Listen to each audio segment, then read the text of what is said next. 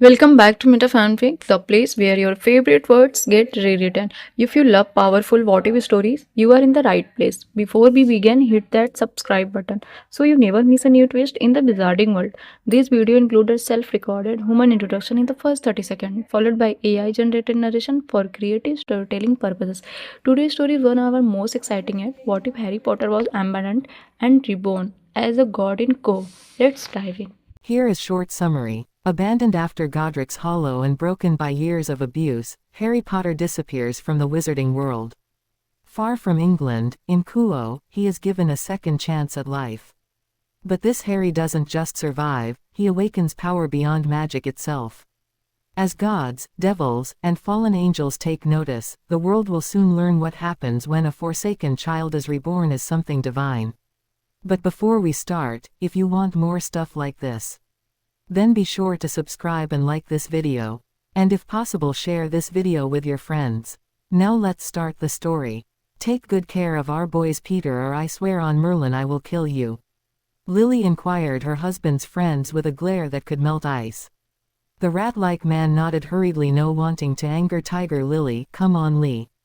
Leave Wormtail alone. I'm sure everything will be fine. James Potter inquired to his fine, who glanced at him with hesitation before nodding. Don't worry, Lily. I will take care of the little ones in your absence. Peter replied back in his usual weak tone, and James gave him a friendly pat on the shoulder before he and his wife left to their date. Peter watched them go with a sad look on his face as he was about to do something he would surely regret later, but he had to do it or he would die. Thankfully, Sirius was no here, and Peter shivered at what Black would do if he found out what he was about to do. A few minutes later, a cloaked figure approached Godric, hollow before stopping in front of a shaking Peter. Are they gone?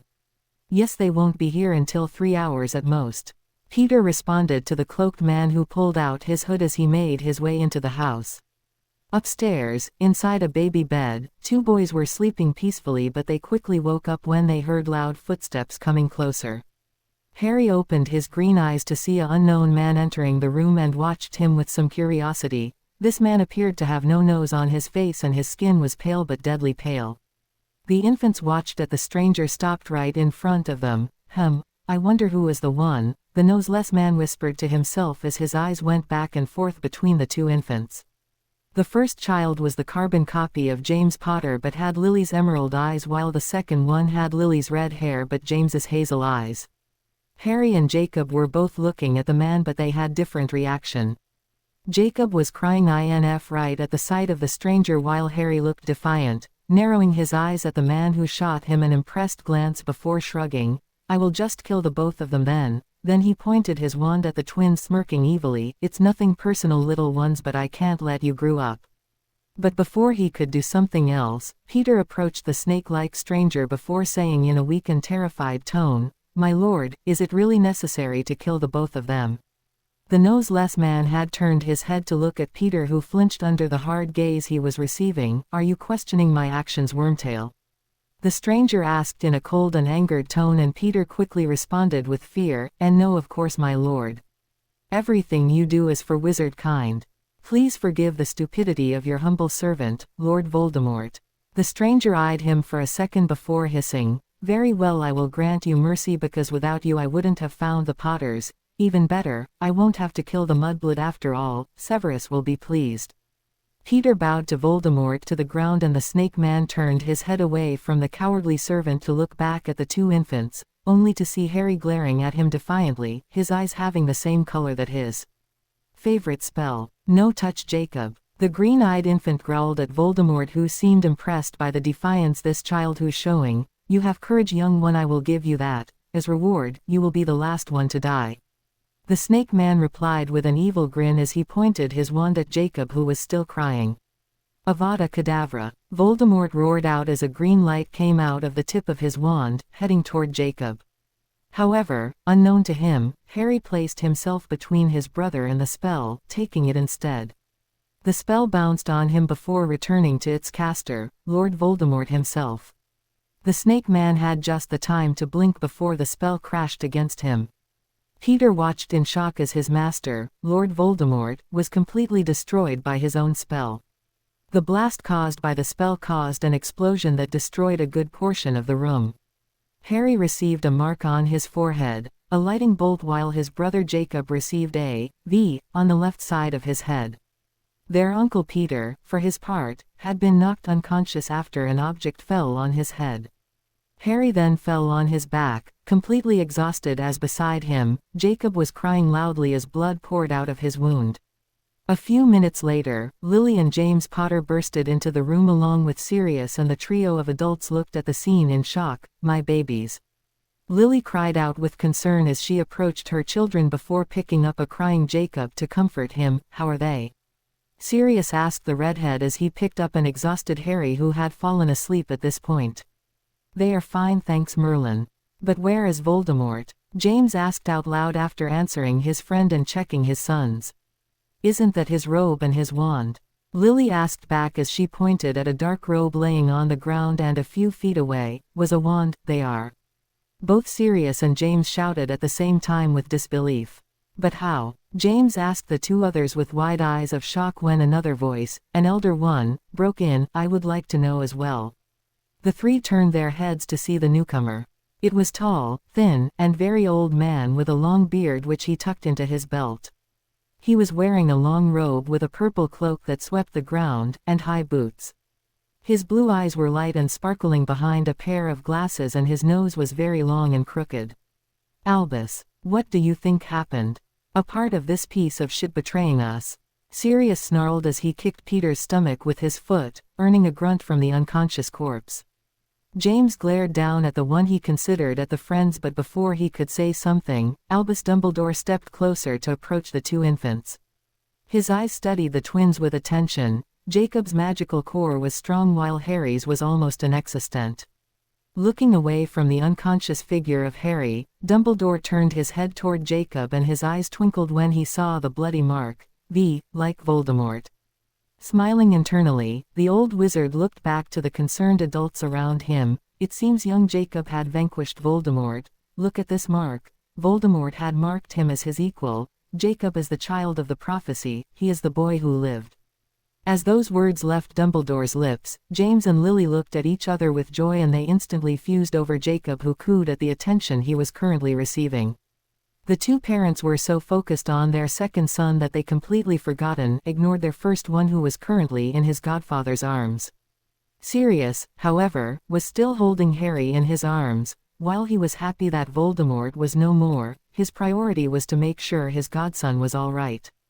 Suddenly, the old wizard cleared his throat, catching the attention of the others in the process before saying in a pained tone, "Lily, James, I'm sorry to tell you this, but you cannot keep young Harry with you."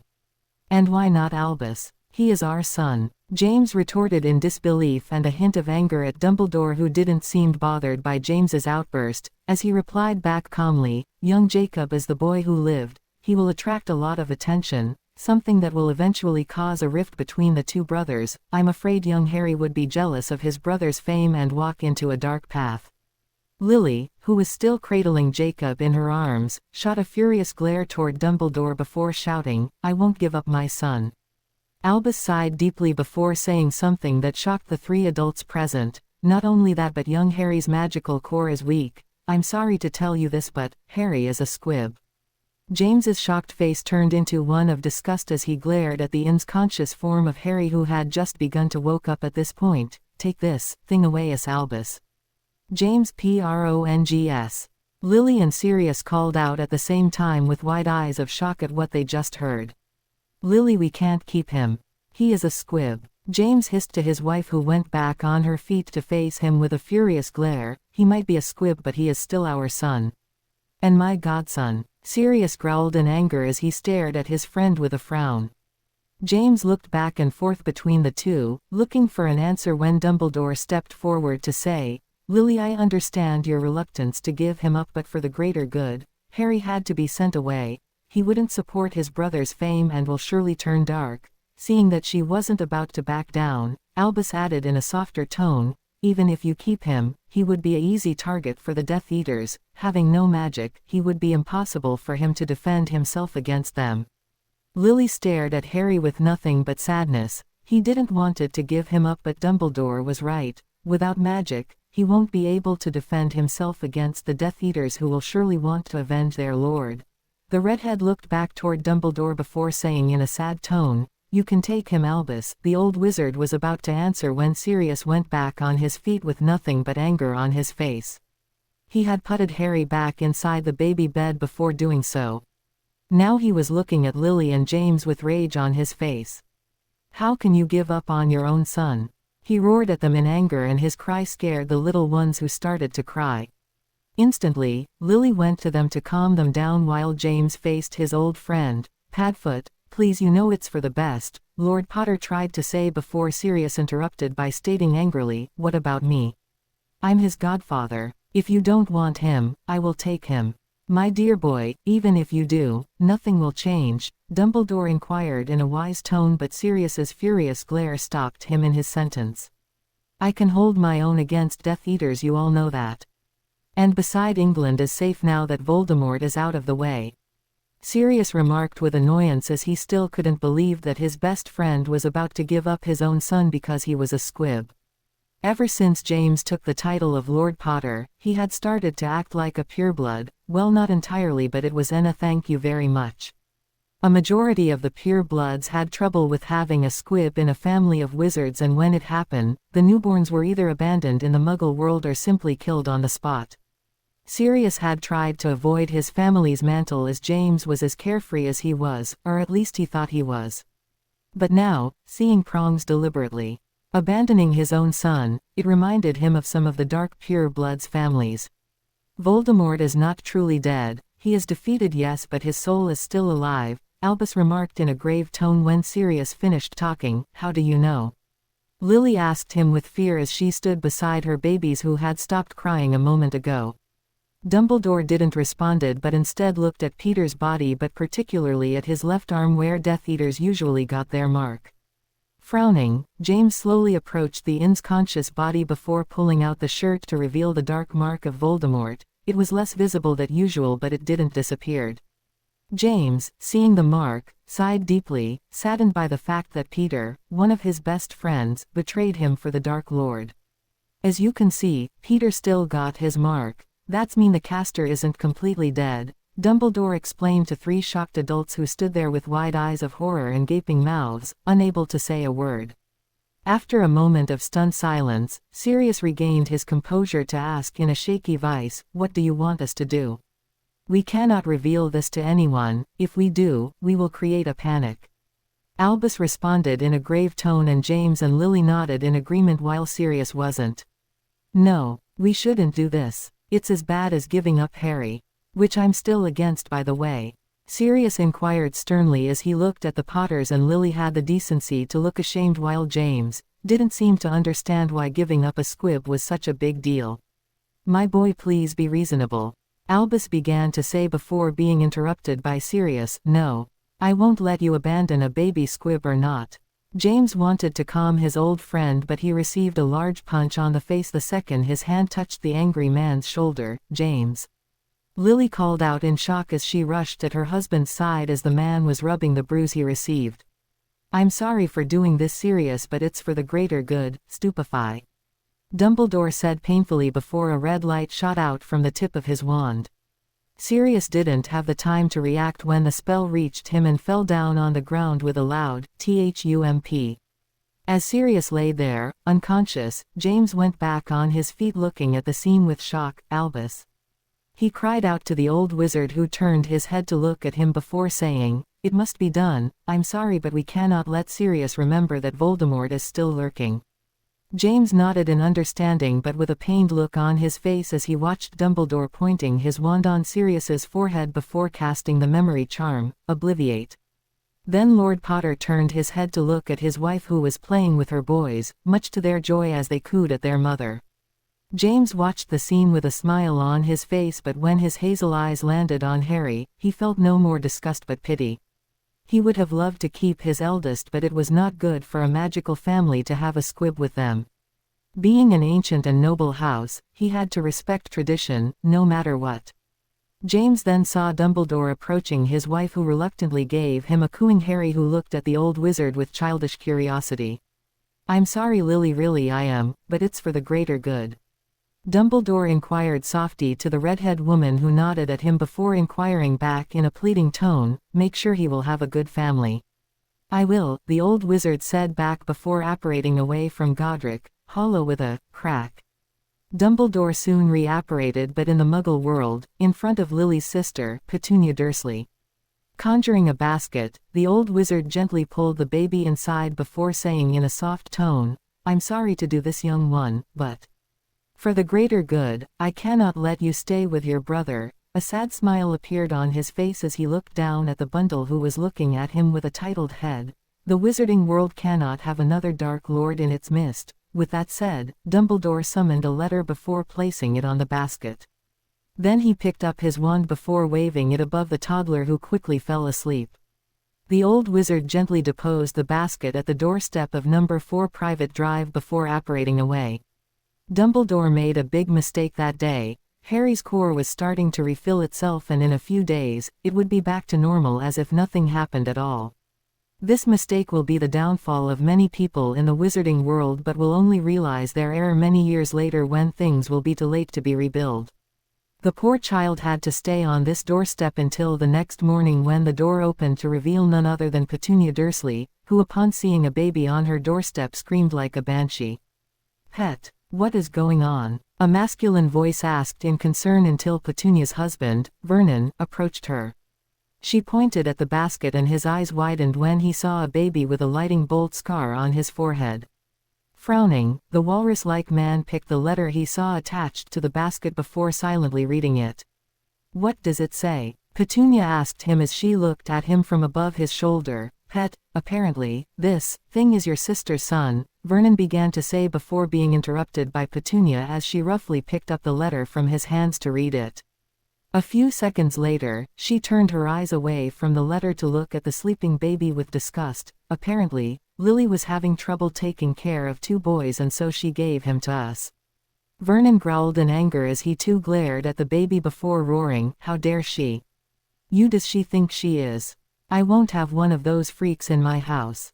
Petunia was about to suggest him to abandon the child somewhere when an evil grin grew on her horse-like face. Vernon, we should keep him.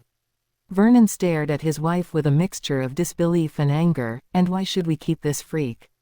He asked her with a red face of anger, and the grin of Petunia's face grew as she replied back maliciously, they said we had to take care of him. But now how to take care of him, Tilda? Vernon stared at his wife with confusion for a moment, but then an evil grin on his own grew on his face as he realized what his wife meant.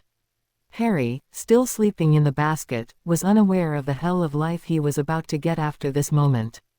Since then, each night, Harry dreamed of how his own parents abandoned him to the words of an old man. As the time passed, thanks to his family, the raven-haired boy lived in constant hell as his relatives made him do everything in the house. Cooking, gardening, cleaning, the laundry. Every day, his Uncle Vernon would beat him for whatever he made wrong. Even the tiniest thing would cause him to be beaten. His aunt, thankfully, didn't hurt him, well, physically at least. Each day, she would make sure he would remind of his place in the world, under normal people. His cousin, Dudley, was a spoiled brat and a bully who was free to do everything he wanted. He was treated worse than a king, and his favorite hobby was to make his cousin's life worse than it already was. For example, each time Harry finished cleaning the living room, Dudley would destroy everything before putting the blame on the freak, knowing that his parents would believe him as they despised Harry. Freak, that was how they called him for the first 3 years of his life, until they had no choice but to enroll him in a school. It was after this that the raven-haired boy got to know his true name, but sadly, his relatives would always call him by his normal, hateful name. At first, Harry had been excited to go to school because it was a place without the Dursley except Dudley, sadly, and where he could hopefully act as a normal people. Unfortunately for him, Petunia, being quite popular in the neighborhood, had spread a rumor stating that he was a troublemaker and a delinquent. Thanks to this, people tried to avoid him like he was a plague or gave him the cold shoulders. Even worse, each time a teacher was nice to him, they would be fired the next day. School became the second worst place after number 4 Private Drive. The Dursley even warned him to never made there. Dudders, look stupid in class or else things would be bloody for him. Harry, in fear for more beatings, did what he was told and made himself look stupid in class so his cousin would appear like a good student. However, Dudley seemed to be genetically stupid because never once he answered correctly to the teacher's questions. So when Harry answered one good, he was beaten not only by Dudley and his gang but by his uncle. A part of beating him, the Dursley had other ideas to punish him. No feeding him for a determined amount of time, a month for example, or leaving him outside at night. The beatings he could take, the lack of food he could support, but being left outside was without contest his least favorite punishment. The nights could be cold sometimes and it was worse during winter. But regardless of the seasons, the Dursley would leave him outside, in hope he died. Harry, each night, blamed his parents and Dumbledore for his treatment, and every day, his hatred toward them grew more and more. Back to present, Harry was now sitting in his cupboard, his body covered in bruises. After returning from school a few minutes ago, he had been greeted by a furious-looking Vernon and a smirking Dudley. "Boy, come inside now," the walrus-like man ordered to him in a harsh tone, and with a whimper, the frail-looking boy did what he was told. However, the moment he stepped inside, his uncle growled two simple words: "Turn around." Harry slowly turned around to face his uncle, who slapped him as hard as he could. With a cry, the raven-haired boy fell on his back, but he didn't have time to react when his uncle kicked his stomach, sending him flying away before crashing against a wall. "How many times did I told you to not cause Dudders to look stupid in school, you good-for-nothing little freak?" Vernon bellowed in anger as he advanced on the child who was trying to get up but couldn't when the large form of his uncle fell on him like waves on the beach. Harry closed his eyes and gritted his teeth as he prevented himself from screaming in pain as the large walrus man was using him like a punching ball under the eyes of his family, who watched the scene with coldness or glee. Harry's eyes were closed, his teeth biting his lips as his uncle kept punching and kicking his frail body for a few more minutes before stopping to pick him up roughly by the back of his rags. Vernon carried the bruised child toward the cupboard under the stairs that was Harry's usual bedroom before opening it to roughly toss the freak inside. "Now stay there until you are called," Vernon snarled furiously as he locked the cupboard after slamming the door loudly. Like after every beatings, Harry didn't cry. He knew that if he did, it would get worse, so he didn't. The cupboard was small, dusty and filled with spiders. But it was the only room the Dursley allowed him to have, as he was too freakish to have a normal room. It had been 4 hours since he returned from school, and then the door of his cupboard opened again to reveal the disgusted face of his beloved aunt. "Freak. Go make dinner now," she ordered him with a hateful glare before walking away to do other things. Sighing, the poor 9-year-old boy crawled out of his cupboard before slowly making his way toward the kitchen, no wanting to anger his relatives more than they already were. During those 2 hours inside the cupboard, most of his bruises had been healed thanks to his fracas hess, as his uncle and aunt called it. Sometimes, himself hated it because it was a reminder of those who willingly gave him away to take care of his brother, but deep down, he still wanted to use it to do great things. But he didn't know how. What he didn't know was that tonight many things would change for him, to the better. "You freak. Burning dinner again," Vernon screamed with nothing but rage as he used his belt to whip the crying child laying on the ground. Harry had been trying to make something good to his family but had accidentally burned some of the food.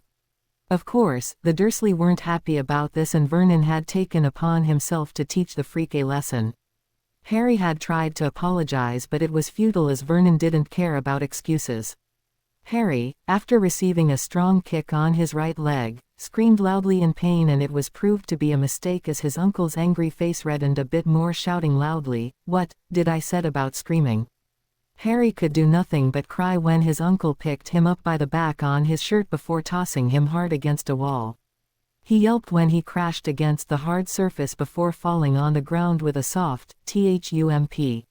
Sadly for him, he didn't have time to get up when Vernon picked him up again before carrying him toward the house entrance. The walrus-like man opened the door, and without saying another word, he roughly tossed the child outside. Harry whimpered as he painfully tried to get up and turned his head sadly to look at his relatives, who glared down at him with disgust, or in Dudley's case, grinning gleefully. A night outside might teach you a lesson. And remember, if you try to leave, I will kill you." Vernon said menacingly to the frail child, who nodded rapidly in response. Grunting, the front door slammed when Vernon and his family went back inside, leaving outside a bruised 9-year-old kid. Harry stared at the front door with tearful eyes before brushing the tears away with a hand. "What did I do to deserve this? What did I do to be so unloved?" The boy asked to himself with growing anger as he stared at the moon, who was slowly appearing in the sky. Then images of his parents entered his eyes and a growl escaped his throat as he clenched his fists. He was angry at himself for being weak, angry at his relatives for treating him like this, angry at his parents for abandoning him. He was angry at everyone for not helping him, as it was obvious he needed help. Suddenly, he heard something being him, and he turned around to see a strange creature at the other side of the fence. It looked like a wolf, but with human features. The beast was tall and skinny in appearance and had a dark gray fur and yellow eyes. With a gasp, Harry realized what this creature was: a werewolf. He had read stories about those creatures, but he never thought he would see one for real. The werewolf, when his eyes landed on the boy, growled at him before lunging forward, his fangs bared. Harry, despite his current state, dodged the beast's attack, but the werewolf was persistent as it kept attacking. However, the young boy was soon forced to accept his fate, as he didn't have any strength left now, thanks to both the beating he received from dear Uncle Vernon and this werewolf, who took opportunity of him being too exhausted to attack him again. Harry found himself on his back and tried to get up, only to froze when the dark shadow of the werewolf towered above him, its muzzle inches away from his face, growling. However, instead of being afraid, the young boy looked at the creature with a glare, his green emerald narrowing at the werewolf in a defiant manner. Harry and the werewolf locked eyes for a few seconds, none of them doing anything, until the beast bit his left shoulder. Being used to pain, the 9-year-old boy didn't scream like most kids would if the same happened to them, before gathering what little strength he had left to send a punch at the werewolf's face. It howled in pain when the punch reaching its left eye and quickly backed away from its prey, who quickly returned back to his feet, using his right hand to press it against the bite mark he received. He looked at the werewolf, who was shaking its head in pain before it looked back at him with bared teeth. It wasn't happy. Harry, seeing that the werewolf was about to attack again, refused to back down and instead decided to hold his ground, glaring at the beast defiantly. "If I have to die here, then at least it won't be as a coward," he muttered silently to himself as his green eyes followed the movements of the werewolf, who was circling him, trying to find the best spot to attack him. The beast was cautious. It seemed to realize that this prey would not be so easily taken down. However, unknown to the both of them, someone was watching the scene from the shadows. It was a tall, 5 feet and 9 inches, and gorgeous-looking young woman with pink hair, wearing into a ponytail, and pale skin. Her only clothes were a long black dress which barely touched the ground. However, her most noticeable traits were her eyes. They were blue. But not any blue, aqua red.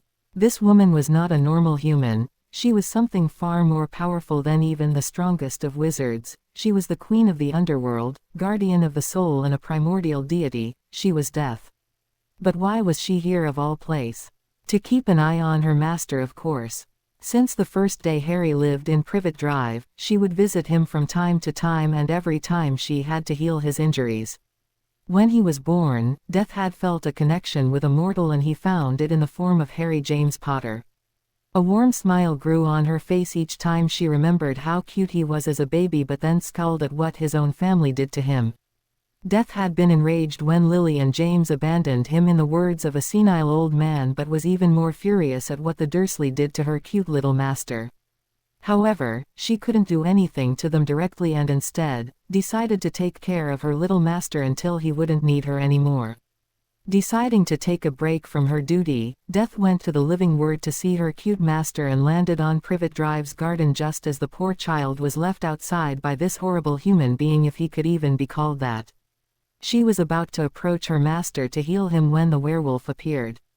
The pink-haired woman watched with wide eyes when the 9-year-old boy, who was thin and frail in appearance, was courageously holding his ground against a full-grown werewolf. An impressed smile grew on her pretty face as she commented softly to herself, Fufufu looked like my little master finally decided to stop holding back Tilda. She always found her master really brave. After watching him for so many years, she knew he had a strong will. No once he broke down in tears even after the most terrible beatings, nor he shed tears when his family called him mean names. Death, however, knew that he had a kind soul as she remembered the day her little master found an injured bird in the garden. Harry had took care of him for a few days until Vernon found the bird, and killed it without remorse, stating that this bird had caught his freakishness. But then a grunt of pain broke her from her trance and gasped silently when she saw her little master pinned down by the werewolf whose jaws were ready to bite his neck. Her horrified look turned into one of anger as she stepped out of her spot to approach the werewolf while releasing a bit of her aura which was filled with anger and coldness. The werewolf, who was about to bite its prey's neck, stopped dead in its track when it felt something powerful approaching and raised its head to see the woman. The werewolf, upon seeing the glare he was receiving from the newcomer, backed away with a whimper, its instinct screaming to get away from this woman as fast as possible. Death glared at the werewolf who shivered under her gaze before ordering in a cold tone, "Begone." The dark creature didn't need it to be told twice and ran away as fast as it could with its tail between his hind legs, no wanting to anger this woman. Huffing, Death turned her blue eyes away from the disappearing form of the werewolf to look down at her little master who was staring at her with wide eyes. However, the moment she tried to approach him, he backed away, his green eyes looking at her with suspicion and a hint of fear. "Hey, don't worry, I won't hurt you," Death inquired as she stopped dead in her track. Harry looked at her with confusion before saying in a pained tone, "You're lying.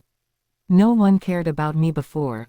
Why would you?" He asked her with narrowed eyes, and Death, understanding his point of view and silently cursing the Dursley, responded in a kind tone, "Because you are my master."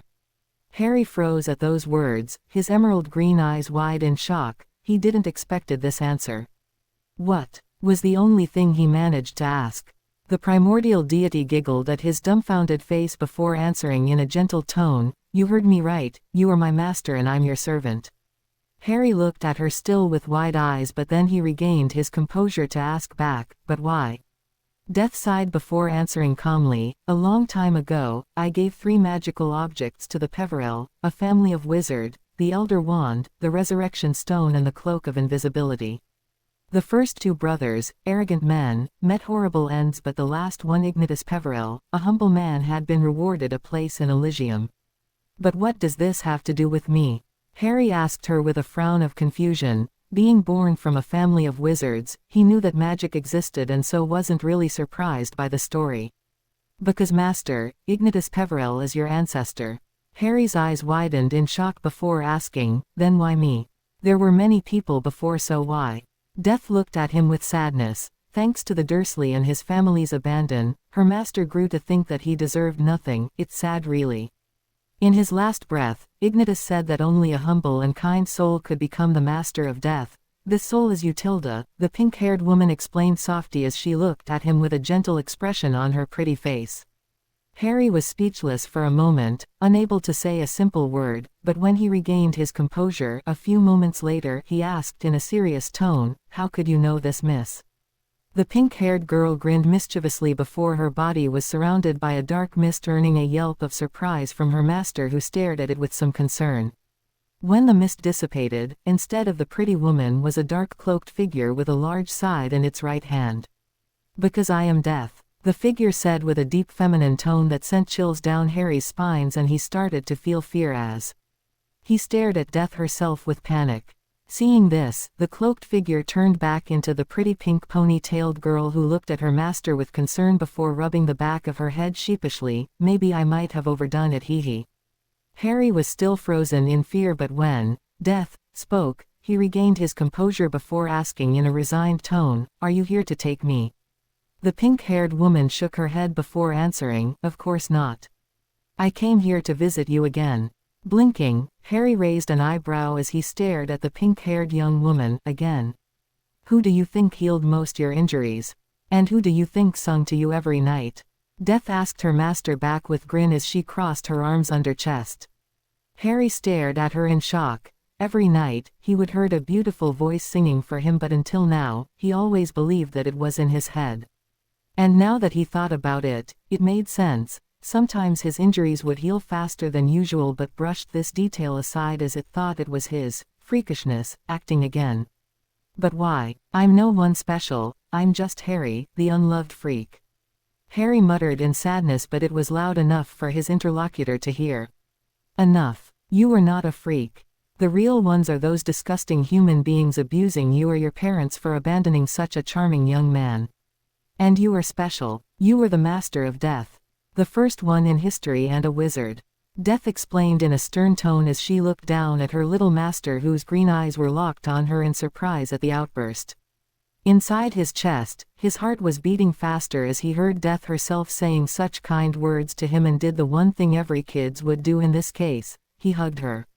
Death froze in surprise at the unexpected action as her blue eyes were gazing down at the 9-year-old boy hugging her leg tightly. It was the first time was hugged, and to her it felt nice. A squeal started to come out of her throat as her eyes turned into hearts. Harry, who was still hugging the woman's leg, found himself being picked up before being tossed around like he was a teddy.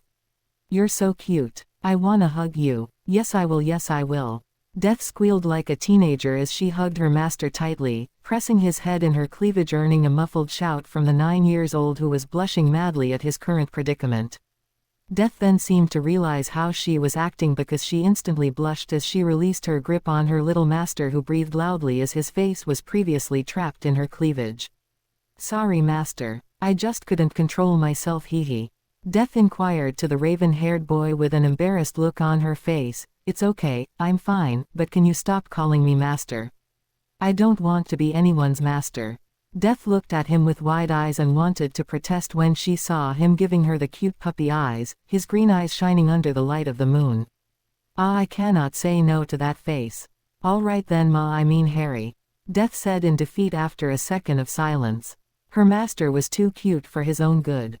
But then he asked something that caught her off guard. What is your name? Death looked at her master's curious face before answering. You can call me Mewert, Tilda. Mewert, it's pretty, like you.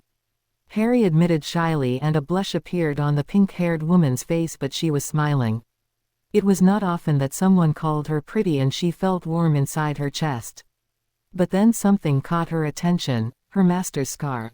Until now she only saw it as a normal scar, but now, it looked like something was living in it. Harry, please don't move, Mewert inquired her master as she stepped closer. To get a good look at the lightning bolt scar, only to pull her face away from it in disgust. Horcrux, that's how he escaped me. Mewert inquired with disgust, and Harry looked at her with titled head. What is a Horcrux? The deity didn't look away from the scar but did answer him. Horcruxes are abominations, it is the most terrible dark magic. Seeing the frown on her master's face, Mewert clarified her explanation. You have a piece of someone's soul in your scar. Harry's green widened in shock and horror at those words before asking in a tiny voice, can you remove it please? Mewert nodded before lowering a hand above the scar and brushing it with a finger. Instantly a black tar-like liquid poured out of it, and to her disgust, it crawled up her fingers with black spider-like limbs. Without saying anything, she used her other hand to create what looked like a dark portal before tossing the soul fragment inside. Harry watched with wide eyes when the Horcrux was tossed in the portal and couldn't help but shiver when a scream of pain and anger echoed from it as it fell to who knows where. However, the young boy then held his head in pain as the memories of this Tom Marvolo riddle as they merged with his own. Soon he absorbed the man's knowledge and breathed deeply as the pain dissipated. What just happened? Harry asked Mewert when the deity being helped him to go back on his feet. The Horcrux in you is no more, but you somehow gained Tom's knowledge and magic. Mewert responded with a relieved sigh. Does this mean I can do magic? Harry asked her with a bit of excitement, and a giggle escaped the deity's throat at how cute he currently looked. With a wand, yes, but you will need someone to teach you. Mewert answered him gently, and he looked at her with a hopeful expression as he asked softly, will you teach me? His eyes, the cute puppy eyes, ugh. How could she said no to that face? Of course I will. I will teach everything I know if you want. Mewert answered happily, and her heart warmed up as the sight of his joyful face, and it became warmer when he hugged her. Thank you. Everything for my little master. Mewert inquired gently as she patted his head before looking at his left shoulder, where the werewolf bite him. She hummed to herself before waving her hands above the wound, and it healed instantly.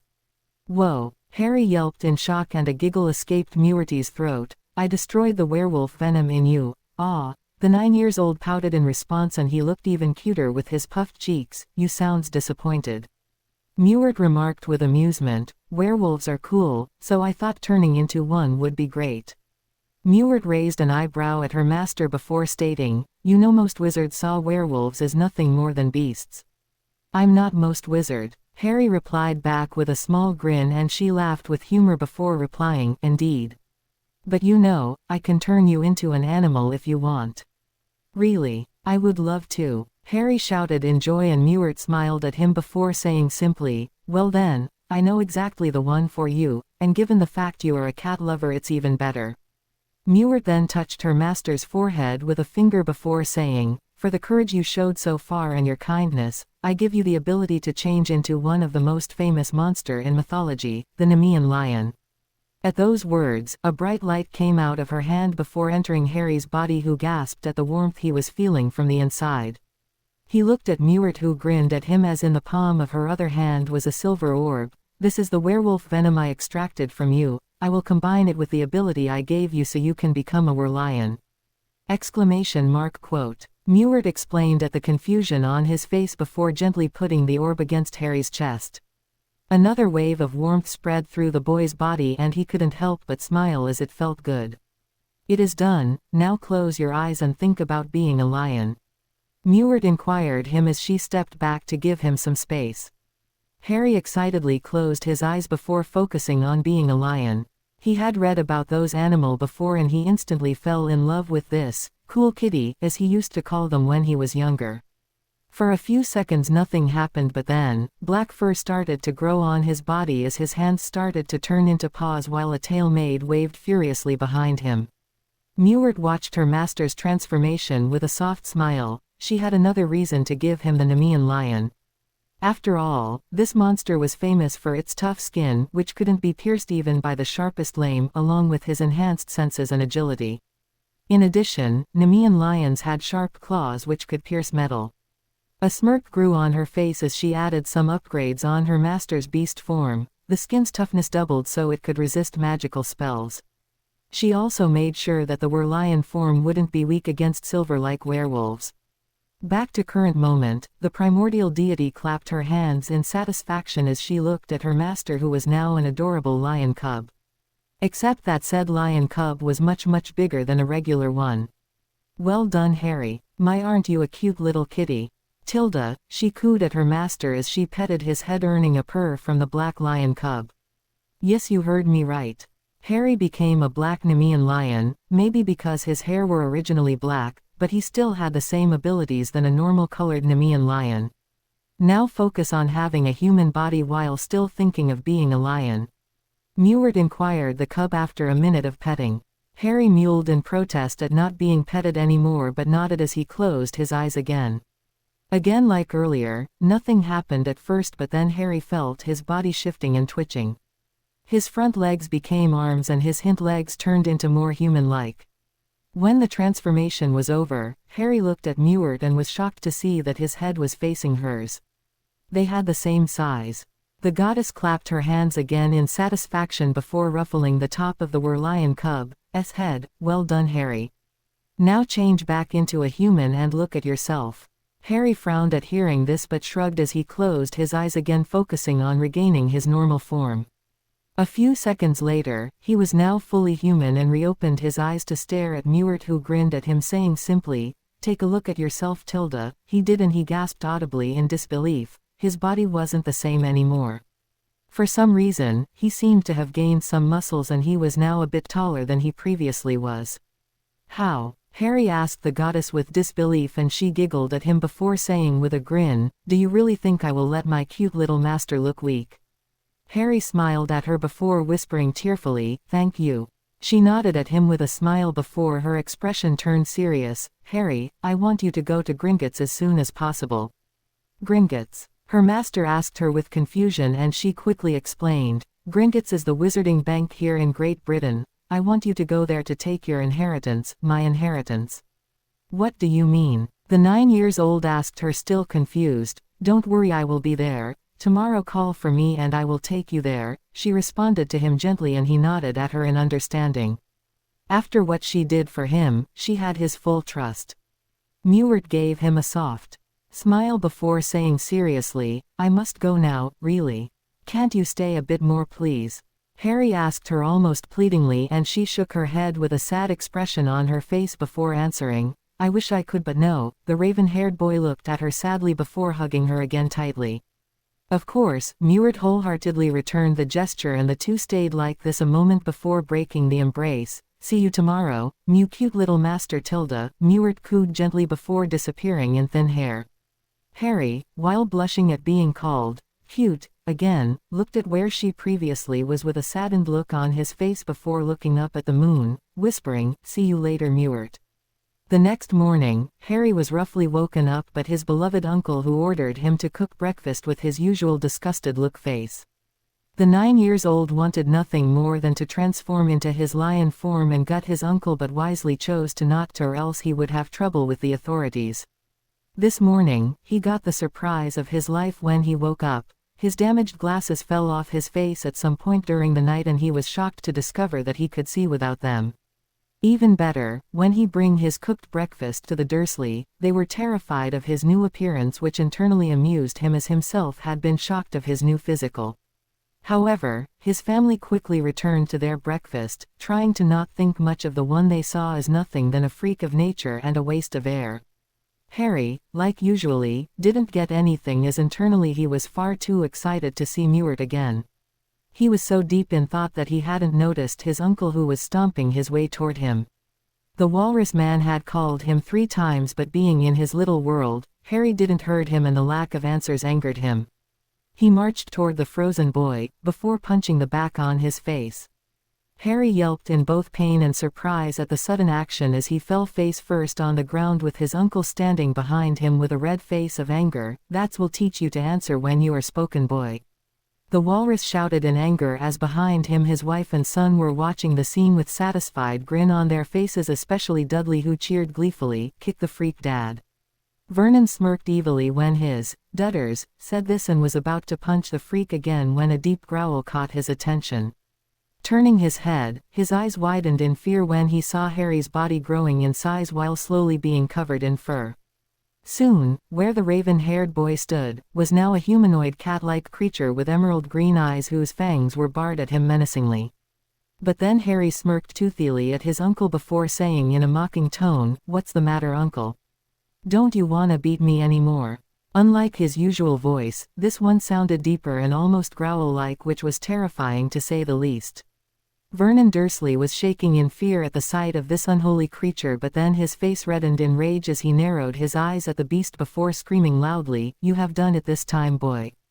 I will kill you." Then the walrus-like man charged the therianthrope, who smirked deviously as he unsheathed the claws of his left hand, before slashing them at his uncle's face. The man howled in pain as the claws pierced the skin, drawing blood. Vernon. Petunia screamed in horror as she looked at her husband while Dudley was trying to hide himself behind his mother, looking at the black creature with nothing but terror. "For years I endured your loving treatments, no more. I'm leaving and there is nothing you can do." Harry snarled in his lion form before changing into his regular one, still glaring daggers at his relatives, who backed away from him in fright. However, when they heard him saying this, Vernon seemed to regain his composure before he snarled back angrily, "Then leave. We never wanted you in the first place." Harry nodded before going through the house's front door. However, once outside, he turned his head to look at his former tormentors before saying in a cold tone, "I hope to never see you again." With that said, he left without turning around. He never loved them in the first place, so he wasn't regretting leaving the house where he had suffered for so long, the house where he had known nothing but pain and abuse. He walked for a long time until he decided to stop near a playground, which was thankfully empty, before closing his eyes as he called out in a soft tone, "Mewert." Then in a cloud of mist, appeared the pretty pink-haired goddess, who smiled upon seeing her little master, Harry. "Ready to go to Gringotts?" Harry nodded excitedly but then flinched when she saw the concerned look on the goddess's face. "Harry, are you hurt?" As she asked this, she pointed at his hands whose tips were covered in blood, his uncle's blood. "Well, it's not mine," Harry muttered in a soft tone, and Mewert frowned before crossing her arms and saying calmly, "What happened?" The raven-haired boy retailed her the event of this morning, and once he finished, the pink-haired deity sighed before saying gently, "Harry, don't feel bad about what you did. Those despicable human beings had it coming, and don't worry about your parents finding out about this. I will personally remove them the memory of this morning." Harry smiled at her before nodding in appreciation at the goddess, who smiled tenderly at him before snapping her fingers.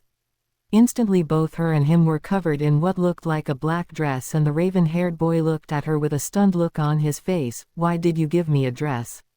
I'm not a girl," he whined at her, and she couldn't help but giggle. "They are not dresses but robes, and as for wearing them, it to hide among the mass, where we are going in, filled with wizards after all."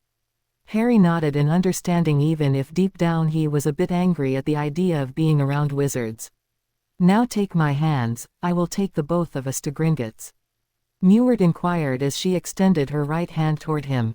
Harry smiled excitedly as he quickly putted his hand in hers under the amused eyes of the goddess before they went through what looked like a shadowy tunnel. Once they left it, Harry's eyes widened as he looked at the area he was in with shock, and beside him, Mewert giggled at his expression before answering his unasked question. "Welcome in Diagon Alley. Why is every buildings look so, well, old?" Harry asked her as the goddess lead him away to who know where. "Because wizards of England are stuck in the 17th centuries and are not really interested about what is happening in the outside world," Mewert answered to him calmly, ignoring the looks she was receiving from some passers. Harry looked at her with a deadpan expression on his face but then shrugged as he asked with curiosity, "So where is this Gringotts place?" Mewert shot him a devious grin before eyeing something forward, and he turned his head to see an imposing snow-white building which towered the shops. "Impressive, isn't it?" the goddess asked him with a grin when she saw his stunned face, and he nodded absently. Then she used her left hand to gently lower his face toward her. "Now Harry, listen carefully. This place is guarded by creatures named goblins, and they are in charge of wizards' economy. Don't show them fear, or they won't take you seriously, and don't disrespect them or they would not hesitate to kill you." The raven-haired boy nodded in head in understand before the two of them made their way toward the wizarding bank. As they faced the entrance, Harry saw something written on the doors and couldn't help but shiver a bit. "Ignore the inscription and just stay close to me, Harry tilde," Mewert inquired him gently upon seeing his nervous face, and he shot her a soft smile as a goblin in a scarlet and gold uniform opened the doors when his eyes landed on the pink-haired woman. Harry gasped softly at what was at the other side of the front doors. There was a vast marble hall, long counters with doors leading to somewhere with around 100 goblins sitting at them. He looked up questioningly at Mewert, who gave him a soft smile before heading toward one of the goblins, quickly followed by her master, who didn't want it behind. The goblin, who was sitting on the counter, raised his head to look at the pink-haired woman only to froze in fear. My lady, what can Gringotts do for you?" he asked her in fear, while around them, the few wizards who were there were wondering why a goblin, a prideful creature, was terrified of this woman. "I'm just here for an inheritance test for the little one over there, tilde," Mewert responded as she gently pushed Harry in front of her. The goblin glanced at the boy before looking back at the goddess. Of course, my lady, follow me," he inquired them before walking through a door. Harry and Mewert went after him as he led them toward an ancient room where stood a table with an empty blank scroll and a knife on it. Upon seeing the knife, Harry gulped in nervousness before asking hesitantly, "What am I supposed to do?" The goblin sneered at the boy but then flinched when the goddess shot him a dangerous glare. "Cut the palm of your hand with the knife and let the blood drops on the scroll. 4 drops are enough." The creature quickly answered Harry's question, no wanting to deal with an angered deity. The raven-haired boy nodded before picking up the knife from the table. He tried to cut his hand but he couldn't. Frowning, he tried again but same result. The goblin himself seemed surprised by this and then looked at the goddess questioningly. Mewert calmly approached her master before pulling out a dagger from her robe. "Don't ask me where she hid it. Be brave, Harry tilde," she inquired her master before using the knife to make a small cut on his right hand. Surprisingly, it didn't hurted him a lot and watched as Mewert lowered his bleeding hand above the scroll, waiting for the drops to fall on it. After the count of 4 blood drops, Mewert pulled her master's hand away to heal the cut while the goblin looked at the scroll where writings appeared on it. Harry was speechless. He was the heir of 7 different houses. However he could say something to the goblin, he saw the creature bowing before him respectfully, "My lord." The raven-haired boy didn't know what to do as it was the first time someone was bowing to him, so he just stood there in silence. Mewert, seeing this, giggled softly to herself before looking at the goblin. "You don't need to bow, Master Goblin, can you just give him this rings?" The goblin, at those words, seemed to regain his composure as he snapped his head. Then right in front of Harry, stood 7 ring boxes and 7 files, laying on the table. The raven-haired boy then looked at the goblin before saying in a serious tone, "Is it possible to cast myself out of the Potter family? After what they did to me, I don't want anything to do with them." The goblin blinked in surprise before shooting a glance at Mewert, who responded calmly, "They had abandoned him to abusive relatives." The goblin seemed enraged for a moment but then calmed himself to look directly at Harry. "My lord. It is possible for you to remove yourself from the Potter line, but you must say it under Lady Magic's rule." Harry blinked at the unexpected answer and looked at Mewert for help as he didn't know what to do. The deity looked at him with a soft smile before looking at the goblin. He wasn't raised in the wizarding world, so he didn't know how to proceed. The goblin muttered something under his breath in annoyance before saying in his normal tone, "Before that you must claim your titles and then you can disown yourself from the Potter line." Harry nodded and looked back and forth between the 7 rings, wondering which one to take first. "Take the Peverils first, Tilda," Mewert inquired gently, and he nodded as he picked up the ring in question. The second he putted it on, he felt like something was scanning his entire soul, but then it quickly stopped. "The Peveril line recognized, your lordship. Welcome, Lord Peveril," the goblin said neutrally as he bowed to the 9-year-old, who seemed embarrassed by the gesture. "Now Harry, you must summon the Hallows. They are yours by right," Mewert excitedly inquired her little master, who shot her a soft smile before saying, "I, Harry Peveril, call upon my ancestors' magic to give me back what is mine." How did he know how to do this? It was mostly because of the ring. The second he was putted on his finger, Harry's mind was filled with more knowledge, but this time coming from his ancestors. Back to present, as Harry said those words, 3 objects appeared before him, and upon seeing them, Mewert clapped her hands in pure satisfaction as she watched the deathly Hallows being absorbed by her little master. The goblin, who was watching the scene with a stunned expression on his face, shook his head to regain his composure before clearing his throat to catch their attention. "Now you must call upon Lady Magic to cast yourself out of the Potter line, Lord Peveril." Harry nodded at the goblin before summoning the Elder Wand and saying, "I, Harry James Potter Peveril, declare myself no longer part of the Potter family, but decline giving up the Potter's familial magic, as by rights of Lady Magic, I have attained the right by abuse and neglect of a heir from the Dursley, so mote it be." The moment he finished talking, a red light enveloped Harry before disappearing as quickly as it came. "Lady Magic accepted your vow, Lord Peveril. You are no longer part of the Potter family. Congratulations," the goblin inquired with a neutral expression on his face as Harry and Mewert looked at each other with joy. "Now you have other titles to claim. Do you wish to take all of them, my lord?" The goblin questioned the young lord, who became dead serious as he responded coldly, "I will take all titles. After what they did, the Potter family didn't deserve more money." The goblin nodded with a dark grin on his face, but then blinked when the young lord asked with curiosity, "I just wish to know why those titles had never been claimed until now." The goblin went deep in thought for a second before answering, "Lord Potter didn't know about this because he only come to Gringotts to withdraw money. As for Lady Potter, well, she never came." Harry thanked every deities at those words. The Potters will regret not having claimed those lordships in the future. "Harry, there are some rings who are getting impatient, dear Tilda," Mewert inquired teasingly to her master, who sent her a small glare before putting the rings one by one: Gryffindor, Ravenclaw, Slytherin, Emrys and Lefay.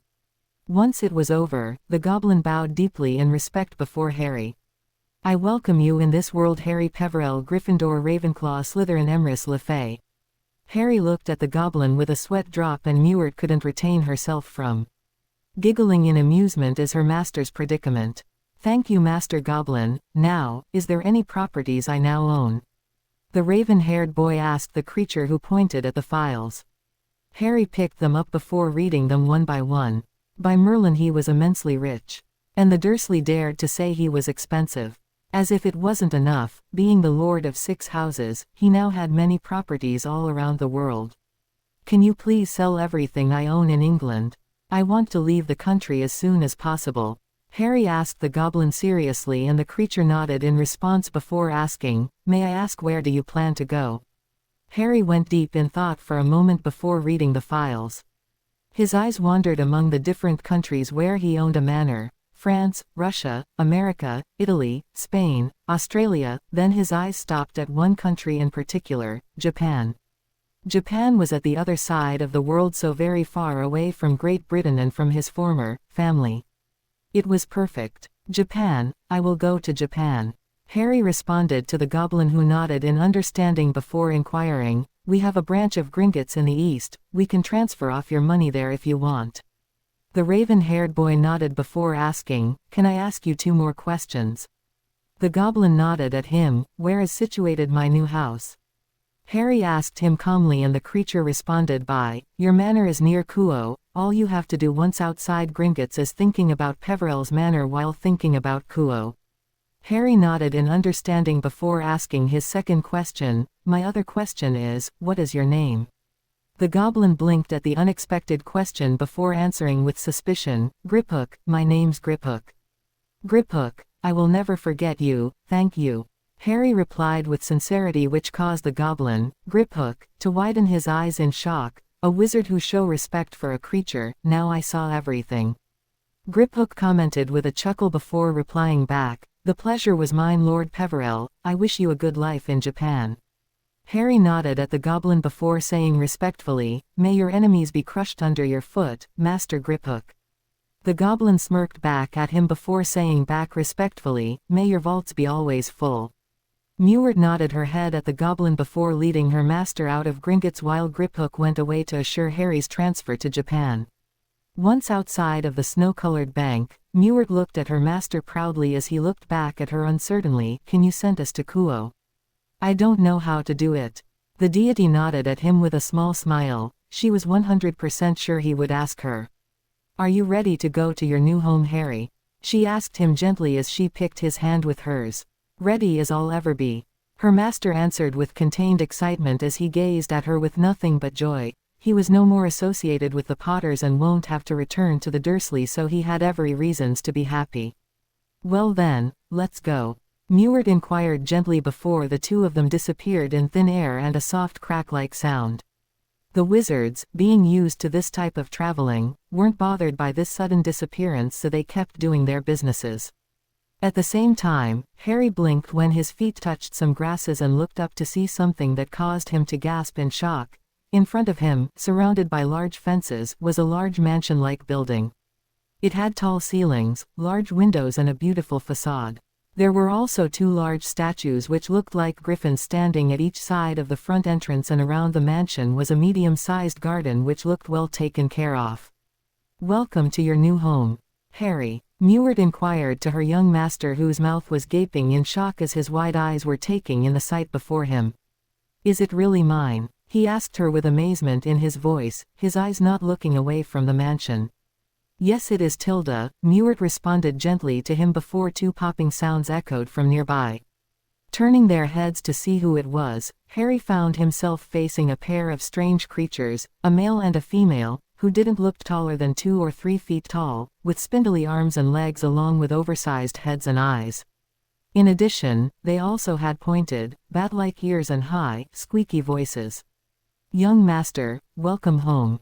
The 2 small creatures bowed to the 9-year-old boy before freezing in fright when they saw the deity, much to her amusement. Harry blinked at the sudden action before shooting a curious glance at Mewart, who answered gently, "Those are house elves. Their race is usually working as servants for wizardkind, and it's not rare to find some being mistreated by their masters." Harry looked horrified by this, and as if she knew what he was about to say, Mewert quickly added, but the majority of house elves do enjoy serving someone. Ask them if you don't believe me, Tilda. The raven-haired boy turned his head away from the deity to look at the house elves who were waiting for him to say something. Are you really enjoying your condition? He asked them tentatively. After all, until a few minutes ago, he was himself of some sort. We do, sir. We houses elves had been serving the Peverell family since Great Ignitus. One of them, the male, responded with enthusiasm, and the female nodded with an eager look on her face. Harry was shocked by the answer before shrugging. If they liked it, then who was he to deny them their source of joy? What are your names? He asked the house elves with some curiosity. My name's Mickey, sir. The male responded with a small bow before the female quickly responded with a bow of her own, and I'm Fanny. Then the two of them added at the same time, and it's an honor to serve you, sir. Harry, who was starting to have a headache, simply inquired in a gentle tone, can you call me Harry instead of sir? I'm just 9 years old. The elves looked ready to object, but seeing the pleading look Harry was giving them, they reluctantly accepted. Can you go in the kitchen and prepare lunch for the both of us? Harry needs a strong meal. Mewert inquired the elves, who quickly bowed in front of her before disappearing in thin air. The primordial deity glanced at her little master with warmth. Even if he was a lord, he still wanted people to treat him like an equal, really uncommon but not disinteresting. Before going in, master, I have one more gift for you, your own familiar. Mewert inquired gently before snapping the fingers of her right hand. Harry opened his mouth to ask her what she was doing. A large bird appeared in a burst of fire, and the 9-year-old boy couldn't help but gasp in amazement. The bird was, from sight, a bit bigger than a swan and was simply gorgeous to look at. It had snow-white feathers on its body from head to tail, which strangely looked like a peacock's, while its claws and beak were golden in color. The tip of her wings' feathers were also gold in color, and the same could be tail from its tails. When the bird stopped flying right in front of Harry, the young lord could see that it had amber eyes. He had just one word to describe this creature: beautiful. Mewert smiled tenderly at her master before explaining, this is a royal phoenix. The rarest of them. She is yours, Tilda. Harry couldn't believe his luck and couldn't help but tear up a bit. In the space of a few hours, he became a Nemean lion, a lord, and now the pride owner of a beautiful phoenix, all thanks to the pink-haired goddess beside him. He wanted to thank her, but he was far too emotional right now to say a simple word. Mewert smiled sadly at him before pulling the young boy into a gentle embrace, which he returned in full force. Thank you. He whispered softly to her, and she eyed his forehead before replying in a gentle and kind tone, you deserve everything, Harry. Now how do you want to name her? As she asked this, Mewert was pointing at the white phoenix who had chosen to land on the fence, her amber eyes looking at the young lord with curiosity and kindness. Harry approached the noble bird, who didn't move away from him, and when the young boy extended an arm to touch her, she willingly pressed her head against it. Harry was amazed at how soft her feathers were and then started to pet her with both hands, much to the bird's pleasure. Hedwig, I will call you Hedwig, the 9-year-old boy whispered to the bird, who opened her beak to let out what sounded like a calming sound. Hearing it, Harry felt nothing but warmth and looked at the pretty phoenix, who nuzzled his hand affectionately. Congratulations, master. Hedwig accepted both her name and you as her human. Mewert remarked loudly as she watched the scene from her previous spot. Harry shot her an annoyed glare at being called master again, but she only giggled before they were interrupted by Mickey the house elf, who appeared with a soft pop. Lunch is ready, Harry, he announced before glancing at the bird with wide eyes. Come on, Harry, let's go inside. Mewert inquired her little master, who nodded with excitement as he and the deity approached the mansion. Hedwig, for her part, followed her human from the sky, already attached to him. 17-year-old Harry was walking peacefully in the streets of Kuoh with his hands in his pockets. He was heading toward Kuoh Academy, which was originally an all-girls private school, but then it changed and now the school welcomed boys as well. After this decision, the new school building was made to fill more people. The young lord was wearing the school's uniform, which consisted of a black blazer with white accents over a white, long-sleeved, button-down shirt with vertical linings, a black ribbon on the collar, matching black pants, and brown dress shoes. Why was he going to Kuoh Academy? Easy. Because Mewert thought it was a good opportunity for him to socialize with people of his ages, even if deep down Harry was wondering if she was doing this for another reason. Speaking of which, it had been 8 years since he took residence in Japan, and so far, he enjoyed the country as he fell in love with its culture and the various other things this country had to offer. The day after they arrived, Mewert started his training, and Harry couldn't help but shiver at the reminder, as the deity had proven to be a bit creative during their training session. Who in their right mind would let a 9-year-old fight against a freaking chimera? But the raven-haired teen had to admit that she was a really good teacher, despite her sadism tendencies, and in return, Mewert had been overjoyed by her master, who had proved to be an excellent student, always eager to learn something new. The first thing she taught him was how to speak different languages. Now, thanks to her, the raven-haired teen was fluent in French, Italian, Spanish, German, Japanese, and a bit of Chinese. A part of languages, Mewert had taught him how to use a weapon, and at first, she showed him how to use a scythe, but despite being kinda good at it, Harry wasn't sure he was much of a scythe user. Instead, he discovered his love for another type of weapon, swords. Mewert was a bit disappointed that her little master wasn't using a scythe, but she had to admit swords were nice too. It kinda reminded her of the knights of old and how noble they were for the most part. He grew particularly attached to the sword of Gryffindor, a weapon made of pure silver with its hilt set with egg-sized rubies. Beneath the hilt was engraved the name of Godric Gryffindor, his ancestor, well, one of them.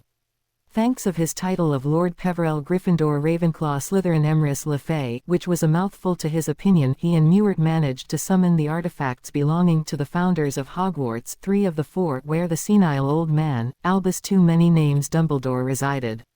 To Mewert's disgust, Ravenclaw's diadem and Slytherin's locket were found to be Horcruxes, and so the deity claimed more part of Voldemort's soul as hers. Thankfully, the 2 artifacts were not destroyed, and Harry sent them back to his vaults at Gringotts, the one in Japan, not in England. Mewert had asked her master if he wanted to change Hogwarts wards, as it was his right as heirs of the founders, but he refused, stating that it wasn't his problem anymore. There were of course many other things to do, like getting rid of his British citizenship to become a Japanese citizen or learning the culture of this new land. Harry, thankfully, had found an old man by the name of Masahiro who taught him all the techniques and other little things he needed to know to be accepted as a citizen of Japan. The raven-haired teen had grew fond of the old, in fact, he liked him as the grandfather he never had. But sadly, 2 years ago, his old sensei died in his sleep. 15-year-old Harry had assisted at the funeral, and he inherited a lot of money from his master, as Masahiro didn't had any children. Sometimes, he would use the resurrection stone to speak with his old mentor, especially when he wanted help and advices. Mewert had been a great help in comforting Harry during his grief, and he saw her as a maternal figure, the one he always wanted to have during his life with those dreadful Dursley. The deity, however, had to give him extra lessons, but not in combat but in self-control. Why? Because thanks to his family's abandon and his relatives' abuse, he grew to hate them with a passion and would get angry each time they were mentioned. To prevent him from lashing again, Mewert and the ghost of Masahiro would taught him meditation, which had proven to be a great help from him. Even better, Harry had learned to control his other forms, and now he could transform faster than before. Mewert, while understanding that he liked his other forms, had to firmly remind him that there couldn't always use them, as he had to remain hidden. Harry had first had complained about it, but after she explained to him the reason, he agreed wholeheartedly. Mewert told him about the 3 factions: the fallen angels led by Azazel, the devils led by the 4 Mouths, and the angels led by the Seraphs, and about how they made peace afterwards. She also told him about the death of the God of the Bible, which had shocked him, and how the devils could turn a normal human into one of their own to replenish their numbers, which had decreased greatly after the war. A part of this, Harry had also discovered that, thanks to his title of Master of Death, he was now powerful enough to stand his ground against Ophis, the Ouroboros dragon, or Infinity Dragon, and Great Red the Apocalypse Dragon. Both of them were dragon gods. Apparently, he was also immortal, so now he wasn't really afraid of being killed by some bandits or egocentric bastards. He had been shocked of his newfound abilities and had been scared of himself for a while. Why? Because power corrupts, as they said. But thankfully, Mewert had explained to him that he was far too kind-hearted to let himself being corrupted, unlike the politicians of the wizarding world, earning an amused snort from the raven-haired teen in response. Not once did he missed his birth country, even now. Instead, he felt nothing but relief as England was no more his home, not that he considered it his home in the first place. He swore to himself to never return there as long as those who wronged him were still alive. Even now, years later, Harry still held a strong hatred toward his parents for abandoning him under the pretexts of him going to be jealous of his brother's fame, or of him being a squib, which was apparently false because he could use magic. Seriously, were his parents that stupid? Giving up a child in the world of an old man, really? The only members of his family he couldn't bring himself to hate were his twin brother Jacob and his godfather Sirius.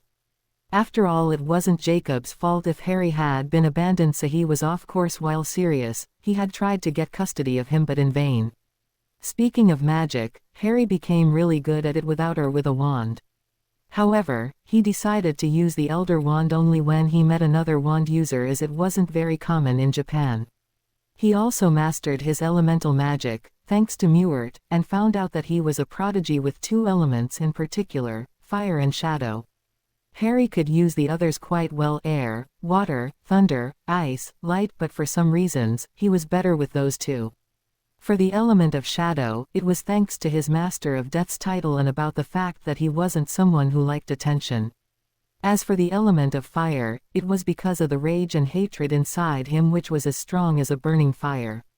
But thanks to Mewert, Harry learned how to control the fire inside him and now could use it without any danger for others. Thanks to all the training he received from the primordial deity, Harry's physique had changed a lot. Instead of the malnourished and frail boy he was years ago, he was now muscular, not as much as a bodybuilder but as a swimmer, and taller. In addition, he didn't need to use glasses anymore, partially thanks to his therianthropy's side. However, despite all the changes, he was still friendless and alone. Sure, he had met some kids before, but, thanks to his life with the Dursley, he never once went to join them in their games. His only true friend was Hedwig, the White Royal Phoenix, and his familiar. Mewert, despite being a bit saddened by this, had nicknamed him the Lone Lion, and Harry had found the nickname fitting, so he kept it.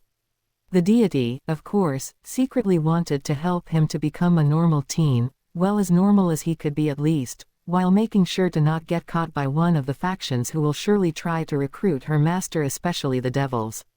Mewert wasn't really scared about her master turning into a devil, as the pieces they used to turn a human into one of them would never be absorbed by Harry, as he was already an immortal being.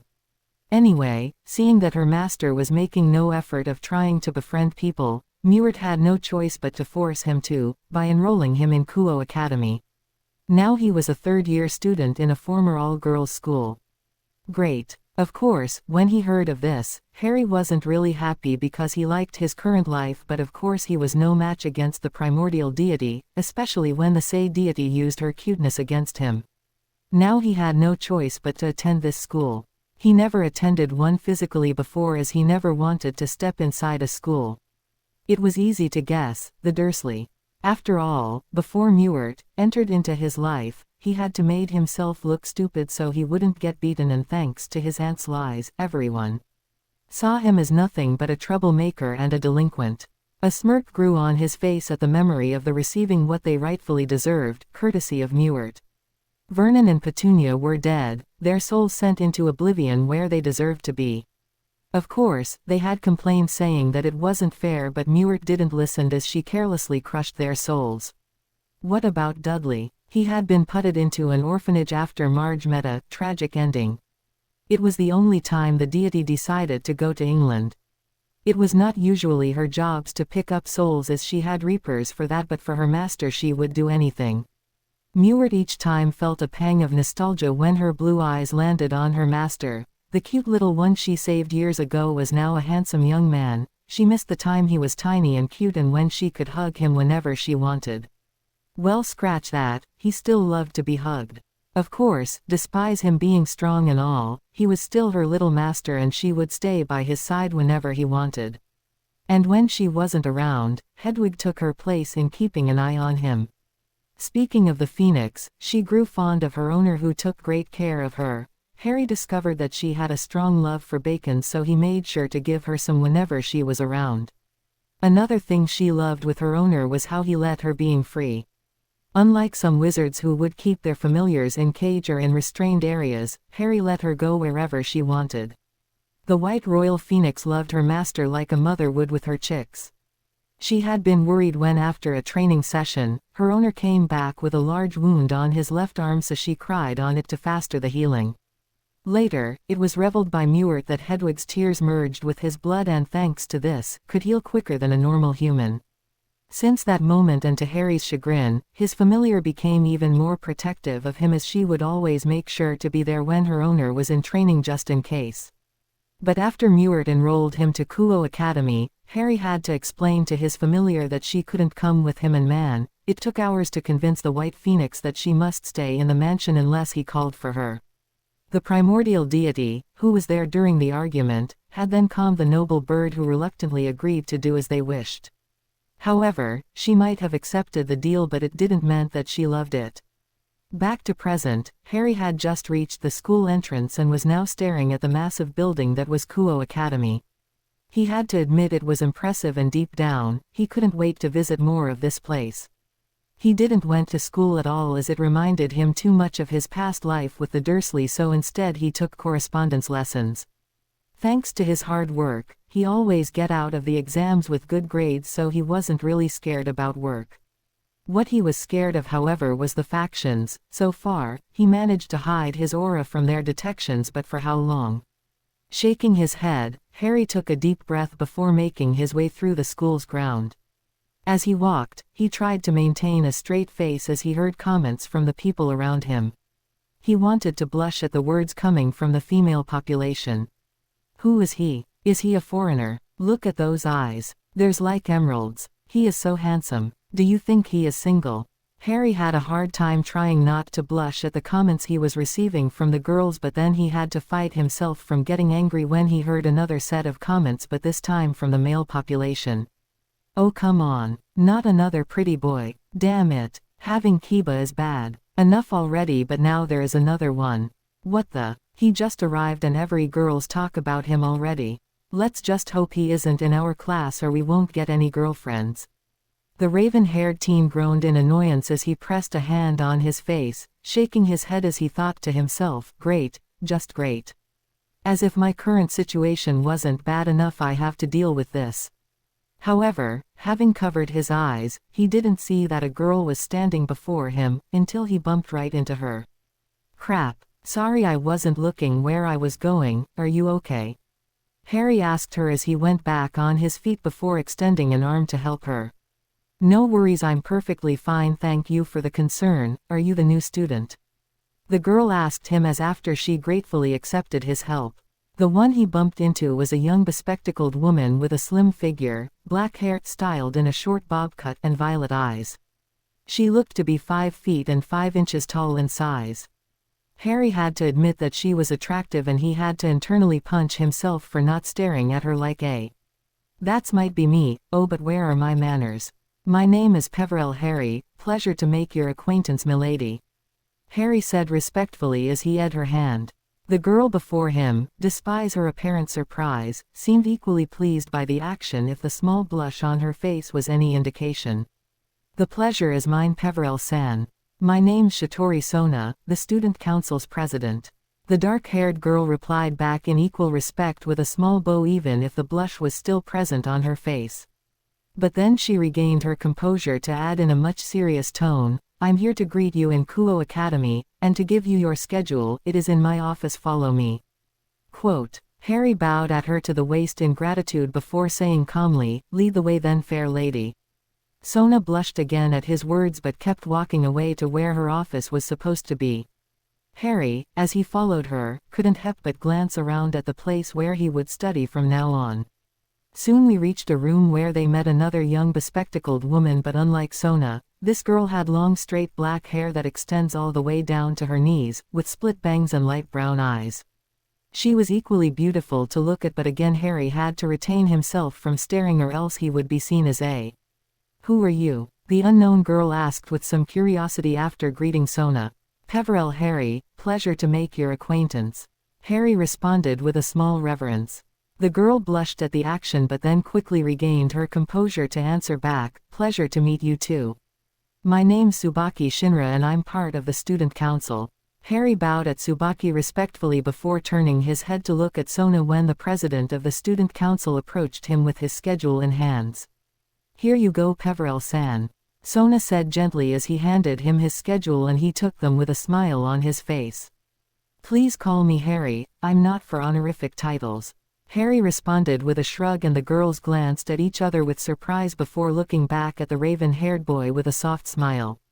All right then Harry, now you should go, you have classes to attend. Sona inquired gently with a wave of her hand. I'm leaving then, I hope to see you again miladies. Harry replied back with a bow before leaving the room with the two girls blushing a bit at being called miladies. The raven-haired boy made his way toward where Class 2B had class. When he arrived there, the door was closed so he took a deep breath before knocking it. He didn't have to wait long when the door opened to reveal the professor. Yes, can I help you? My apologies for interrupted your lesson but I'm the new student. Oh, please come in. The teacher stepped aside to let Harry enter the room.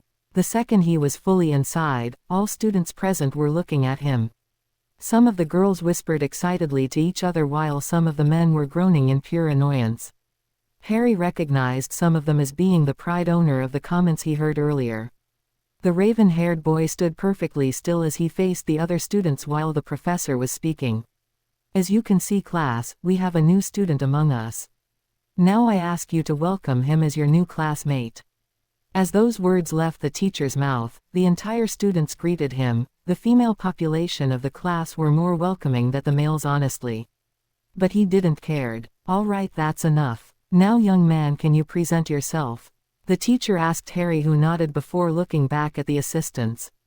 Hello everyone. My name's Peverell Harry and it's a pleasure to meet you all. As he said this, the raven-haired boy made a reverence while using his English accent.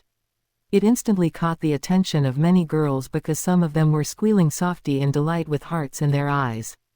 The men, for their parts, were glaring daggers at him for stealing more attention from the female population. Do you have any questions to ask Mr.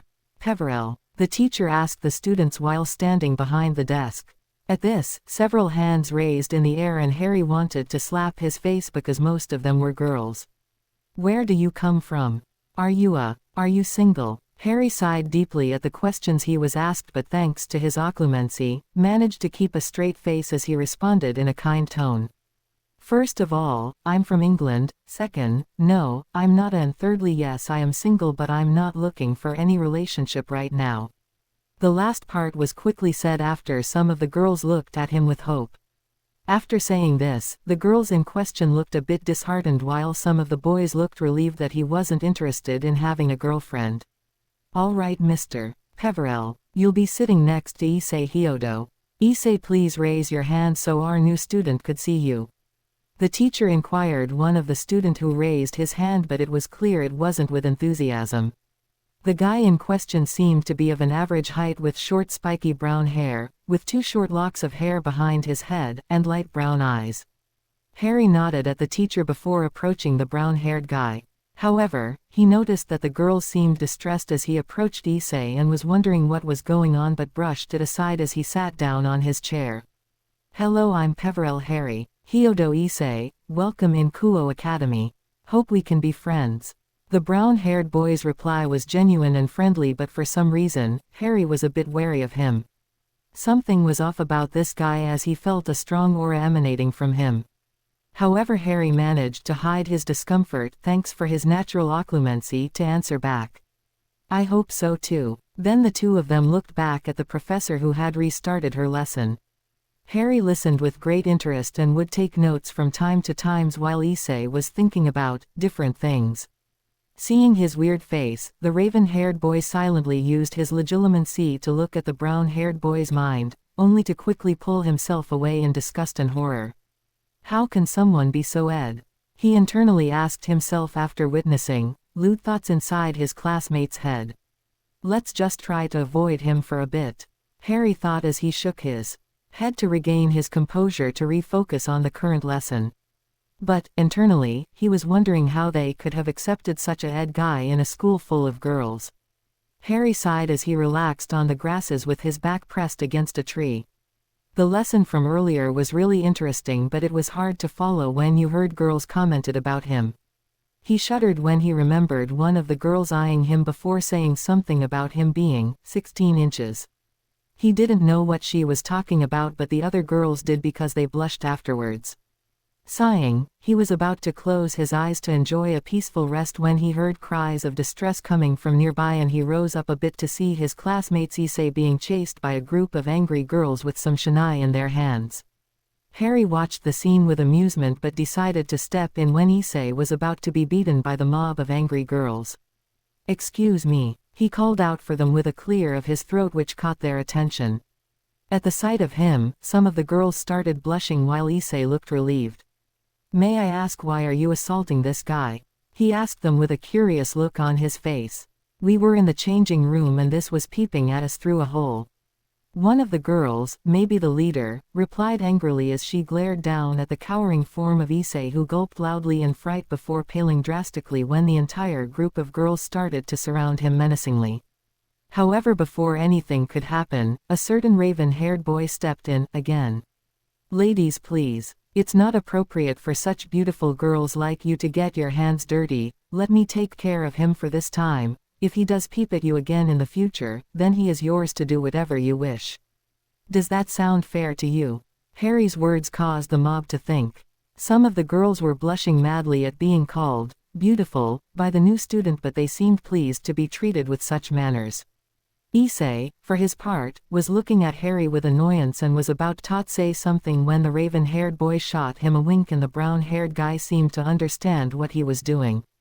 "For being such a gentleman, we have decided to let you deal with the make sure he doesn't try peeping at us again, handsome Tilda," the leader of the mob responded to Harry with a sound which strangely looked like a purr before she and the other girls walked away with some still glaring disgustfully at Issei, who gulped in fright as he still laid on the ground. Harry watched them go for a moment before looking back down at his classmate, who was going back on his feet once the mob was out of sight. "Thanks for the save, bud. I don't want to think about what would have happened if you didn't came," Issei inquired to the raven-haired boy before him with a sigh. "What were you thinking? Peeping at girls? Do you have a dead wish or something?" Harry asked him with a glare and a harsh tone. Issei rubbed the back of his head with embarrassment while looking away from his classmate. Harry silently sent a legilimens to look again through his classmate's mind and sighed deeply when he saw that while Issei was ashamed of what he was doing, he will still do it anyway. Pulling himself away from the Ed boy's mind, Harry crossed his arms, looking at the brown-haired boy pointedly. "If you want me to say I won't do it again, then forget it," Issei hissed sternly when Harry opened his mouth to say something. "You do know it's immoral to intrude women's privacy, right?" Harry asked him with a raised brow. "I know, but I can't help myself. I dream of S every night, and one day I will become the harem king." Issei's answer caused Harry to stare at him with a deadpan expression on his face. His opinion on the guy before him fell drastically after those words. He was an enemy of all women, and it seemed hopeless to make him change his mind. Sighing deeply, Harry then reopened his eyes to look at Issei again. "Look, if you want to keep being a, then go ahead. I won't stop you, as what you do is not my problem. I did my part by warning you, but it seems it's hopeless, so do whatever you want as long as you don't include me." Issei blinked at Harry's words and was about to say something else when someone called out for him. "Issei, over here." Harry looked at where the call came from and saw two guys. The first one had shoulder-length dark hair, thin black eyebrows, and wears rimless squared glasses, while the second was completely bald. It was the latter who called for Issei apparently. "I'm coming," the brown-haired teen yelled back to the two before looking back at Harry. "Thank you again for saving me. See you." Then he left. Harry shook his head with a sigh before going back toward the exact spot he laid on earlier. But then he stopped in his track when he felt like someone was watching him from somewhere.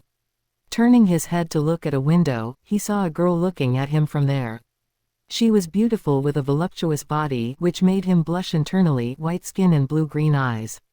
But what caught his attention were her long crimson-colored hair, which also had some loose bangs covering her forehead and side bangs framing her face. She seemed surprised to see him looking at her but made no move to disappear from his sight. Harry could sense something odd with this girl. A strong and dark aura was floating around her. She must be a devil or a fallen angel, he thought to himself before carefully releasing a bit of his aura. Instantly, the crimson-haired girl disappeared from the window. Sighing, he then stepped away from his previous spot to somewhere more calm while caging his aura again. Unknown to him, the girl in question was one of the two great ladies of Kuoh Academy and the heiress of the Grimoires clan, a devil clan. She was Rias Grimoire. She was keeping an eye on Issei Hyodo, who was being chased by angry girls before a raven-haired boy appeared to save him. Rias would be lying to herself if she said he wasn't attractive and had been shocked when he turned around to look at her. She wanted to hide, but his emerald green eyes were so mesmerizing. But then a powerful dark aura shot out of the boy's body, and it was so powerful that she had goosebumps. So she retreated away from the window, her heart beating repeatedly. "Are you all right, Bushu?" Rias turned her head to look at who had spoke. It was her queen and best friend Akano Himehima. Her queen was a beautiful young woman with a voluptuous figure, like her very long black hair and violet eyes. Her hair was tied in a long ponytail, reaching all the way down to her legs with two strands sticking out from the top and sloping backward, with an orange ribbon keeping it in place. Akano was also the second two great ladies of Kuoh. The two of them were playing checkmate when Rias went to look at the window. "I'm fine, it's just, do you know who those kids were?" "Which ones?" "A brown-haired boy and a raven-haired one with emerald green eyes." "Oh, both of them are students of Class 2B, if I recall. The brown-haired boy is Issei Hyodo and the second is a foreigner named Harry Peverell. What about them?" Quote, "Didn't you felt this aura?" Akano blinked at her king's question but then nodded. "I did, kinda hard to miss. What about it?" "It came from Peverell-san." The raven-haired girl blinked in surprise at her king's answer. "Are you sure? Do you think he has a sacred gear?" Rias shook her head with a sigh before looking back through the window, only to see that the guy in question was nowhere in sight. "I don't know, tell Kaneko to keep an eye on them, especially on Peverell-san." "I will, Bushu, but from what Tsubaki told me, Harry-kun was a normal human, and a gentleman at that, fufufu tilde." Rias shot her queen an amused look before looking back toward where the raven-haired boy previously was, thinking to herself. She had her eyes on Issei for a while now, and if her suspicions were correct then she would make him a member of her peerage. But then, this young man, Harry Peverell, came and unleashed a strong aura. A grin appeared on her face as she thought about this new mystery, how she loved mysteries. "Who are you, Peverell-san?" Harry was heading back to his home as the night went on. He didn't had a bad day and he was looking forward to go back to Kuoh Academy tomorrow, but when the raven-haired teen passed near a park when he heard some voices. Harry frowned when he recognized one as his classmate Issei's, but the other one was feminine. Silently, he went toward where it came from, and there sitting on a fountain was Issei Hyodo, a big chatting with an attractive young woman with violet eyes and a slender body. In addition, she had long silky black hair running down to her hips. Issei had presented him to her, and if he remembered correctly her name was Amano Yuma. Harry, while surprised that this got a girlfriend, was internally happy for him because maybe thanks to this the brown-haired boy would stop being his fantasies. Smiling, Harry was about to leave when suddenly he felt a strong energy coming from the girl in question, powerful and dark. Not as much as the redheads from earlier but still noticeable. Frowning, the raven-haired boy turned his head to look back at the two before using his therianthropy's senses. His sharp hearing sense twitched when he heard Yuma saying something strange to his classmate. "Say, Issei-kun, do you mind doing me a favor to commemorate our first date?" Yuma's question was hiding something as her aura was growing a bit. Harry's eyes narrowed at her. She was definitely up to something. What kind of favor? "Could you die, please?" Harry's eyes widened when he heard this and growled silently as he summoned the sword of Gryffindor, ready to step in, while Issei looked surprised by the unexpected request from his girlfriend as he gave her a blank look for a few seconds. "Sorry, Yuma-chan, can you repeat that?" "I said, could you die please?" As she answered him, a bright light enveloped the park and Harry had to turn his head away to avoid being blinded by it. When it died out, his green eyes widened when he saw Yuma in another outfit and couldn't help but blush. Her new attire consisted on black, strap-like objects, which looked like leather, around and under her breasts, a thong-like piece held around her hips by 3 thin straps, long gloves with small lengths of chains hanging from them, shoulder guard-like objects on her shoulders with 3 large spikes sprouting from her right shoulder, and black thigh-high heel boots. In addition, she seemed taller, had a mature appearance and her eyes harbored a more evil look in them. To Harry's shock, on her back were 2 black feathered wings. A fallen angel, Harry screamed in his mind as he stared at Yuma in pure shock. He wasn't expecting this at all, and seeing the look on Issei's face, he was as shocked as he was, but the brown-haired boy was also drooling at the almost nude woman before him. Harry wanted nothing more than to slap him right now, but then focused back on the fallen angel who was creating a pink spear-like weapon in her hand. Although short-lived, playing innocent lovey-dovey with you was fun. I'll take good care of this gift from you, so, Yuma-chan, please die. Just as those words escaped her lips, Yuma threw the spear toward Issei, who was too shocked to move. However, the moment it was inches away from the brown-haired boy, the pink weapon shattered in 1,000 pieces. Issei gasped in shock when he saw a certain raven-haired teen standing between him and Yuma with a sword in his hand, glaring daggers at the winged woman. Harry. The green-eyed teen shot him a glance before looking back at a furious-looking fallen angel. I won't say it twice, get away from him or fight me, fallen angel. Issei was completely speechless. The guy before him looked like a different person. The Harry he knew was kind, patient, polite and friendly, but this one, he looked like a warrior ready to fight with a coldness that scared him greatly. Yuma, for her part, seemed furious that someone dared to step in her business and snarled at the raven-haired boy. Who do you think you are for telling me what to do? You're just a pathetic human. I may be a pathetic human, as you put it, but at least I'm not a.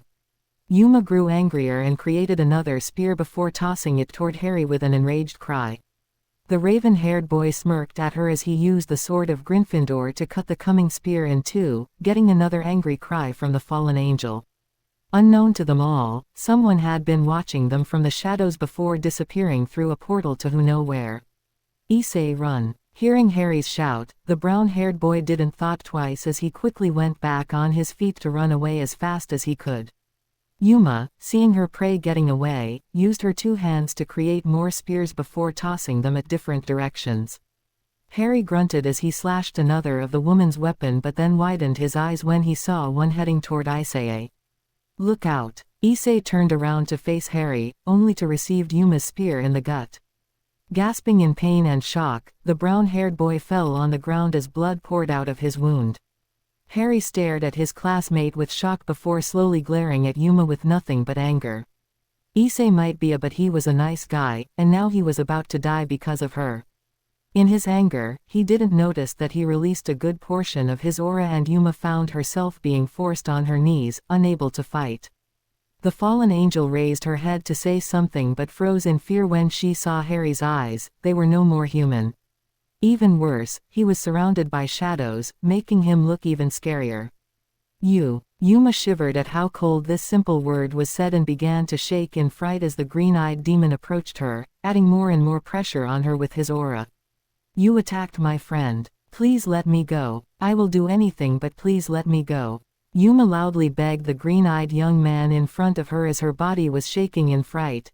Never before she had felt a presence so powerful, even Azazel wasn't as scary. Harry, for his part, stared at the scared fallen angel with a cold expression on his face, his eyes glowing with power. For a moment, nothing happened, until the raven-haired boy sighed deeply while, reblocking, his aura.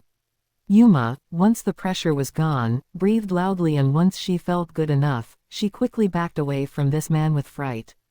Get out, leave this place, if I ever see you again, I will kill you.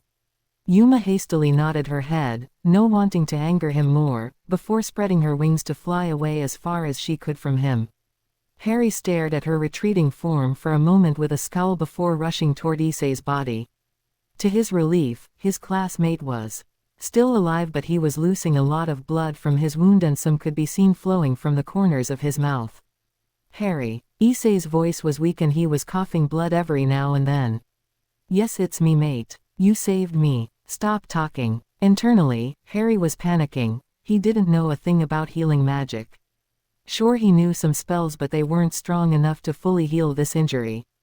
However, his thoughts were quickly interrupted when he suddenly felt a strong energy behind him and he turned around to see a bright red circle where emerged some people. Harry's eyes narrowed at them as he recognized some of them, the redhead, the blonde guy and the small white-haired girl especially. The blonde, who he didn't remember the name, was famous at school as the Prince of Kuoh Academy, but he never got to speak with the guy to have an opinion. He didn't know the name of the petite white-haired girl with golden eyes, but he knew she had been spying on him all day long. Even stranger, she had a faint smell of cat around her. The last girl of the group was unknown to him, but she was gorgeous to look at with her raven hair and her gorgeous body. Shaking his head to get rid of his thoughts, Harry readied his sword just as the blonde boy summoned a sword of his own, ready to fight him back. The redhead seemed surprised to see him but stepped closer, only to be blocked by the green-eyed foreigner. What do you want? The redhead blinked at being spoke so coldly but stayed calm as she glanced at the others, who calmed down a bit but still eyed Harry with suspicion. We are here to save Issei-kun, so please back off so I can heal him. It wasn't a request but sounded more like a direct order. Harry's eyes narrowed again as he swung his sword in an intimidating manner. He didn't even step aside but did shot a worried glance at the agonizing Issei still laying on the ground. Why should I believe you? A fallen angel had tried to kill him. How can I be sure to trust him with you? The blonde guy bristled at those words and wanted to say something, but the redhead stopped him with a stern glare before looking back at Harry in an almost pleading face. Please, we just want to help him. Harry stared at them inquisitively, wondering if he should let them taking care of Issei, but seeing only the sincerity in the redhead's eyes, he sighed deeply before stepping aside while still keeping his weapon in hand. The redhead's face brightened at his action before she swiftly approached Issei's body. Harry then slowly made his way toward the brown-haired boy's fallen form, in summoning his sword in the process, before asking worriedly, "Will he be okay? He will be once I'm done." Harry noticed the expression on her face and his eyes narrowed again, knowing what she might be about to do. You want to reincarnate him, don't you? The redhead flinched at those words before staring up at him with shock. She wasn't the only one, as the other three seemed just as surprised by his question. How do you? Look, I think you have better things to do than chatting with me right now, don't you think?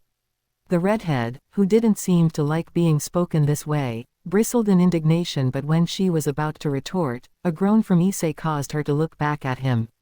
Harry watched as she pulled out some chess pawns before putting some on his chest. Strangely, all 8 pawns were absorbed by Issei, and soon enough, the brown-haired boy looked perfectly fine. Seeing this, Harry couldn't retain a sigh of relief as he was happy that Issei was safe before turning his head to look at the girl. Thank you. The redhead glanced at him before nodding with a smile. But then her face turned serious again as she opened her mouth to ask something to him.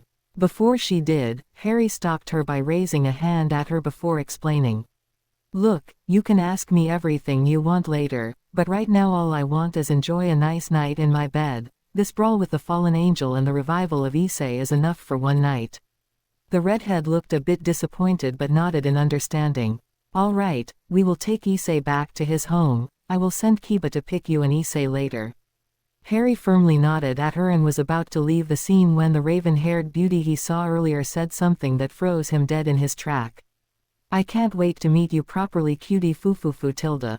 Coughing in his fist to get rid of his embarrassment, he sent a small glare at the blonde who was looking at him with amusement before walking away as fast as he could, wanting to put as much distance possible between himself and those supernatural beings. As he headed toward his home, he was silently praying that Mewert wouldn't be at home. But it seemed that fate and/or luck wasn't with him that night. Harry Peverell, Gryffindor, Ravenclaw, Slytherin, Emrys Lefay. I hope you have a good reason for being this late. Harry winced at Mewert's fierce glare and cursed whatever deities for his lack of chances. She must be really pissed if she used his full name, while he was being scowled by the primordial deity, the house elves Mickey and Fanny were cooking dinner or preparing his room for the night. Of all the days she could come, it had to be today. Really, it's not my fault. I had to save a classmate from a fallen angel. Mewert blinked in surprise at the unexpected answer before narrowing her eyes at her master while crossing her arms under her bust in a stern manner. Explain, now. Gulping nervously, Harry slowly retailed her the recent events, the redhead's dark aura, the perversity of Issei, the fallen angel's attack, and finally how the same redhead saved Issei by using chess pieces. When he finished speaking, Mewert had her eyes closed as she seemed deep in thought about something. Harry looked a bit worried as the time passed and still no response from the deity, when suddenly, "You have been reckless, you shouldn't have revealed yourself to this fallen angel, but I'm also at fault here, I should have warned you about Kuoh being a devil's territory."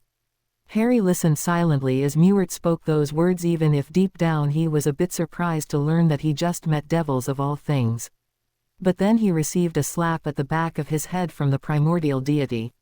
"OW, why did you do that? That's for being stupid enough to release your aura in front of a devil. The heiress of the Grimoire clan at that." Harry blinked in surprise at the information and stared at the one he saw as a maternal figure with wide eyes in shock. "What? The redhead you mentioned is none other than Rias Grimoire. She and the heir of Citri clan, Sona, are in charge of Kuoh." "Wait, Sona, as in, Shitori Sona?" "The very same." Harry was in total shock of what he just learned and sat on a chair with a look of disbelief on his face.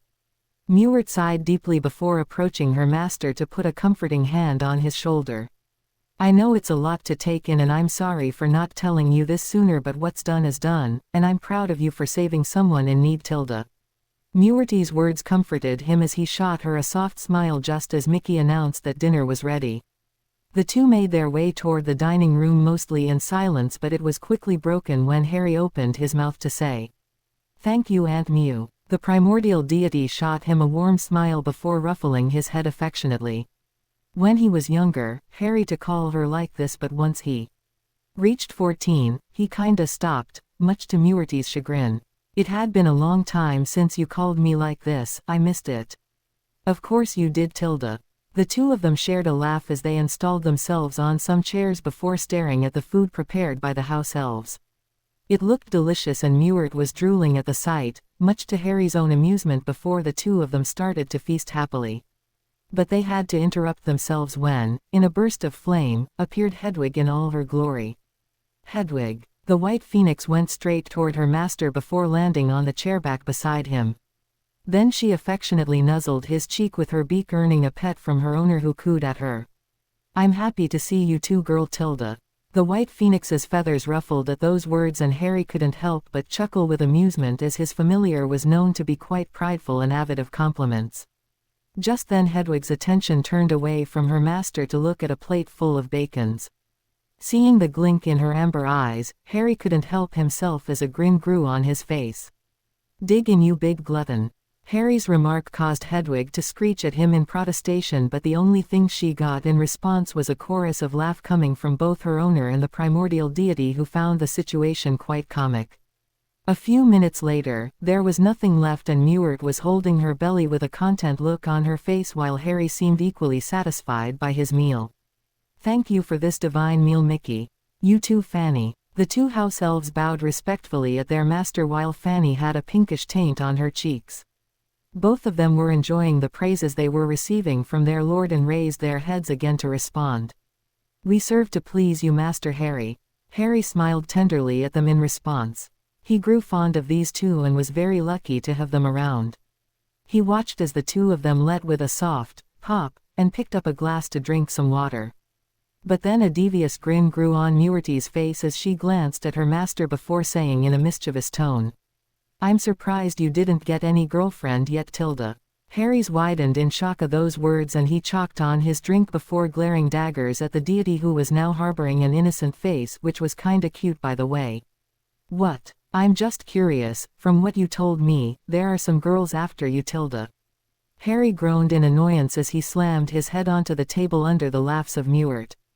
As if it wasn't enough, Hedwig was sending him an inquisitive look as if she was asking him, "Is that true?" It's going to be a long night. Harry, wait up. Harry sighed as he instantly recognized who had just called him.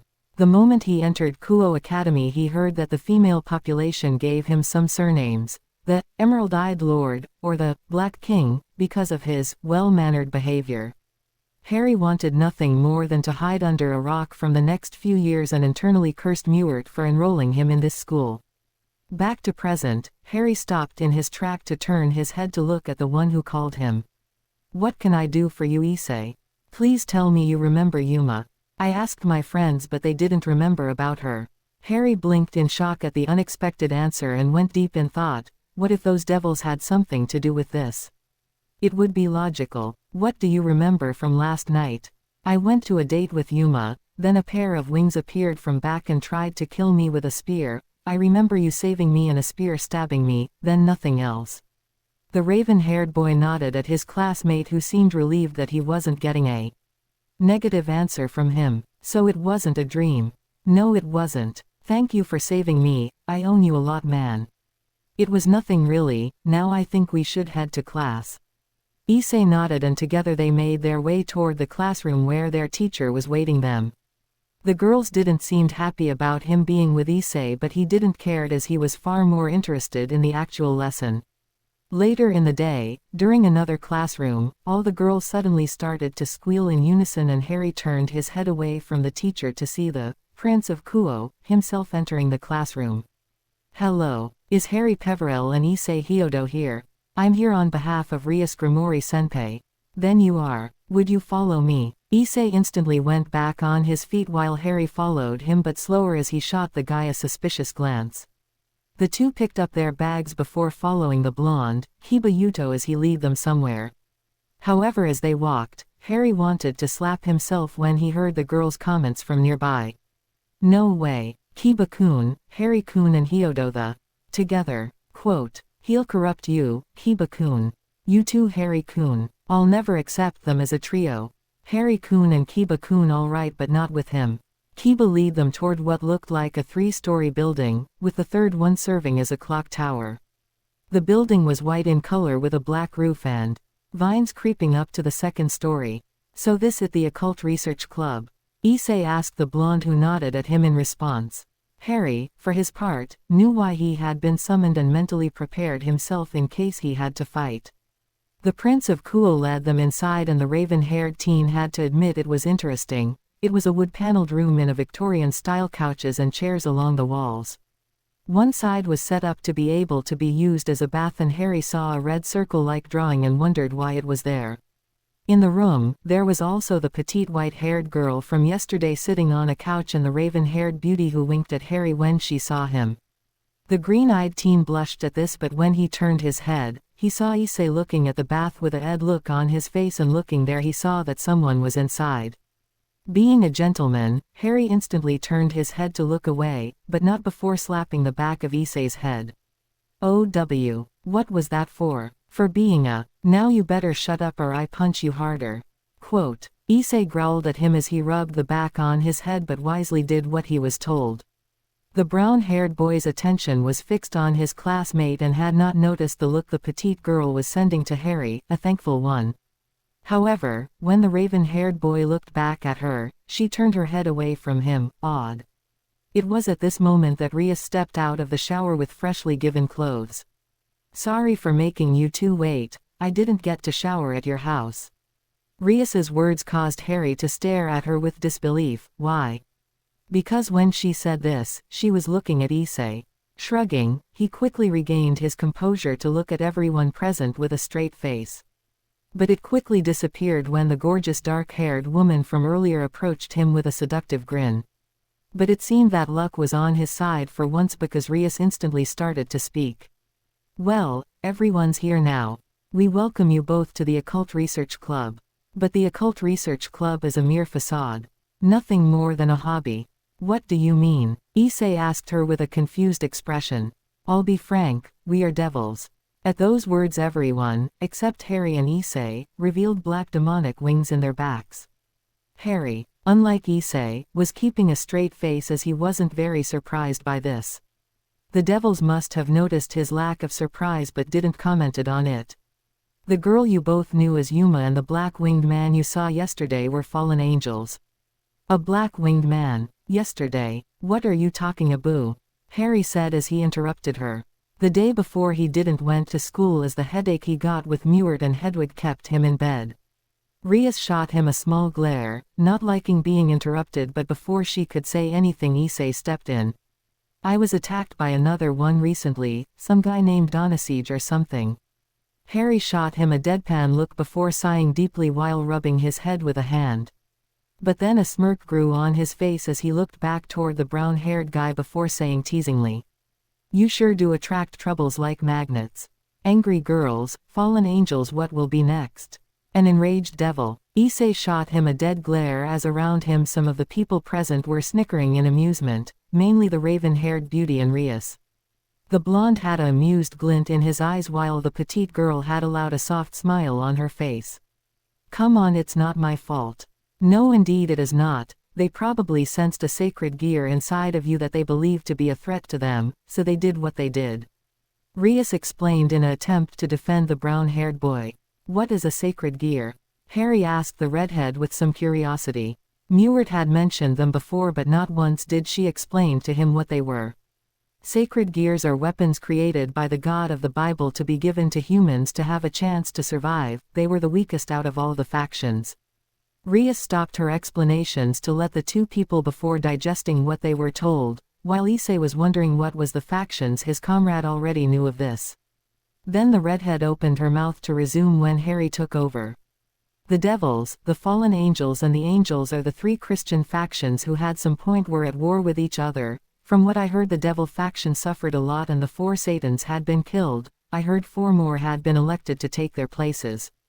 The devils present were speechless that this foreigner already knew about their history and become either curious or suspicious of him.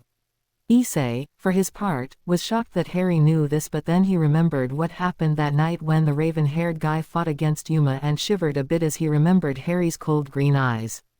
How do you know all of this, Peverell-san? Rias asked the raven-haired boy with narrowed eyes. First of all, please call me Harry. Like I said to Lady Sona and Lady Tsubaki, I'm not one for honorific titles, and second, I have a great teacher. Rias didn't seem satisfied of his answer and was about to say something, but Harry interrupted her, again. And I also know that you, devils, used chess pieces to create more devils to repopulate. The king, the queen, 2 rooks, 2 bishops, 2 knights and 8 pawns if my memory is still working correctly, and, I'm 100% sure either you or Yuma herself erased everyone's memory of what happened 2 days ago, am I right? Quote. Again new wave of shock came from the devils present and Issei was looking at his comrade with some admiration. However, the shock quickly turned into suspicion as Kiba silently summoned a sword. Harry, in response, shot him a defiant glare, summoning his own sword. Come on, Blondie, I dare you. Kiba growled in anger and was about to accept the challenge when Rias stepped in sternly. Enough. Kiba, stand down. The blonde wanted to object, but the glare he received from the redhead caused him to reluctantly did what he was told. However, it didn't stop him from glaring at the raven-haired teen who still had his weapon in hand, just in case. But then Rias turned her head to look at him directly, her face showing nothing but seriousness. Who are you and how do you know about our history? Harry had to give her some credit, she had guts. But he had seen things scarier than this redhead, a sadistic Mewert for example, so he wasn't intimidated in the lightness. However, what he didn't liked was her bossy personality. Instantly, he unleashed a portion of his aura, the same one he used against Yuma, and the result was expected. Around him, everyone found themselves on their knees, except Rias, who was trying her best to fight this unseen force. However, when she raised her head to order him to stop, she froze in shock when she saw his green eyes glowing with power. Shaking her head to regain her composure, Rias glared defiantly at the raven-haired teen while fighting the pressuring force. Smirking, Harry added a bit more pressure on her and she had no choice but to fell on her knees like everyone else. What he didn't notice was the raven-haired girl's pleasured face as she was rubbing her thighs together, in softy in delight. I know who are Rias Grimoire, heiress of Grimoire clan and high-class devil. And you might be a pureblood devil, it doesn't give you the right to boss everyone around. Rias was shivering in fear at the coldness of his tone like everyone present as they all stared at Harry with wide eyes. This foreigner had an aura that could equal if not surpass one of the four mouses. The redhead glanced at her queen and blushed when she saw her pleasuring herself. Akeno. Muubushu, let me have my fun, Tilda. Harry stared at the raven-haired girl with a deadpan expression on his face as a sweat drop fell from his forehead before slapping himself with a hand while releasing everyone from the pressure and in summoning his sword. What did I get myself into this time? He grumbled under his breath as everyone were slowly going back to their feet. Akeno pouted at her fun being cut as her king stared at Harry with shock clear on her face. Issei was equally taken aback by what just happened and couldn't help but wondering what his classmate was, as it was clear he wasn't a devil. What about Kiba and the petite white-haired girl? Let's just say they were on the same line that the others. Sorry about that, usually I have better self-control, Harry said in apology as he rubbed the back of his head with embarrassment. Hearing this, Akeno smirked before latching herself at one of his arm, the left one cuddling it between her expensive breasts. Fufufu, I wouldn't mind you doing this again with me later, cutie Tilda. He blushed at her words before glancing at Rias, silently asking for an explanation. The redhead, while still shocked by what she happened, unconsciously answered his silent question. She is a sadomasochist, I noticed. Akeno only grinned up at him and he had to admit she was even more beautiful this way. But then, realizing that he had been staring at her, he coughed in his fist before looking back at Rias, ignoring the pouting face of the raven-haired girl and the glare Issei was sending him. Why? Because he had one of the two great ladies of Kuoh cuddling his arm. Well then, I should introduce myself properly. You all know me as Harry Peverell, but my full name is Harry Peverell Gryffindor Ravenclaw Slytherin Emrys Lefay. A bit of a mouthful, I agree. It's a pleasure to make your acquaintance, ladies and gentlemen. Quote. Rias, hearing this, blinked in surprise by the sudden turn of event but smiled softly as the raven-haired boy before him had spoken with nothing courtesy and politeness. She bowed her head at him before answering in equal courtesy. The pleasure is mine. Would you mind if I call you by your name? Of course not. But please, no honorifics. Harry inquired her with an almost pleading, earning a giggle from the girls except the petite white-haired girl. All right then, Harry, can you tell me how do you know about the supernatural? Rias asked him with some curiosity, pleased that he seemed more calm than earlier. If I tell who taught me this you wouldn't believe me, but I can tell you one thing. I mean no harm to you, all I want is to live a peaceful existence here in Japan. Rias nodded in understanding. Being a Japanophile, she could understand perfectly why he would want to stay here, but she was still curious about him.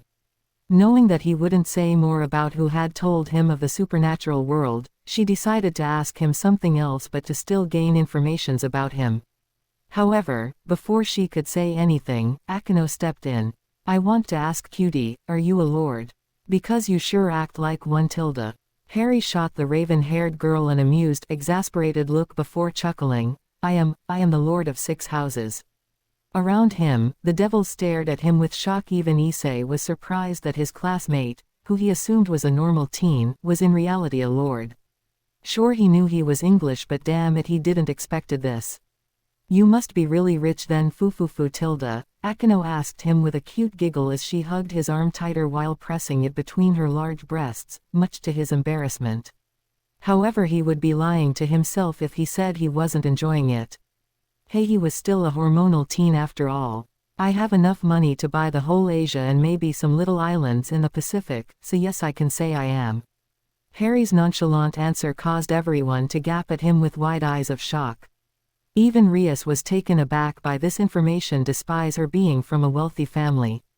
However, before anything could happen, Harry found himself being hugged by Akeno with his face being smothered by her breasts. His face reddened madly as he tried to pull himself away, but her grip on him was really strong. No one touch him. He is mine. Akeno's words caused his blush to redden even more and tried to protest, but his voice was muffled by her cleavage. Issei looked at the scene with jealousy and envy as the raven-haired boy was being hugged by Akeno-senpai's gorgeous ass. Rias, however, was staring at the scene with clear amusement, but, remembering the current situation, she then cleared her throat before looking at her queen. Akino, maybe you should release him. Akino pouted at her king's request but reluctantly pushed herself away from him. Harry panted loudly to catch his breath, his face redder than a tomato. When his face was normal, colored again, the raven-haired boy shot a glare at Akino whose only response was a seductive wink. Well, Harry, I would like you to Joe, Rias began to say to the green-eyed boy before being interrupted by the guy in question. No, I'm sorry. I said no, I don't want to be anyone's puppet. Kiba and the petite white-haired girl bristled in indignation when they heard this and were ready to shout what they had in mind but were stopped by Rias, who shot them a stern glare before looking back at Harry with an offended look on her pretty face. The Grimoire clan doesn't threat its peerage like us or minions but as family. Maybe, maybe not, but my points still stand, and beside I don't think your pieces would accept me. Oh, and why that? Rias asked him with a challenging grin as she crossed her arms under her rather large bust. Because I'm already an immortal. They all blinked in shock and surprise at those words. They were expecting anything but not this answer. Rias opened her mouth to ask him how he could be an immortal but stopped dead in her track when the raven-haired boy raised a hand to stop her. I'm sorry but I cannot reveal you such personal informations, I mean, we barely met. Rias opened her mouth to object but found herself unable to find a proper answer. He did have a point, a valid one at that. What was she thinking? Why would he share such things with complete strangers? Fair enough, but I still want you as a member of the Occult Research Club but not as a member of my peerage. Rias inquired to the green-eyed boy who frowned at her at the last part. So as what? An ally? A classmate? As an ally yes, but also hopefully, as a friend. Harry was taken aback by the redhead's answer and closed his eyes to go deep in thought. He didn't really know what to do. In one hand, he didn't want anything to do with those devils, but on the other hand, he would get a chance to learn what it's like to have friends, even if they were devils. Reopening his eyes, Harry glanced at everyone present. Rias and Akino were looking at him with a hopeful expression. Kiba was simply staring at him while the petite white-haired girl still had a straightened face. Then there was Issei, a sickening but someone with a good heart who was looking at him intently. Harry took a deep breath as he made his decision, silently praying that he wasn't about to make a mistake as he opened his mouth to give them his answer. All right, I accept to become a member of your club. At those words, Rias clapped her hands in satisfaction while her queen giggled in pure joy. Kiba allowed a soft smile to appear on his face while the last devil stared at the scene with indifference. Harry, however, shot her a glance before saying in a polite tone, "You know I didn't caught your name, Kitty." The petite white-haired girl flinched at being called Kitty, and was about to answer when Issei beat her to it. How could you not know her? That's Tuju Kaneko-chan. She is the mascot of Kuoh Academy because of her irresistible petite physique and lowly looks. The girl in question, Kaneko, froze at being called petite, and punched Issei in the stomach, earning a groan of pain from the brown-haired boy who fell on the ground, holding his belly. Hate, Kaneko muttered with disgust, and Harry shot her an amused glance before looking back down at Issei. You deserve that, you know. You, the brown-haired boy groaned back weakly, which caused a chuckle to escape Harry's throat before the green-eyed boy's attention turned back to Kaneko, who was now standing right in front of him with a serious look on her face. How do you know I am part cat? The smell. Kaneko shot him a deadpan expression at this answer before freezing. Without warning, she approached him again, sniffing him, much to the confusion of the others present. For a moment she did this, but then she backed away from him with an expression of surprise on her face. You smell like cat too.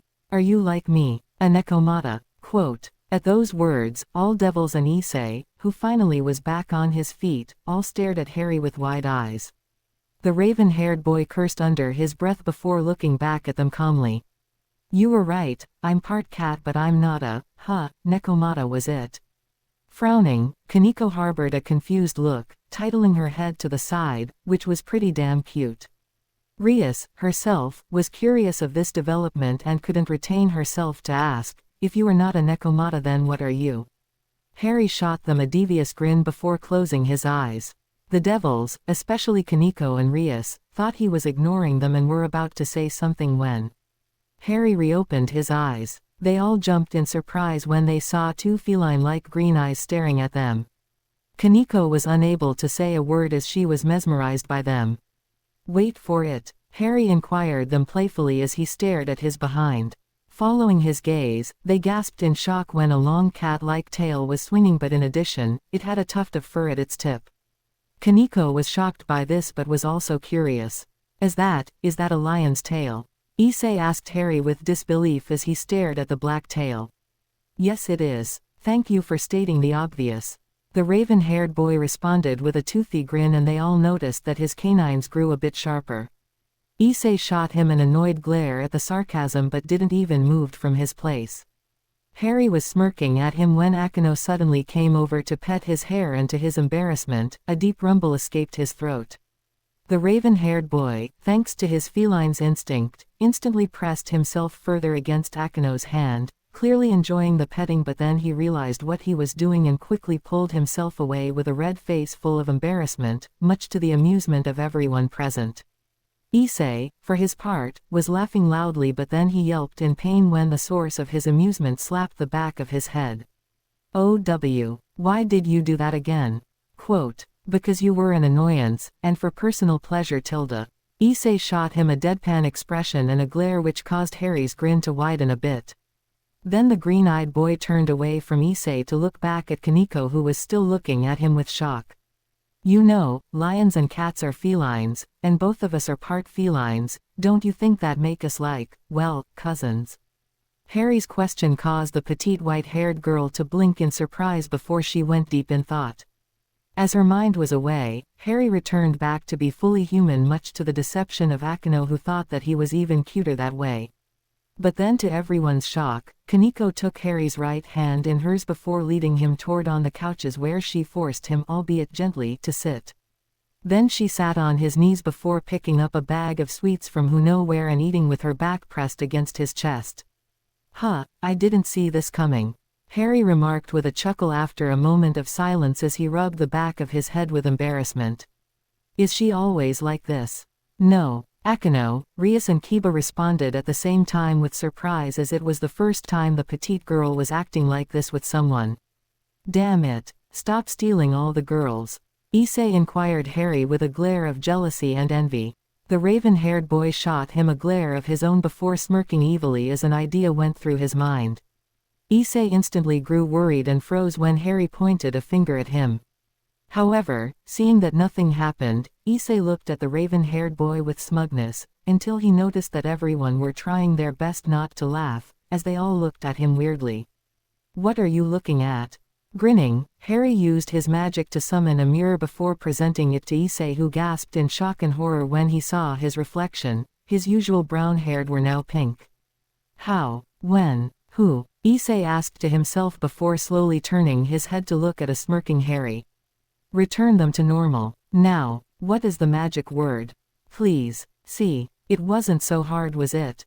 Blushing in embarrassment, Issei growled at Harry, who waved his hand again, returning his classmate's hair back to normal. Rias was now even more curious of Harry, who had just showed him a branch of magic she didn't know about, as she was currently staring at him with stars in her eyes. Akeno was giggling softly at the exchange, but internally felt even more aroused of the handsome green-eyed young man before her and was dreaming of how he would be in bed. "Wait, what?" Kaneko had allowed a small smile to grace her face as she was kinda amused by the scene, but her main focus was eating her sweets. However, she quickly froze when she felt a hand patting her on the head and slightly turned her head to see that it was Harry himself. "Can I get up now, Kaneko-chan?" The petite white-haired girl stared at him for a moment before going back to eat her sweets, ignoring the request totally.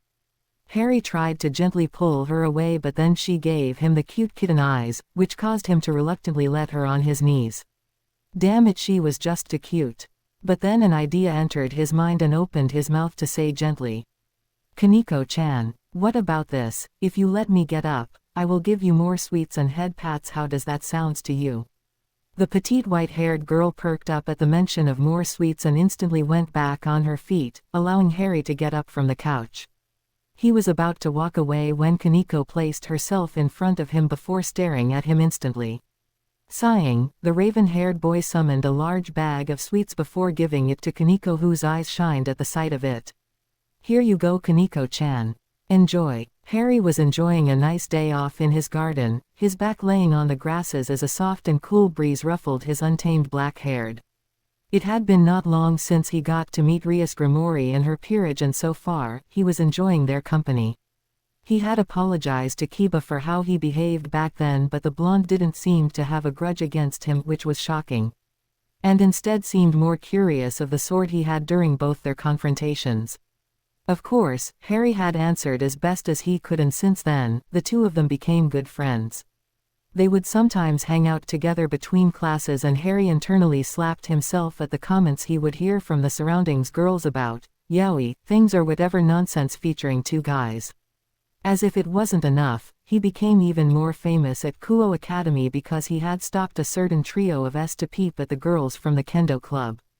Issei was truly hopeless and despised the fact the brown-haired idiot was a friend of his. He would always get a serious talk after a rather small beatings.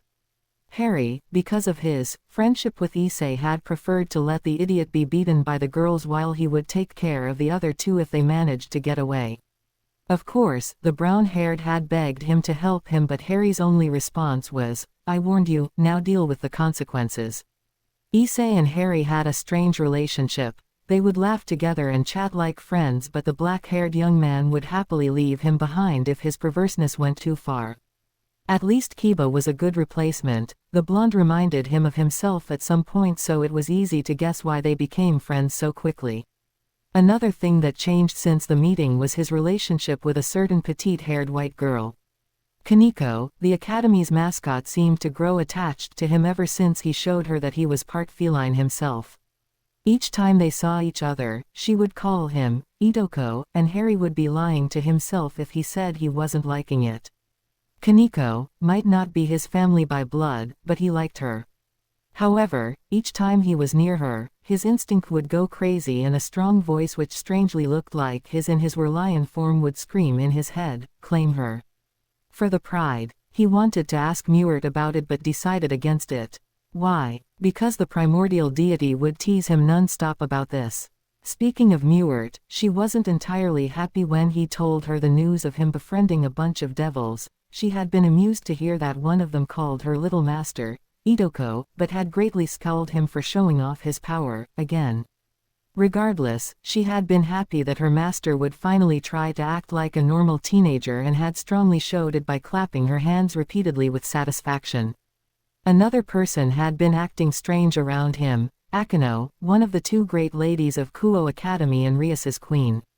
The black-haired beauty would, much to his embarrassment, tried to seduce him and would pout in exasperation each time he didn't respond to her advances. Of course, Issei would glare at him, only to receive a special prank from his black-haired friend. Rias, herself, became more cordial with him, and the two of them would chat with each other on various subjects, philosophy, history, etc. Being from wealthy families, they could understand the pressure coming with it. The redhead, however, hadn't renounced in having answers for some of her questions and would pout, ironically like Akano, every time Harry kindly refused to answer some of them. A part of relationships, another thing had changed since this meeting. Issei had managed to unlock his sacred gear when a fallen angel attacked him again. However, it was neither Yuma nor this Donasiege character but a new one named Calawarner. This sacred gear looked like a dragon's arm, and even better, it belonged to Dedrag, the red dragon and one of the heavenly dragons.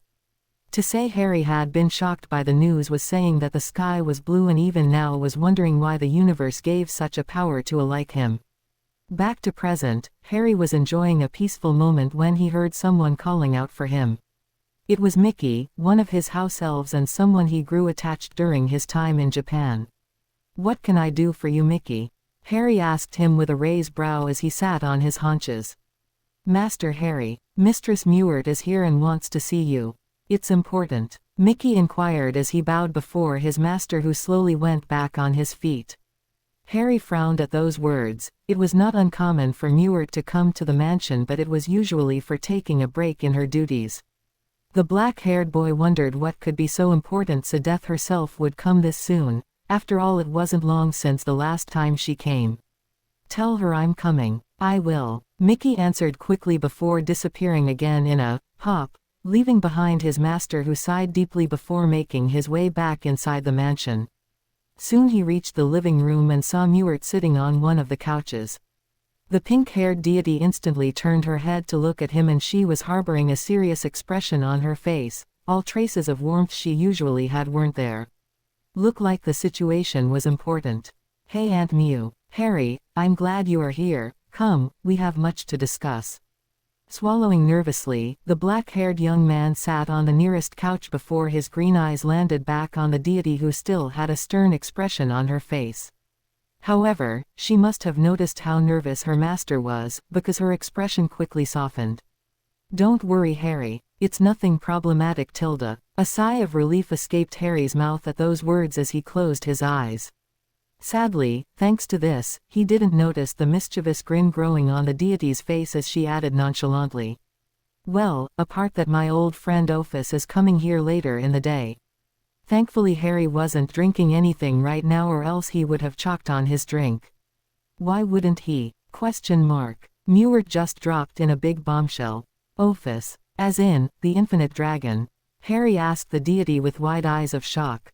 The one and only. I told her about you, and right about yesterday she contacted me. She wanted to meet you in person, so that's why I'm here. I was hoping you would accept having her here. Mewert explained happily before giggling madly at the face her master was currently doing. Harry was, in fact, staring at her with horror clear on his face. Of all people the deity had to present him, he had to be the infinite dragon herself. What did he ever done to deserve this? Mewert snickered in amusement at the despaired look her little master was harboring on his face, but could understand his predicament.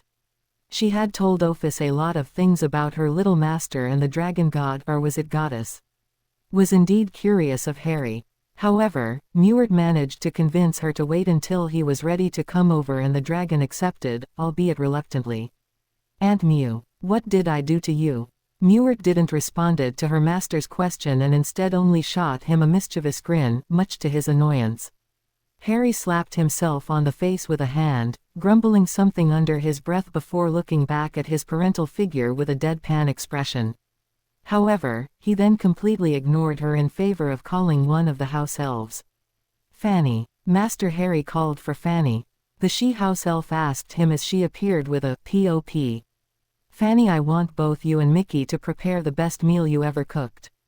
We have an important guest for lunch." Fanny will do as Master Harry commanded. The house elf inquired eagerly with bow before disappearing as quickly as she came. Sighing, Harry then turned his attention back to a certain pink-haired woman who was still present. Mewert raised an eyebrow at him, waiting for him to say something as an innocent smile graced her pretty face. "Why did you tell the infinite dragon about me?" "I already told you why, she is a friend." "Reet," Harry replied sarcastically as he stared at her with a deadpan expression on his face. Mewert, however, couldn't retain herself and giggled softly, but was still trying to hide it behind a hand, which failed. "What I have done in a past life to deserve this?" Harry asked to himself as he pinched the base of his nose in exasperation. First he discovered he was the master of death, then he became a therianthrope doubled with a rich lord, later he faced a fallen angel to protect a before befriending a bunch of devils, and now he was having Ophis, the infinite dragon herself, as honorable guest for lunch. Great. Just great. Fate or luck must truly hate him for doing this to him. As if it wasn't enough, Mewert added something that caused him to pale in terror. "Now Harry dear, it's time for our usual training session together." Harry paled drastically when those words reached his ears, and his green-eyed stared at the deity with nothing but horror and fear. Then he gulped loudly in fright when a sadistic grin grew on Mewert's face. At this moment, two words popped into his mind, two simple words. "I'm screwed." Harry was in the mansion's guardian, standing beside Mewert as the two of them waited for their special guest to come. The black-haired teen was nervous as he was sweating a lot. Who wouldn't be in his place? After all, it's not every day the Ouroboros dragon came to your house. Speaking of which, Harry had earlier asked Primordial the deity if she had told Ophis of the location of the mansion as the domain was hidden with a Fidelius charm, and Mewart responded that she did. Now you might be wondering what was a Fidelius charm. To put it simple, it's a powerful spell which was usually used to hide a location or someone. It's an extremely difficult spell to perform, and the only person who could reveal the secret was someone called a secret keeper. The Peverell mansion was already hidden under some charms, but Mewart had found it was even better to hide it more by performing the Fidelius, and so they did. Of course, it had took them hours to perform it, and Harry had decided to choose the deity as the secret keeper. Mewart accepted wholeheartedly, as unlike this damn rat Peter Pettigrew, she would keep the secret to protect her honorable nephew and master. Even better, the two of them used Nordic runes to create barriers of protection around the mansion to prevent any threats to harm the residents. The runes had been engraved on rocks before being enchanted, so they would never be broken, courtesy of Mewart. Back to present, the Primordial, who was waiting beside her master, noticed his nervousness and couldn't help but feeling sympathy for him while internally giggling as she thought about he would react when her friend would come. She opened her mouth to say something to Harry when something caught their attention. Turning his head, the black-haired teen gaped when he saw a cute young girl standing there in front of him. The newcomer had long black hair which were running down her hips, black eyes with reptilian slitted pupils, and was wearing a black Gothic Lolita fashion. Her face was betraying no emotion, as if she felt nothing or simply didn't cared about where she was, until her eyes laid on Mewart. A small smile started to grow on her face as she looked at the primordial deity, whose face brightened in joy. "Ophis, there you are." Harry blinked in surprise as he stared at the cute girl in shock. That was the Ouroboros dragon. Really? He didn't expected this honestly, but for some reason he couldn't look away from the dragon god. His heart was beating faster the longer he stared at her. It was the first time he felt this way, but brushed it aside to look at the exchange. Mewart, Ophis's voice seemed emotionless, but if you looked closely at her eyes, you could see some stars of happiness sparkling in them. It was the only thing that betrayed the Ouroboros dragon's true emotion. So this hit him. Harry broke his concentration when he heard the question and froze in surprise when Ophis was now standing right in front of him. He didn't even see or heard her approaching. Shaking his head to regain his composure, he looked back at the infinite dragon in human form before bowing respectfully. "It's a pleasure to make your acquaintance, milady. As you probably know, I am Peverell Harry, and I welcome you in my domain." Ophis didn't responded, and Harry was growing nervous, internally scared that he said something that might have displeased the dragon god. He shot a nervous glance at Mewart, whose only response was a sly grin on her face. She was clearly amused by his nervousness. "It seems you were right, Mew, he is a decent one," Ophis replied in emotionless tone as she looked back at the pink-haired deity. Harry, hearing this, let out a soft sigh of relief, but then flinched when Ophis spoke again. "But I want to be sure he is as strong as you said he is." Harry was about to ask her what she meant when he suddenly found himself on his knees as an unseen force was pressuring him. The raven-haired boy instantly knew that it came from the being before and was impressed by the force she was currently using on him. So that's how they felt that day. Note to self, only doing this to people who deserve it. He thought to himself before releasing his full aura to fight back Ophis's, determined to fight back. The Ouroboros dragon blinked when she felt the force coming from him and was internally impressed by this human's performance. Her stoic face allowed a small smile to grace it as it seemed her friend's words were true. This one wouldn't back down easily. The human before her was strong, magically and physically, but not only. He seemed to have a willpower just as strong. He watched as he slowly went back on his feet, his aura fighting against hers. But then what happened next surprised her. Harry's body became nothing but darkness, before it morphed to take the physique of a humanoid-like feline whose green eyes shined brightly as they looked at her, before the shadowy beast released a thunderous roar which shook the ground. Ophis was even more impressed by the young man before her. Just as he roared, his aura pushed hers away so he could get back fully on his legs. Right now, their auras were fighting each other, trying to push the other away. The feline-like creature was looking at her from its place, saying or doing nothing, except trying to push her away from him. For a moment, it was a battle of wills and Mewert watched the exchange with a pride smile, especially when her blue eyes landed on her master, student and nephew in all but blood. But then suddenly, Ophis pulled herself out of the battle, while looking at Harry with a soft smile on her face. In front of her, standing on his feet, the feline-like beast disappeared to leave behind a standing Harry whose eyes were locking on the Ouroboros dragon in a defiant manner, which caused her respect her for him to grow a bit more as he looked ready to fight her again. "You're strong, stronger than I thought you would be. It seems Mewert wasn't lying about you." Harry glanced at the primordial deity who turned her head away embarrassingly with a small blush on her face before shooting him a stern glare when she saw him smirking at her. However, he had to look away from the Ouroboros dragon approached him and couldn't retain a shiver when she stopped right in front of him, staring at him inquisitively. "A part of Great Red, you're the only one who managed to oppose me, and for such a feat, I think you deserve to be rewarded accordingly." Blinking in surprise, Harry silently gulped nervously, wondering what the cute dragon god before him was going to do, while Mewert had a knowing look in her eyes as a grin was growing on her face. Unaware of Mewert's face, Harry became more and more nervous as Ophis stepped closer and closer to him, dangerously close in fact, and was wondering what she was about to do. So imagine his surprise when he saw her growing a bit, beforeing him on the lips. Harry's eyes widened in shock at the sudden action and, from the corner of his eyes, saw Mewert waving at him as if saying, "Go ahead." He wanted to shot her a glare, but his mind wandered back to the girl currently ing him. He would be lying if he said she wasn't attractive, and as he stared at her, the same feeling from earlier started to spread again through his chest. And so, almost instinctively, he edged her back. Noticing this, the corners of Ophis's mouth twisted slightly into a smile as she edged him again, fiercely using her arms to push him closer to her. The moment those green eyes locked with hers earlier, she felt something in her heart, something she never felt before for another being: attraction.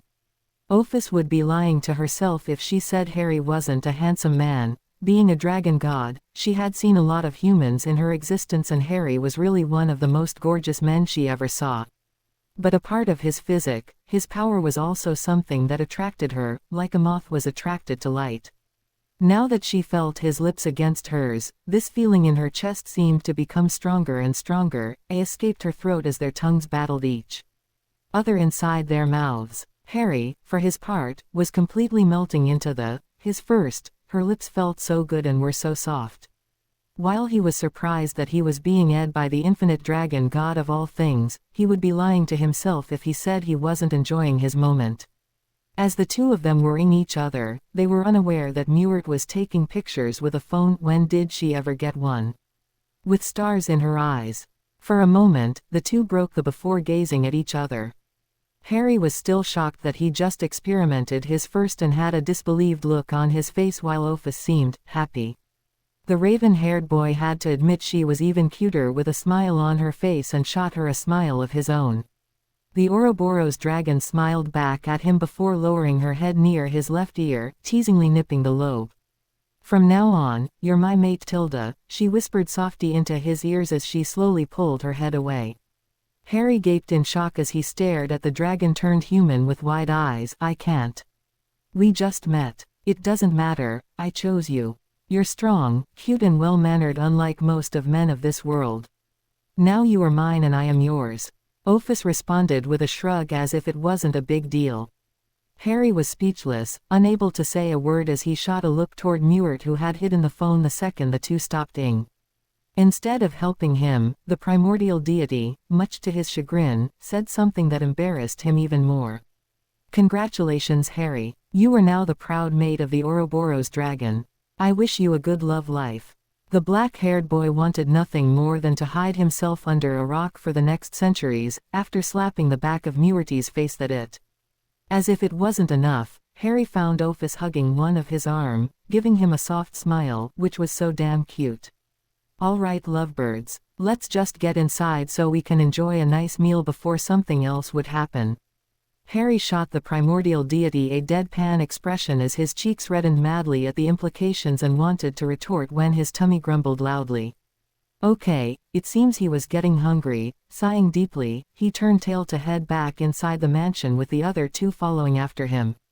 But as they walked, he couldn't help but shooting occasional glance to Ophis, who was in a conversation with Mewert.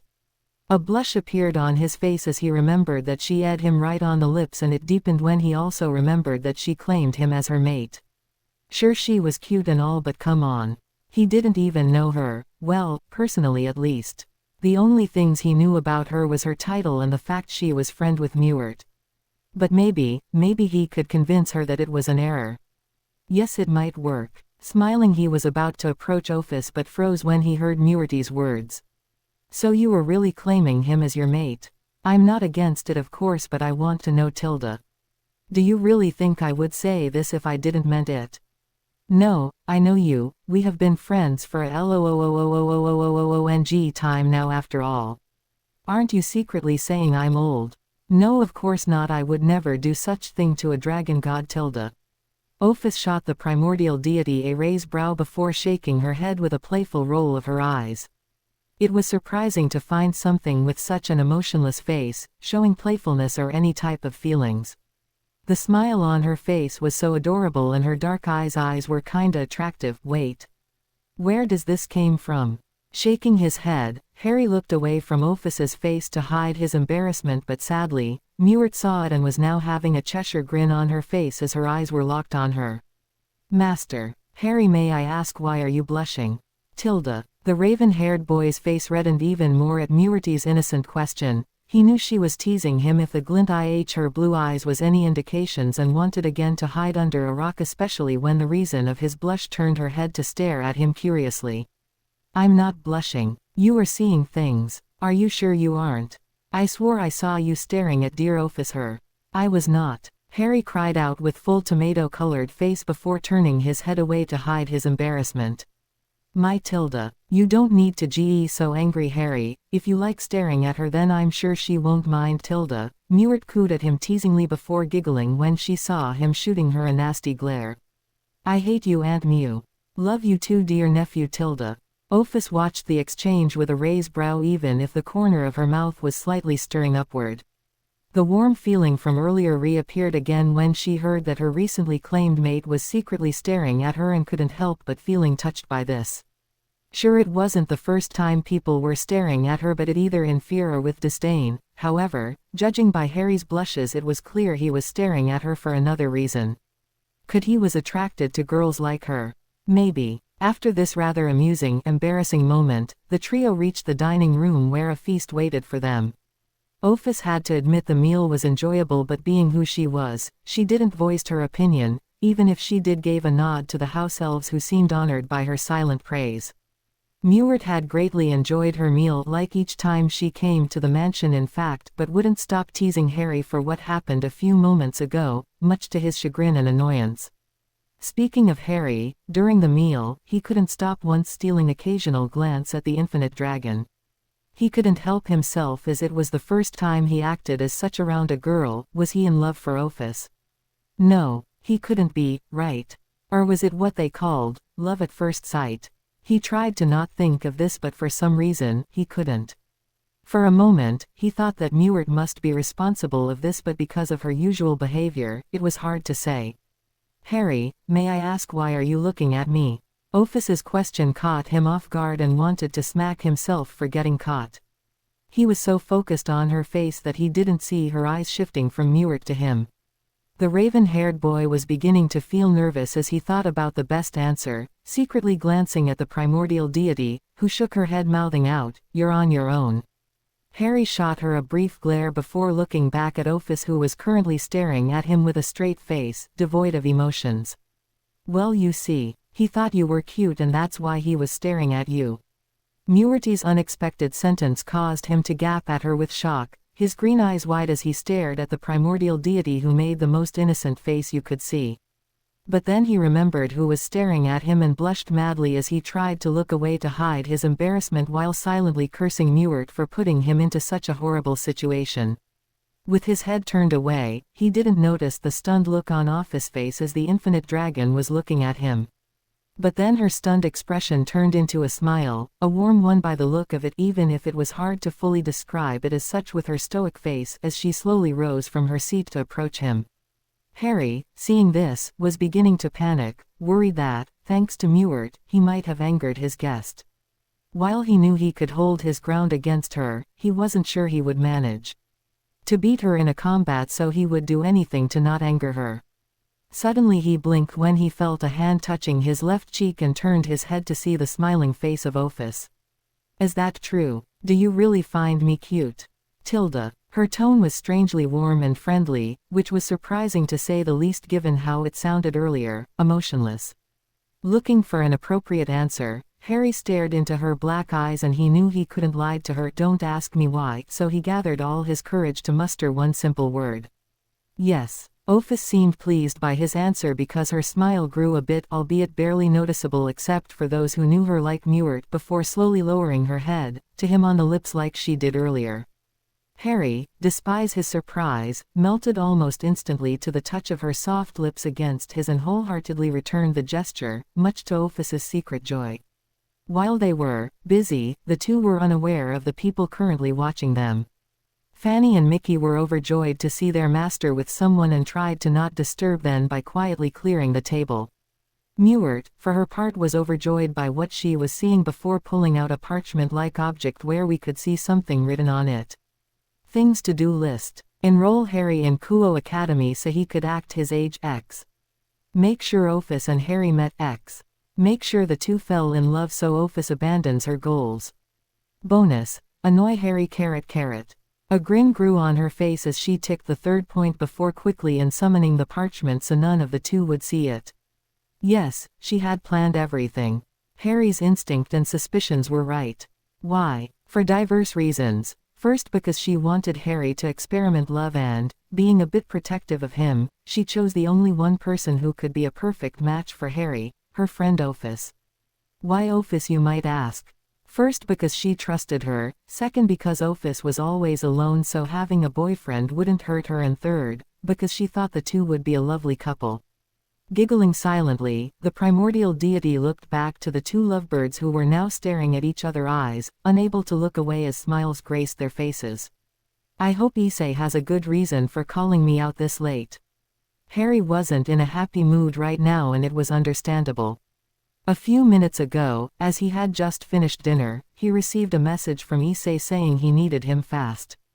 Grumbling about the brown-haired boy being an idiot, he had first wanted to object, but then he decided to go see what his classmate wanted.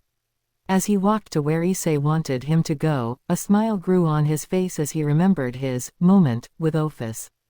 Sadly, his mate had to leave because of some business to attend, but she promised to be back later. While Harry was shocked at how fast it happened, he wasn't complaining about having a dragon god as a girlfriend, far from it. Ophis proved to be a much softer side inside her usual emotionless one, and he liked that side a lot. Mewert, once the infinite dragon left the mansion, had quickly left as well, no wanting to face Harry, who wanted nothing more than to scowl her for the embarrassment she caused, but also to thank her as well for presenting him to Ophis, and vice versa. However, someone else wasn't really happy about him having a girlfriend, Hedwig. Ever since he first met her, she had been acting like a surrogate mother, also nurturing him whenever she was around. So imagine how pissed she was when she heard that her hatchling had a girlfriend. It took 2 hours to calm her down, as the only thing that stopped her was the word, Ophis. Just hearing the word stopped the white phoenix in her anger. After she calmed down, Harry took 20 more minutes to calmly explain her the situation, and when she heard that it was Mewert who might have played a role in it, Hedwig quickly disappeared to who knows where, only to return an hour later with a satisfied look in her amber eyes. Back to present, Harry was walking toward his destination when he heard like an explosion in the distance and hastily went faster when he realized that it came from where he was supposed to go. However, once he reached his destination, Harry couldn't help but stare at the building with a sweat drop. It was a church. What would Issei be doing here? Was he suicidal? He should know that, being a devil, it was risky for him to be around such a place. Looking around to find his classmate, He sighed in annoyance when he saw there was no one around and was about to leave when he felt something coming from the church, a darkish aura. Knowing that it wouldn't be a good idea to go through the front doors, he decided to go from the back, while still trying to not make a sound and find his mindless comrade. He entered the building and was surprised to find some bodies. Concerned, he looked around for Issei, only to not find him among the bodies. He was becoming more and more concerned for his classmates' well-being when his eyes landed on a staircase. Thinking that Issei might have went through it, he slowly made his way downstairs before stopping when he heard some voices. "What are you doing to Asia?" It was Issei's voice, and strangely he sounded concerned for someone named Asia. Really? Who would name someone after a continent?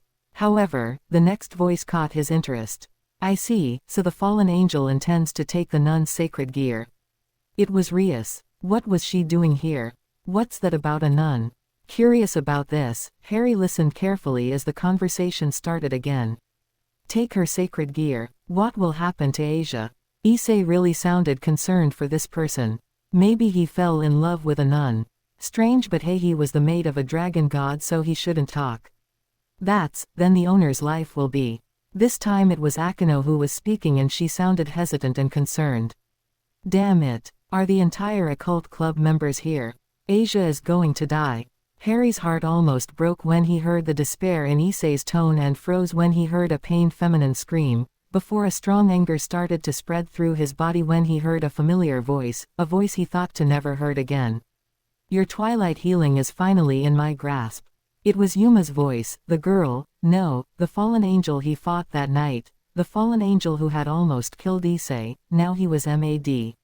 He silently went downstairs, and what he saw enraged him even more. The whole occult members were there facing Yuma in her fallen angel form, as behind her, chained to a large cross, was a blonde girl he didn't recognize but who might be Asia, the nun. Well, long time no see, fallen angel," Harry said loud enough to be heard by anyone, who all turned their head to look at him in shock. "Harry-kun, itoko." Issei looked happy to see him, but then flinched when he saw the coldness in those green orbs who were now glaring daggers at Yuma, who was shaking in fright. "You, me." The members of the Occult Research Club were shocked to see Harry acting like this. Usually Harry was a polite, calm and kind gentleman, but the man standing before them was not. Now he looked like he was about to kill everyone just by looking at them with those green eyes which were now glowing with power. "Harry, thanks pal, you came," Issei called in happiness to change the mood of the guy, but Harry briefly shot him a glance as his whole attention was focused on Yuma, who looked ready to piss herself.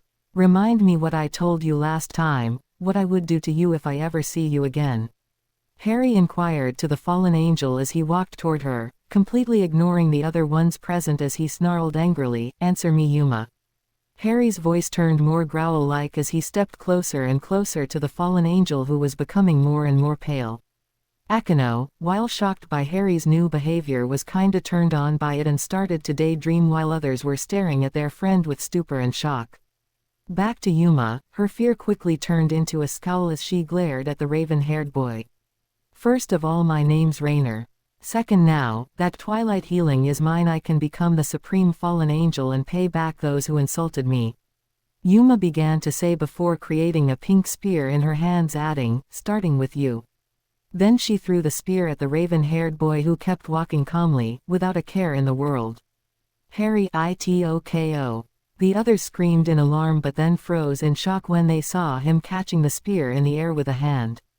The shock doubled in intensity when Harry crushed the spear effortlessly while smugly looking at Rainer. "Is that all you got? Well then, it's my turn, Tilda," Harry said with a dark grin as his green eyes turned into more feline-like. Rainer and everyone watched in shock as his body started to grow in size, his muscles bulging as black fur started to cover his skin. Then the shirt ripped apart, revealing bulging muscles which caused some of the girls to blush madly. Harry's hands turned into clawed ones with black fur covered them. I warned you about what would happen if we met again. You should have left the country when given the chance." As he spoke, Harry's face turned into a much more cat-like as a large and long mane grew around his neck, covering his shoulders, the top part of his chest and a bit of his back. A tufted tail swung behind him as his pants, shoes and socks ripped to released clawed feline-like paws while his human teeth disappeared to be replaced by sharp fangs. And now, you will wish to have done so. Raynor paled drastically as she stared in fright at the 10-feet-tall black humanoid lion standing right in front of her, its shadow entirely covering her as he glared at her with its glowing green eyes. Because now, I won't hide anymore. Rias and her peerage were frozen in place, their eyes couldn't look away from the creature before them. They knew Harry was part lion, he showed it when they met, but they didn't know he could turn into that. Issei was speechless. He just saw one of his friends turning into a freaking were-lion, and Kiba was also surprised himself. Kaneko, however, was not only shocked but also amazed by the other form of her, Itoko, while Akino was silently admiring the lion's bulging muscles. Harry raised a clawed hands ready to attack when suddenly 2 light spears crashing against his back stopping him. New wave of shocks from everyone as they saw there were no injuries. Even worse, the spears shattered the moment they made contact with his skin as if it was too tough to pass through. The owners of those spears gulped in fright when the black beast turned its head to look at them with bared teeth. But then the black humanoid lion opened its jaws to release a terrifying roar that froze everyone right on the spot.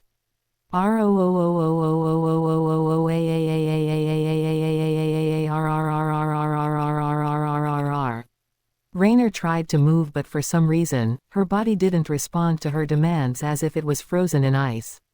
Even her head couldn't move away from the roaring lion. She wasn't the only one who noticed this, in fact every people present here had noticed it and were wondering what's going on, except Akino, whose interest in Harry was growing a bit more with that. Rias was staring at Harry with a mind filled with questions. Who was he? Where this power came from? How does he know of the supernatural world? The raven-haired boy had not once answered her questions, and she was frustrated of that as she was really curious of him. And now that he showed them another incredible feat, her curiosity in him grew even more. But right now, all of them were experimenting the same feeling, fear. This roar was deep, cavernous and loud, every reason to be scared of it and its owner, whose imposing size was enough to intimidate people. Speaking of which, once the lion re-closed its jaws, he glared at the shooters who were shaking madly on their legs.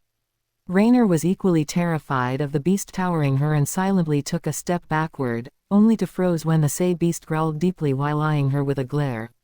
Rias, who had just regained her composure, blinked when she heard footsteps and turned her head to dissipating shaping dust-like clouds right where the spear shooters were. They must have ran off. But then her attention quickly shifted back to the lion, who was now glaring down at the shivering form of Raynor, whose eyes was wide in terror. Come on, fallen angel, where is the confidence you had a moment ago? Huh, are you nothing more than a pathetic coward? Raynor, hearing this, became angry and glared up at him defiantly, completing the fact he was a lot of time bigger than her. I will slay you, beast. Even if it is the last thing I do. Quote. A smirk grew on the lion's muzzle as it stared at the fallen angel with a bit of respect. Even if she was terrified of him, Raynor still looked ready to fight him. Interesting. He didn't wanted to kill her, as the reason he said he will was just to intimidate her. Yes, he was bluffing back there.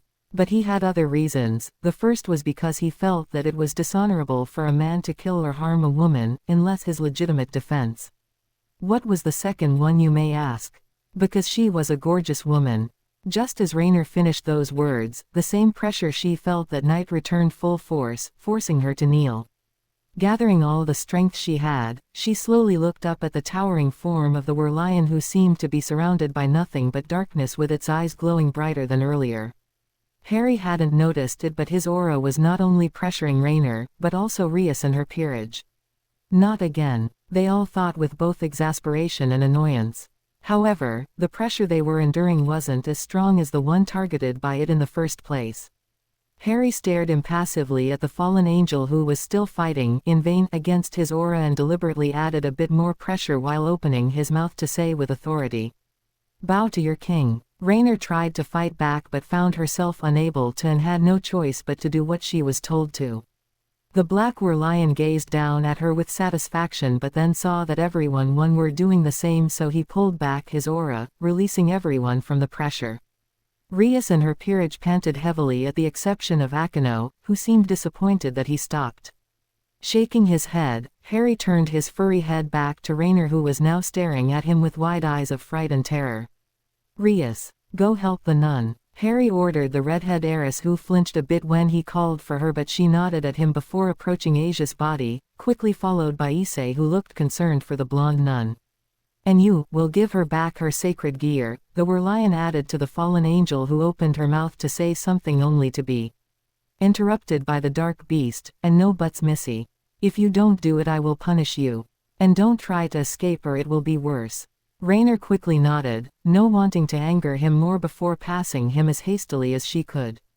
Harry watched in silence as Issei was glaring daggers at the fallen angel, probably having forgiven her for almost killing him, which was understandable in a way, but let her do her job. He also watched with interest as, after Rainer abandoned the sacred gear to give it back to its rightful owner, Rias pulled out a chess piece, a bishop, to reincarnate Asia as a devil. How ironical, a nun turning into a devil. Now he saw everything. Slowly, the Werlion approached Rainer, who flinched when she saw him approaching her. Harry gave her a slight glance before looking back at Rias. How is she? She will be all right, but the question is what to do with her. The redhead asked back as she eyed Rainer with narrowed eyes, and so the rest of her peerage did the same. However, before anything could happen, Harry stepped forward. Stop. I already have a good punishment for her, so don't try to kill her. Oh, and what have you planned for her, Harry-kun fufufu tilde? Akino asked him with a sadistic grin on her pretty face. Around her, everyone was staring at the Werlion expectantly, waiting for him to answer. Unless she wants to die today, I decided to make her my servant. Everyone gaped at him with wide eyes, shocked by his answer. What of Rainer? She was staring at him with horror and indignation, and was about to voice her mind when the Werlion turned its head to look at her. Like I said, it's either that or I kill you, unless you prefer to be sent back to Azazel. Hearing this, Rainer froze dead in her track. She knew she couldn't go back, as the leader of the fallen angels faction would surely be furious about what she planned to do, so she had no choice but to take the first option. However, deep inside her, a part of her didn't minded this punishment. Since the day they confronted, the fallen angel had been curious of this handsome raven-haired boy, but couldn't find anything about him. Gathering all her courage, she looked back at the Werlion towering her before nodding her head, silently telling him that he accepted her fate. To her shock, he gave her a soft smile as his body started to become more and more human. However, as he shrunk, Harry waved a hand and his ripped clothes instantly flied back toward him before returning back to their former appearances. Now they looked like nothing had happened. This new display of magic caused a wave of shock and curiosity for the watchers, and Rias's eyes brightened in pure interest. Akino, while surprised by his use of magic, was internally disappointed to not have the chance to see his body. Once he was fully human and back to normal size, Harry turned his head toward Rias and her peerage, crossing his arms as he gave them a glare which caused them to flinch at how stern he looked at the moment. Now, how about you tell me in detail what the hell is going on? Oh, of course, but how about doing this tomorrow? Asia needs to rest, Issei inquired in a shaky tone before Rias or anyone else had a chance to answer. All right, what will you do with her? Harry asked them as he pointed at the barely conscious form of Asia. Now that he got a good look at the nun, Harry had to admit she was cute, especially with the aura of innocence coming from her. One only children would have, well, except Dudley and his gang. Issei will take care of her as her senior devil. I only healed for her ability to heal, nothing more. Rias's answer was not what he wanted to her, and his green eyes narrowed as he glared at her. Rias, you are a good friend and a good girl, but sometimes I hate your bossy attitude. Just because she is a nun doesn't mean she served to be used as a puppet for your own gain. The redhead looked shocked by his words as around her, her peerage were watching the exchange with wide eyes. They hadn't expected this outburst. Issei then flinched when Harry's green eyes looked away from a pensive Rias to land on him. Issei, while you are a good friend and all, I'm sorry to say but I don't trust you around girls, so I will take her to my place. Quote. The brown-haired boy looked ready to protest, but Harry stopped him for doing so by raising a hand. It's up to you, I know you are attached to her. It's really obvious, but in my home I have a lot of rooms and medical stuffs to help her. If you want, you are free to come as well. You can tell your parents you're sleeping with a friend." Issei went deep in thought at this, pondering what to do as he glanced back and forth between Harry, Rias and Asia. Speaking of the redhead, she didn't seem pleased by Harry's suggestion as she didn't fully trust him, but she couldn't voice her mind as she knew he was much more powerful than he let on. "My parents would think I'm with Matsuda or Motohama, and they would be suspicious of a girl at home. I trust you, Harry, you already proven yourself to me, thank you." Ignoring the shocked look on Rias's face, Harry shot him a smile, nodding at him before looking over at Rainer, and touching her forehead with a finger. The fallen angel felt like a shiver running down her body, but instead of coldness, she felt warmth. "What did you do?" she asked him curiously. "I locked most of your power until you prove yourself. The only power you have is to go back and forth between your appearances." Harry's words caused a wave of shock from everyone. He had locked a fallen angel's power. How? Rainer stared at him with horror and tried to summon a light spear, only to see that she couldn't. "I can't use my power," she declared with disbelief as he stared at Harry with wide eyes, and the devil's bless Asia shot him shocked looks. "Told ya. Now, let's go home," Harry inquired to Rainer, who absently nodded, still shocked to be able to use her powers anymore. "I will see you all at the club tomorrow. Asia will be fine." Rias nodded at the raven-haired boy before saying in an almost stern tone, "You have a lot of things to answer for, Harry-kun. And I will, don't worry your pretty head about it. And also, now that Asia is a member of your peerage, she would have to attend Kuoh. Will you make sure of that?" Quote. Rias blushed at the comment about her pretty head, but nodded assuringly at Harry before she and her peerage disappeared through a red circle-like portal. Issei, before disappearing, shot one last look at Asia and a thankful nod to Harry. The raven-haired boy watched the group's departure before looking at Asia, who went unconscious again.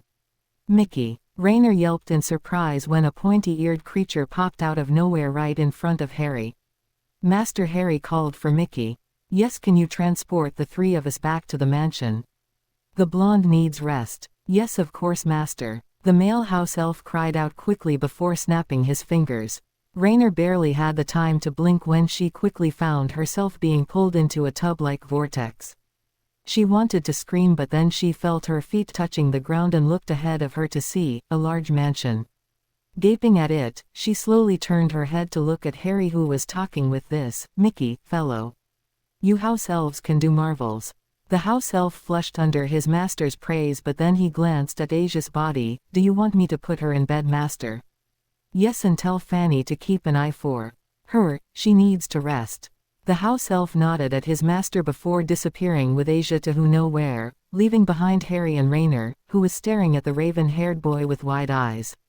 What you saw was a house elf, tricky little fellows who served as servants from some wizard family. "But if you have servants, what did you take me?" "For many reasons, but one of them is to show you that you didn't need to be violent to get recognition. I know your kind's history, and I must say it's stupid. No one deserved to be kicked out of their homes like that, unless you killed someone back there, that's it." Rainer stared at the young man before her with a stunned expression on her face. Like many other fallen angel, she had been banished from heaven because of a petty offense. Broken to have been forced out of her home, she grew bitter toward everyone and had to leave the life of a fallen angel. And now this man, who could have killed her so easily, allowed her in her home, claiming that her banishment, as well as others, was stupid. A wave of respect flowed from her body as she stared at the man before her. "Come on in." Harry's words broke her trance as she slowly went after him as he led her inside the mansion. If the outside was big, the inside looked even bigger. As she followed her guide, she couldn't help but look around in fascination and amazement as she had to admit this mansion was beautiful, inside and out. After a moment of walking, Harry stopped at the front doors of a room, facing the almost powerless fallen angel. "This is your room from now on. I hope it will be to your convenience. If you need something, call Mickey. Oh, and fair warning, this property had magical defensive wards, so if you ever tried to harm someone in there, you will have a taste of them." Rainer quickly nodded in understanding as the last words were spoken with coldness. But then his stern expression turned into a warmer one as he began to walk away, but not without saying to her, "Good night." The fallen angel watched his departure in silence before entering the room he gave her. It was large and very cozy in appearance, with everything she needed. The bed, a very big-sized one, looked comfortable, and the wardrobe was filled with clothes. Slowly, Rainer reverted into her human form, before climbing on the bed. She was shocked at how soft it was inside in content as she laid fully on it, enjoying it completely. Rainer couldn't believe that it was happening but wasn't complaining. She got a room all to herself, clothes, possible free meals, and being near a handsome young man was a bonus. The only bad point, being powerless. As she slowly drifted into sleep, her last thought before losing consciousness was, maybe this punishment won't be so bad after all. Harry was sitting at the dining room, waiting for his guests to come so they could enjoy a nice breakfast. He had woken up an hour ago and since then had already ate his. But after that, he went deep in thought. He was still wondering if he should tell his friends who he truly was, but for some reasons he was nervous. The first part of his story was not something he wanted to share and instead hoped to forget. He liked their company, but he was scared that they would turn him over once they learned the truth. Mewert had once told him that true friends would stay beside you whatever happened, but since he didn't had any friends before, he never putted this saying into action. Now that he had the chance to do so, he was nervous. Just like when he admitted to Ophis that she was cute. Except that it wasn't to get a girlfriend in the end but to gain a stronger friendship. Something that pondered his mind was Sona Shitori, or Sona Sitri. He didn't saw her a lot. Since they first bumped into each other, same for Tsubaki, Harry had once wondered if they even went into this school or it was just his lucky day. For an hour, he pondered about his next course of actions and finally came to the conclusion that maybe he should tell the truth to the people he saw as friends. Even if Rias's words the night before was disturbing to say the least.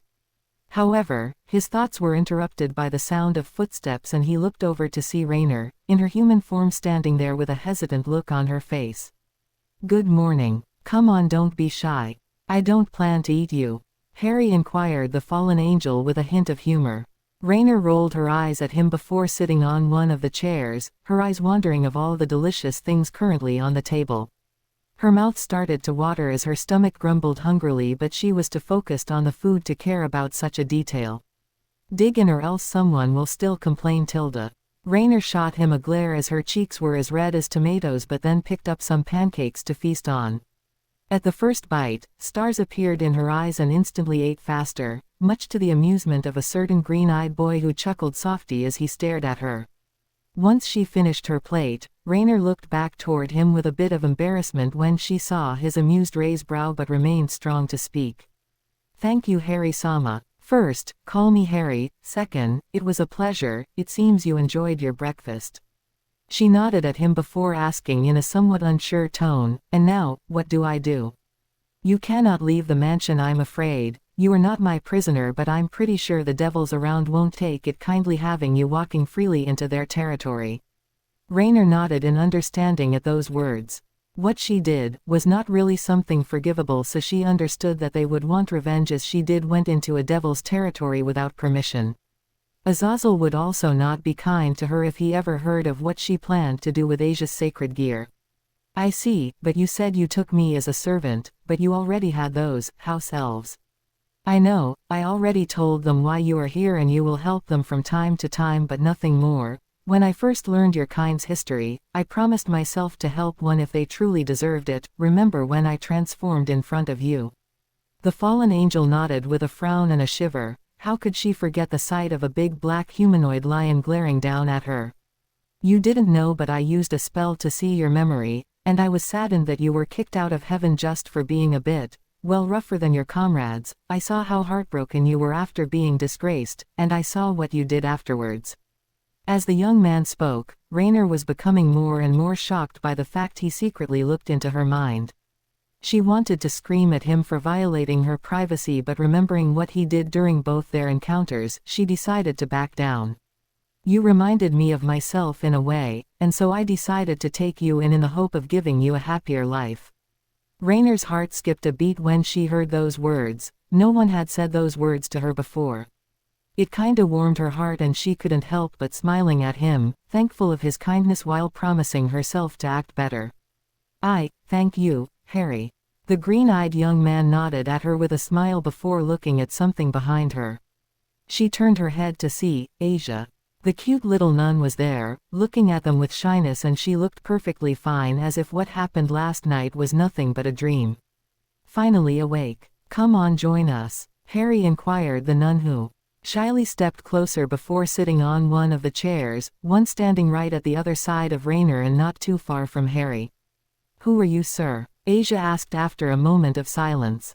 My name's Harry Peverell and you are Asia, Issei's friend. At the name, Issei, Asia's face brightened instantly and she looked even cuter right now. You know Issei-kun. He is a friend of mine, we are in the same class. Really? It's wonderful. Harry raised an amused eyebrow at the blonde's behavior, finding it quite amusing. But then he watched when Asia looked over at Rainer with an unsure look on her face. The young nun then blinked when the fallen angel before her started to speak. Asia, I'm sorry, what I did was horrible. I wanted to be recognized by heaven so I could go back home. I don't expect forgiveness, but I wanted to apologize to you. Asia stared at the fallen angel with surprise, but then her expression softened as she replied softly but look enough for Rainer to hear, I forgive you. What? I forgive you, as the apostle said, bless those who persecute you, bless and do not curse. Do not repay anyone evil for evil. If you truly want redemption, then I will help you as best as I can to find it. Rainer stared at the nun with tearful eyes. She couldn't believe that she almost killed someone so pure, all for a sacred gear. Thank you. The two girls smiled at each other and Harry couldn't help but allow a smile of his own to grace his face. This scene was touching. Now dear Asia, you should enjoy your breakfast and then you and I will go to find Issei. He must be worried about you. The nun nodded at him with a smile before slowly eating her pancakes, humming in delight at how tasty they were. Once they finished, Harry showed them a bit more of the mansion and Asia had been shocked to hear that she was welcome to stay and gracefully accepted, before asking if Issei could come as well. He had kindly said that, while he had a home of his own, Issei was welcome to visit, which seemed to have pleased the nun to no end. Later, the two left the mansion with Rainer helping the house elves in taking care of the domain. As they walked, Harry pulled out his phone before sending a message to Issei, stating that he wanted to see everyone near the park. Asia, for her part, was asking him a lot of questions like who he was, why did he live inside a mansion instead of a normal house. Harry responded to her calmly as he kinda liked the air of innocence flowing around her. When they arrived at the park, Harry was not surprised to see the members of the occult club present, except Issei, who was late, but he wasn't prepared to see Sona, Tsubaki and some other girls. Good morning everyone. Good morning to you too, Peverell-san. Sona responded respectfully, earning a groan from the raven-haired boy. I already told you and Lady Tsubaki to call me Harry, he whined in exasperation, and some of the girls giggled in amusement. Then he felt something hugging his waist and looked down to see it was none other than Koneno, whose arms were wrapped around his form. Itoko. Good morning Kaneko-chan. Harry replied back with a pat on the head before giving her a bag full of sweets he summoned in his hands. Here, a little something for you, Kitty Tilda. Kaneko, whose eyes were shining at the sight of the bag, shot him a small glare as she swiftly picked up the bag from him, earning a chuckle from him. Turning away from the Nekomata, Harry's eyes landed on the others. Where is Issei? He isn't here. Why? Kiba began to answer when suddenly a familiar voice echoed from nearby. I'm here. Speaking of the devil, Harry inquired with a hint of humor as he looked toward where the voice came from to see. The brown-haired guy jumped out of his bike. His comment earned a chorus of snickers from the crowd, even if Sona's was trying her best to not show it. Issei-kun. Asia called out in joy as she hugged the life out of the brown-haired guy, who chuckled in amusement as he hugged her back under the soft smiles of everyone present. Harry, Rias told us what you did the night before. Sona inquired in her usual stern tone as all eyes landed on the green-eyed boy, who shot a glance at the redhead in question, who quickly turned her head away with an innocent grin. Harry stared at the redhead with a deadpan expression before sighing deeply in exasperation. Of course Rias would warn the Citri heir. I know what you all want. Answers, right? Everyone nodded in the affirmative. Well then, I think the best place to answer all your questions is at my place. Wait, you mean we are going to your house? Issei asked him with wide eyes before flinching when Harry shot him a glare. That's pretty much what I just said, you know. Issei chuckled sheepishly as he rubbed the back of his head in embarrassment. Harry then turned his head away from the brown-haired to look at the other devils present. But before going there, Lady Sona, may I know the name of the ladies with you? I know Lady Tsubaki but not the others. Tsubaki blushed at being called a lady again, while the rest of the girls, not the ones from the Occult Research Club, all blushed at being called as such. Of course, Harry, Sona began to say before turning her head to look at the girls who might be her peerage. There is Hanakai Momo, Rei Kusaka, Tomo Riguri, Tsubasa Yura. Harry bowed his head at the girls who all bowed at him with respect. Well then, now that we will know each other, follow me. Harry inquired as he turned around to walk all the way back to his place with the two peerages going after him. However, he didn't went far because after a few steps he turned around. Oops, I forgot to warn you, my domain is heavily warded, so if you tried to do anything, well, let's just say you won't like the experience. The devils all nodded even if they were wondering what he meant by that as they walked after him. For a moment they walked in silence, except Asia and Issei, who were chatting with each other. It was easy to understand that the blonde nun was fond of Issei, and Harry was still wondering if she was blind of his perverseness, but then shrugged as it wasn't really his problem. When they arrived, the devils blinked when they saw nothing, at least at first, because a second later, large fences came into view with, on the other side, a large mansion. The sight caused the devils, except Asia, to gap in shock before turning their heads toward Harry, unable to say a word. The raven-haired boy smirked in amusement before opening the fences to let them in. But as they entered, the devils felt like someone was watching them, or more like judging them. They wanted to ask him, but he was already entering the mansion, so they had no choice but to go after him. But then when they entered the building, the devils gasped in stupor at the beauty of the inside. Wonderful. Sona even commented in a soft tone as she looked around. This mansion belonged to my family for centuries now, I'm glad it is to your liking.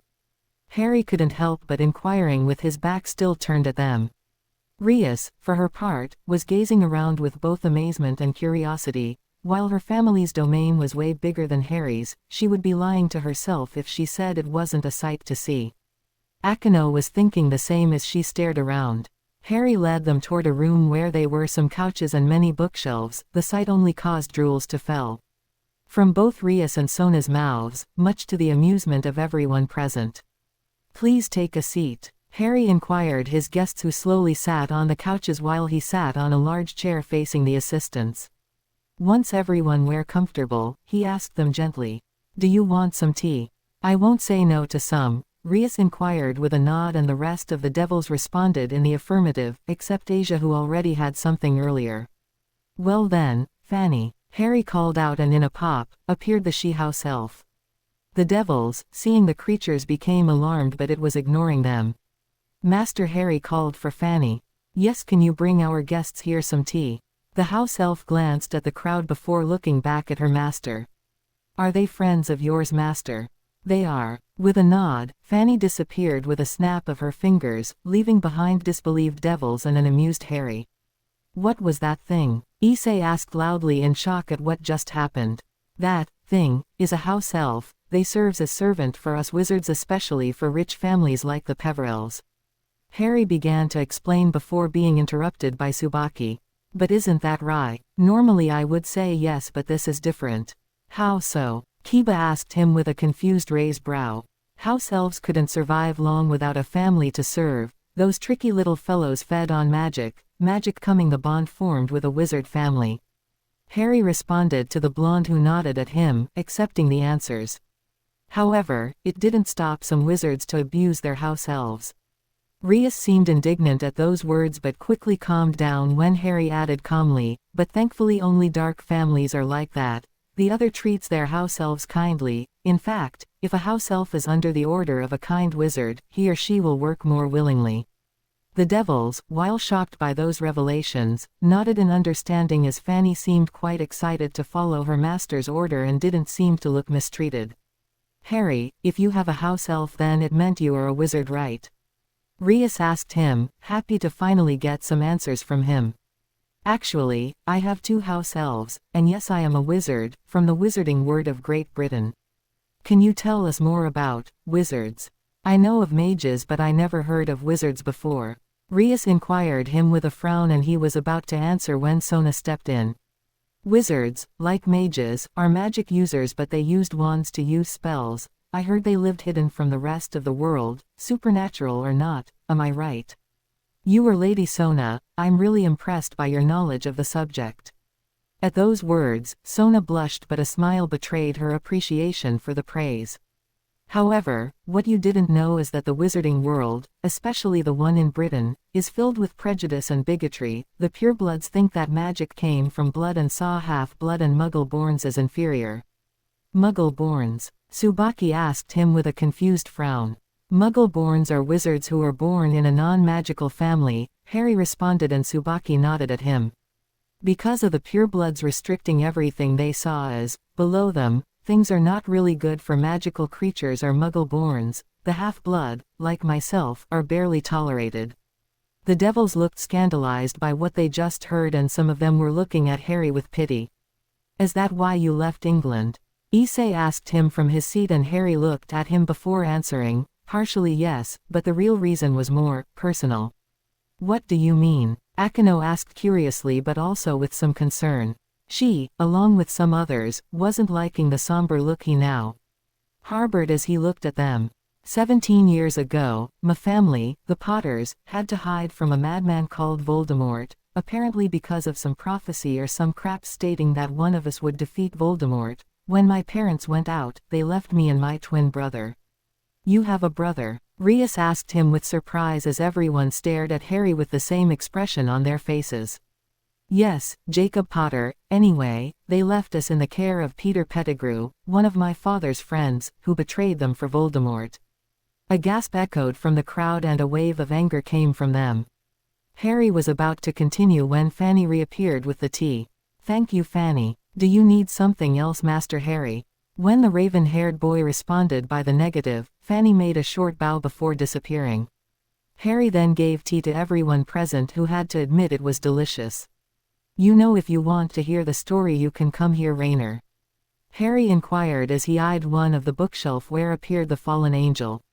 At those words, Rainer stepped closer with a look of embarrassment at being caught, but then she flinched at the glares she was receiving from the devils. What is she doing here?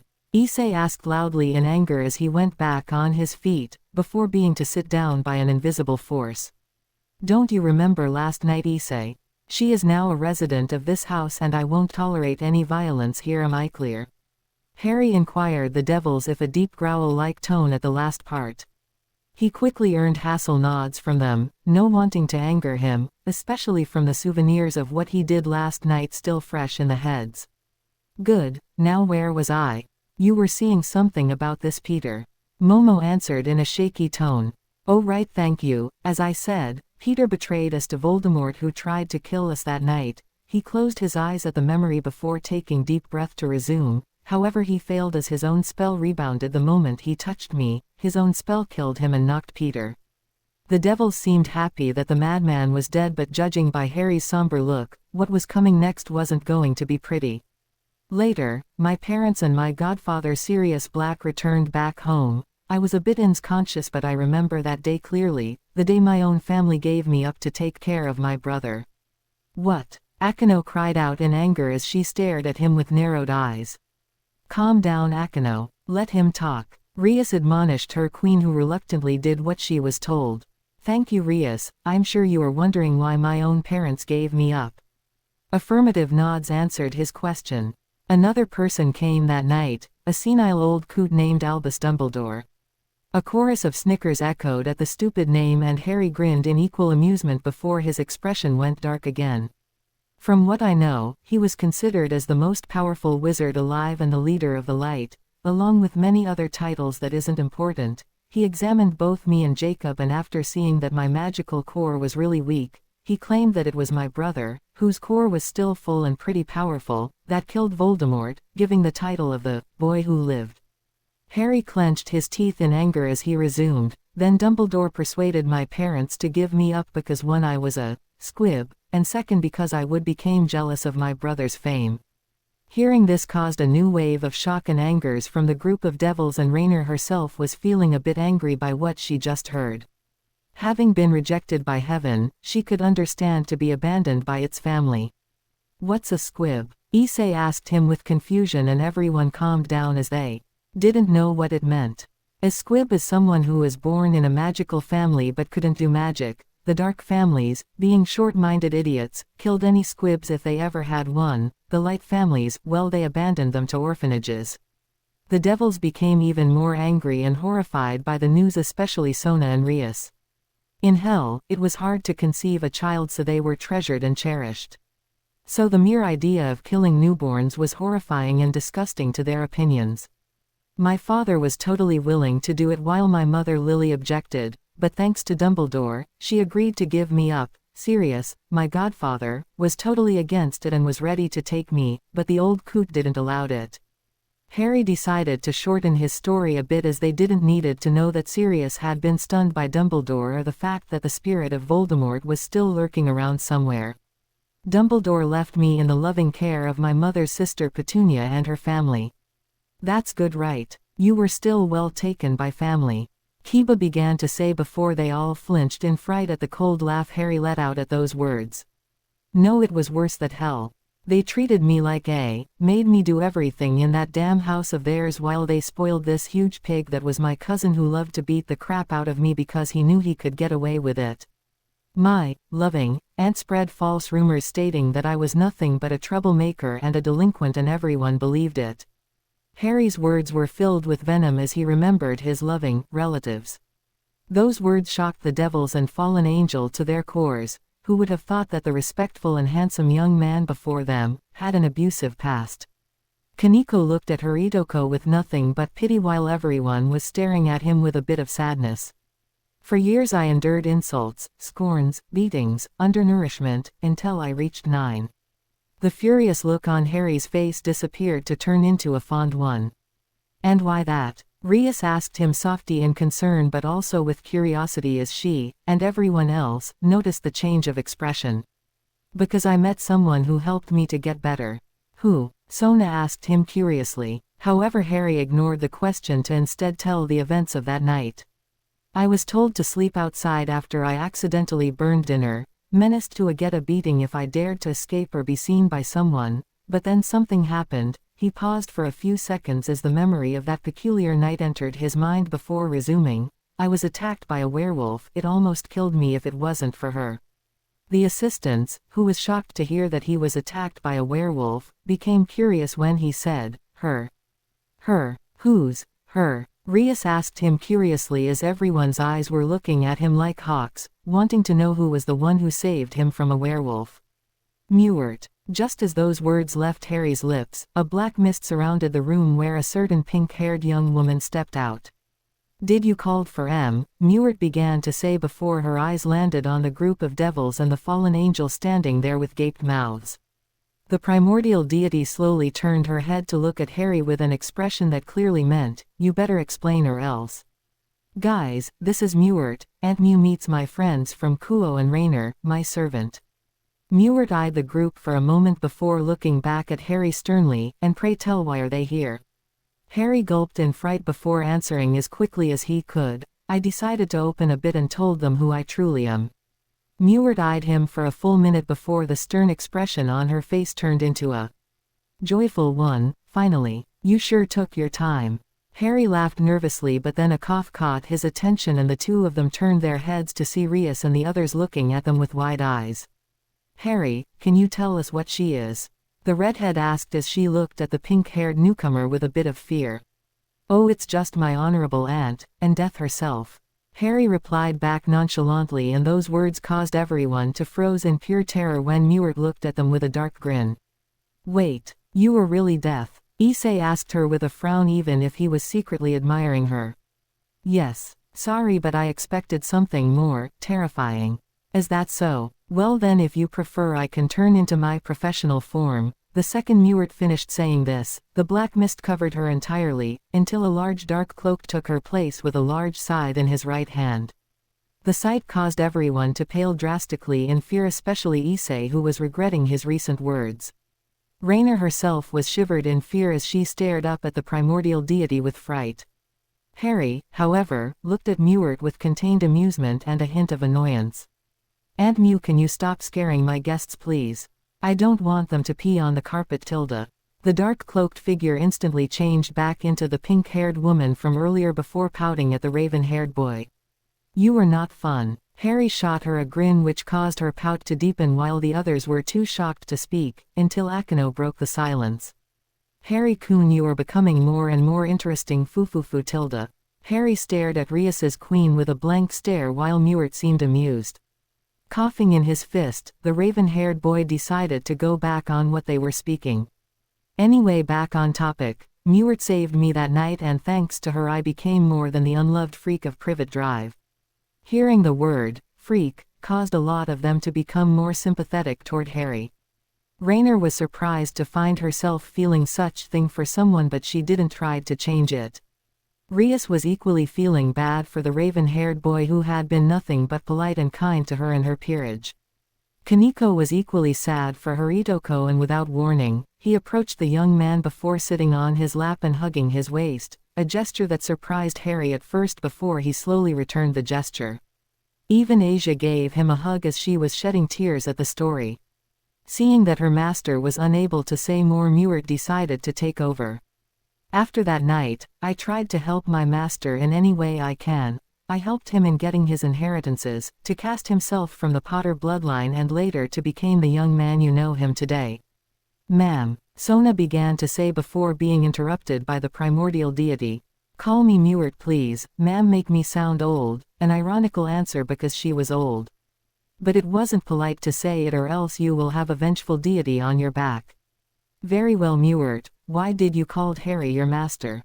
In response, the primordial deity told everyone the story of the Deathly Hallows, and the devils and fallen angel were listening with stars in their eyes.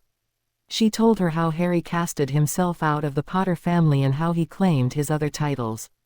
So when Harry absorbed the Hallows, he became immortal. Rias asked the deity with disbelief. "Yes, that, and because he was destined to be the master of death, but instead of bossing me like many would have done, he treated me as family, and given the fact that I raised him, albeit partially, I became his Aunt Mew, Tilda." Harry shot the deity a small glare at the emphasis, but she only giggled in response before saying something that caused him to freeze on the spot. "So Harry, mind telling me why you made a fallen angel your servant?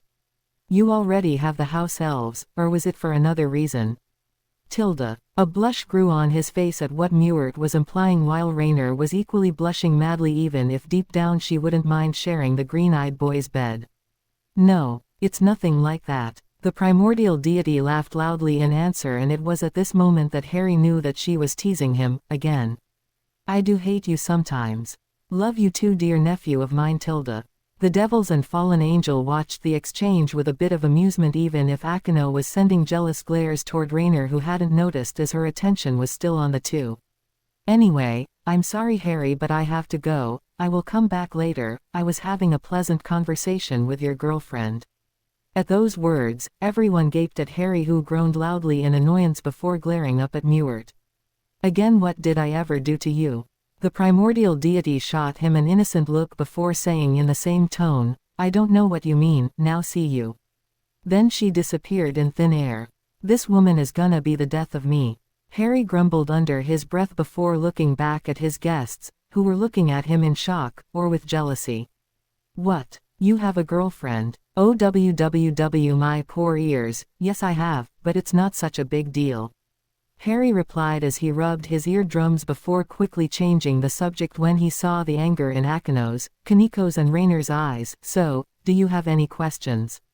"Who has nothing to do with the fact I have a girlfriend." The last question was asked when he saw how quickly they raised their hands. After he asked, some hands fell down except Rias, Sona's, Tsubaki's, Kiba's and Asia's, a sight which caused him to groan. Thankfully Hedwig wasn't around, or it would get worse. Harry, I think you should know that we sympathize with you. No one deserved to be treated as such by their own family. Sona inquired kindly to the young green-eyed man, and her peerage nodded in agreement. You might not be a member of our peerage, but you are a good friend. If you need anything, then you can count on us. Rias added with a smile of her own. Harry looked at the redhead's peerage and he was overjoyed to see Kiba giving him a firm nod while Akino was giggling with an eye-closed smile. If you think you can get rid of us, then you are mistaken, Harry-kun fufufu tilde. Ignoring the girl's sadistic antics, Harry looked at Kaneko, Asia and Issei. The formers were hugging him tighter and he understood that he could count on them, while Issei gave him thumbs up with a smile on her own. Even Rainer shot him a smile, which caused to look even prettier. A few days had passed since Harry told his story to the Occult Research Club, and the Student Council, and life had indeed turned to the better for him. They would sometimes come to visit him, especially Akino and Kaneko. The former because she wanted to know who she will have to share Harry, and the latter just to be around her Itoko. Rias and Sona would often step by, but not only to visit him, but more like reading the large amount of books in the mansion library. Harry didn't mind it and instead, wholeheartedly let them take some books, at the conditions of bringing them back once they finished. Issei also would sometimes stop by to visit Asia, who decided to leave in the mansion as there were a lot of rooms. The brown-haired, ever since he was first introduced as a devil, trained hard to use his sacred gear and developed some muscles, albeit not as big as Harry's. In addition, he had to do some missions, but it was discovered that he couldn't use the Grimoire portal, so he used a bike. A devil on a bike, what will be next? A flying goat. Speaking of the nun, Harry grew attached to the innocent blonde girl, so much that he saw her as a little sister, and it seemed that the feeling was mutual because she started to call him Oni-san. The house elves also grew fond of the nun, and Harry would sometimes find them chatting with her. His friendship with Kiba got stronger after the latter revealed to him some part of his life. Why? Because Harry revealed his. The blonde guy thought it was fair for him to know, as they were friends. Apparently, Kiba was the last survivor of some project, the Holy Sword Project, led by a certain Valpyr or something.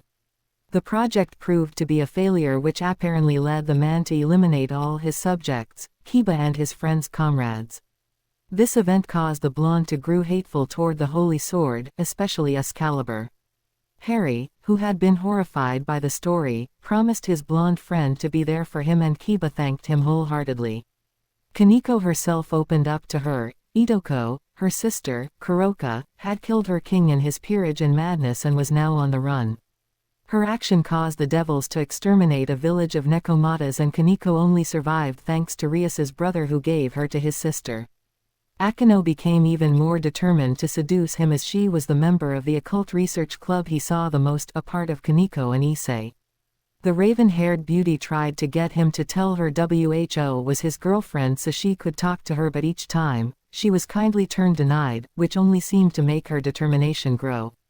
Speaking of girlfriend, Ophis would usually come at night when no one beside Harry was in the mansion. Their relationship grew as the time passed, and the raven-haired boy twice took her to a local restaurant for a date. The infinite dragon seemed to be a complete different person around him, but he didn't complain as she looked even more beautiful. When they were in a room, the two did nothing more than and caresses, but Ophis seemed to want more. Harry, however, didn't felt ready, so of course, he turned her down as politely as he could. The infinite dragon, while frustrated at being denied, had accepted to wait until he felt ready. She had been surprised to meet Rainer at Harry's home, and after a lot of explanation, she calmed down. Speaking of Rainer, she grew accustomed of her life in the mansion, and she felt happier that she had ever been sickly the day she got kicked out of heaven. She became, albeit unofficially, Asia's protector, as she still felt guilty of what she did. Later, she was shocked to the core when she met Ophis, and it worsened when it was revealed that the infinite dragon herself was Harry's girlfriend. Internally she had been a bit angry because, during the time she passed in this mansion, she fell in love with the young lord and wanted nothing more than to shag him in bed. But then, her dream crushed when Ophis revealed herself to not only be Harry's girlfriend but also his mate. However, the infinite dragon secretly assured her that she wouldn't mind sharing him, and the two of them became good friends afterwards, Harry, while surprised by their complicity, was unaware of what was already in motion for him, for the better or not. However, he did notice Rainer's new behavior around him. She acted more like Akino but not as much. During the time she passed here, Harry got to know the fallen angel a little better and grew to like her as under the mask of coldness, she was rather interesting woman, fierce and loyal. He would be lying to himself if he said he didn't found her attractive, but he felt that he would be cheating on Ophis and so refrained himself. He, however, released the block he placed on her, so now she was free to use her powers, but not once did she attempted to use them. Mewert had come by 2 of 3 times since the day she introduced herself to the devils and fallen angel, and it was usually to see if her nephew in all but blood was still fine and well. He could swore that he had seen her looking at him with a bit of disappointment when they ate together. Why, he didn't know, but then he noticed the grin she had, albeit it was barely noticeable, each time her eyes landed on him and Rainer, and internally shivered at the last time he saw those eyes. He passed some sort of trials a few days ago, and Mewert stated that he didn't needed more lessons from her as he now knew everything she know. As she announced this, he had detected the sadness and nostalgia in her tone and so, gently told her that he would always need her, and she brightened a lot at this.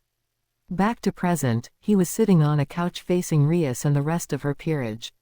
He didn't went to school today because he had worked late the other night, and because he wanted to relax for once. On what was he working on, you might ask? On some potions. Yes, you heard me right, potions. But what for? Easy for special cases like healing injuries, trouble to sleep, etc. The other reason because he didn't wanted to go to school. Because Rainer, the house elves and Mewert said he should take a day off. So he inquired Asia to take notes for him in class, and she wholeheartedly accepted.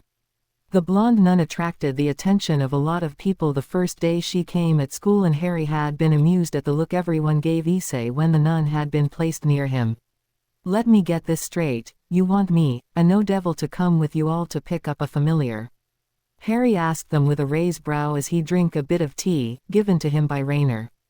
Asia had came back home a few minutes ago with the entire members of the Occult Research Club and had told him what happened during his absence. Apparently, Sona recruited a guy named Saji in her peerage and wanted to go get him a familiar, but sadly Rias had planned the same to Issei and Asia. He had asked them why they couldn't simply go all together, and Akino responded by stating that only one group was allowed to enter the world of familiar. So to see who will go there, the 2 parties competed with each other. Harry deadpanned at Rias when Issei retailed him the tennis match, which started normal to became frightful. It ended him with the 2 destroying most of the equipments a draw. So to decide who will get familiars, the 2 parties chose to face each other in a dodgeball match, which ended up with the victory of Rias and her peerage.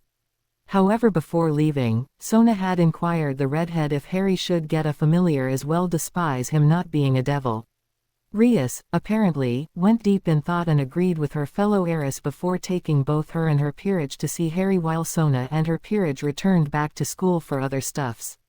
The Occult Research Club entered Harry's domain and were greeted by the landlord, Harry himself, who led them inside. That's bring us back to present. Yes, you might not a devil, but we all think you deserved it. Rias answered with a soft smile as around her peerage nodded their heads in agreement. Harry drank a bit more of his tea before looking back at the group in front of him. Well then, I'm sorry to disappoint you, but I won't go with you. The devils looked like a bombshell had been dropped on them, and Rias was about to ask him why he didn't wanted to come when Issei beat her to it. What the heck, man, why wouldn't you want to come? Because I already have a familiar. New wave of shock from the devils, while Rainer, who was sitting not too far away and reading a book, internally smirked. The fallen angel met Harry's familiar 2 days after her first night in the mansion, and she had been shocked by amazed that the green-eyed boy had such a powerful creature as his familiar. Hedwig, for her part, had first been distrustful of her, but then slowly grew fond of the fallen angel, after Rainer gave her a piece of bacon. That's it. What do you mean you have a familiar? Issei asked him with disbelief. It's mean what I said. Why would I want to go with you to get a familiar if I already have one? Then where is it? Kiba asked him with a raised brow as he crossed his arms. I'm ready to bet it's a powerful creature, Fufufu tilde, Akino cooed with her usual eye-closed smile. Harry sent her an amused smirk and a raised brow, as it was indeed the case, before opening his mouth to call out, "Hedwig." Suddenly, in a burst of white flame, appeared the white royal phoenix in all her glory. The sudden apparition caused the devils to froze in amazement and fear, as phoenixes were known to be light creatures. The majestic bird flied around the group, singing loudly, and Harry listened to it with a smile while the devils were shivering in fear. Why? Because a phoenix's song struck fear in creatures of evil, like devils and fallen angel. However, Rainer didn't seem particularly affected by the song and instead enjoyed it, as it was smoothing and almost sounded like symphony. The white phoenix circled the group for a moment or two before landing on a perch-like object standing near Harry's chair. The noble bird ruffled her features before extending her neck to nuzzle the top of Harry's head. In response, the green-eyed boy reached out to caress her snowy feathers. "Everyone, let me introduce you to my familiar, Hedwig, the royal phoenix." Hedwig, at those words, spread her wings to show herself in all her glory while singing again, but this time it didn't hurt the devils, much to their relief, and the fear was now replaced with amazement. Before someone could say something, Asia stepped closer to the bird with a piece of bacon in her hands. Seeing it, the phoenix's eyes seemed to sparkle, and Asia wholeheartedly gave it to her. Hedwig quickly ate the piece of bacon before ruffling the top of the nun's head with her beak, earning a giggle from Say Nun. Asia met the bird at the same time that Rainer, and like the house elves, she attracted Hedwig's attention, maybe because of how pure and innocent she was. "You, how?" Rias mumbled in shock as her eyes were still locked on the magnificent bird, who was far too busy being complimented by Asia to pay attention to the redhead. "A magician never reveal his secret, milady Tilda." Rias shot him a glare while everyone else laughed with humor, with Harry giving her an innocent smile in response. Akino's interest in Harry grew a bit bigger with this new discovery and couldn't help but lick her lips in anticipation as she was daydreaming about him and her together, along with whoever his girlfriend was. "Ooh man, you are really lucky, you know that. First you are a lord, trained by death herself, have a girlfriend and a freaking phoenix as your familiar. Life is so unfair." Issei whined with despair. Harry stared at him with a smirk, but then noticed the way Akino was looking at him, lust. Shivering, he used all of his occlumency abilities to make sure to not show how nervous this simple look was causing him. "So is there something else you wanna discuss?" he asked in an attempt to change the subject. Rainer shot him an amused raised brow, as she had noticed the look Rias's queen was sending him and was internally feeling jealous, as Akino was indeed a beautiful woman. "But maybe, Ophis wouldn't mind another one, eh?" Grin grew on the fallen angel's face as she stared at the green-eyed boy, who was unaware of what was waiting for him. "Honestly, no, so we will come back later." "All right then, good luck, and Kaneko-chan. Huh, you know what to do if Issei starts to misbehave." Hearing this, the brown-haired boy in question flinched when a small grin appeared on Kaneko's face and gulped in fright when the petite white-haired girl nodded at her. "Idoko." "Asia," Issei quickly called out for the nun as Rias went back on her feet alongside Akino. "Coming," the blonde nun replied with her happy smile as she petted Hedwig's head one last time before approaching the. Harry watched as Rias and her peerage disappeared through the familiar red summoning circle and sighed once they left. The black-haired teen then turned around to face Hedwig, who seemed sad that Asia left. He could understand it, but it was still funny at the same time. "You really loves being spoiled rotten, huh, you big feather ball?" The royal phoenix screeched at him in indignation before using one of her wings to slap the back of his head, much to the amusement of a certain fallen angel who snickered under her hand. "OW. Okay, I take back what I said, but I still think it." Another slap from Hedwig followed his words. "OW. Satisfied with her work, Hedwig sung with amusement before disappearing in a burst of flame. Harry glared toward where she disappeared while rubbing the back of his head with a hand. "Bloody bird is gonna be the death of me one of these days." He grumbled under his breath before glaring at Rainer, who tried to pull out an innocent face, which failed.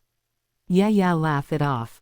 Harry inquired her with exasperation as he walked out of the library room to his bedroom to rest for a bit. Just as he entered his room, a portal opened outside his mansion and Ophis, the infinite dragon, herself stepped out. What was she doing here? Well, to see her mate, what else? Before she could enter the mansion, she was instantly greeted by one of the house elves, Mickey.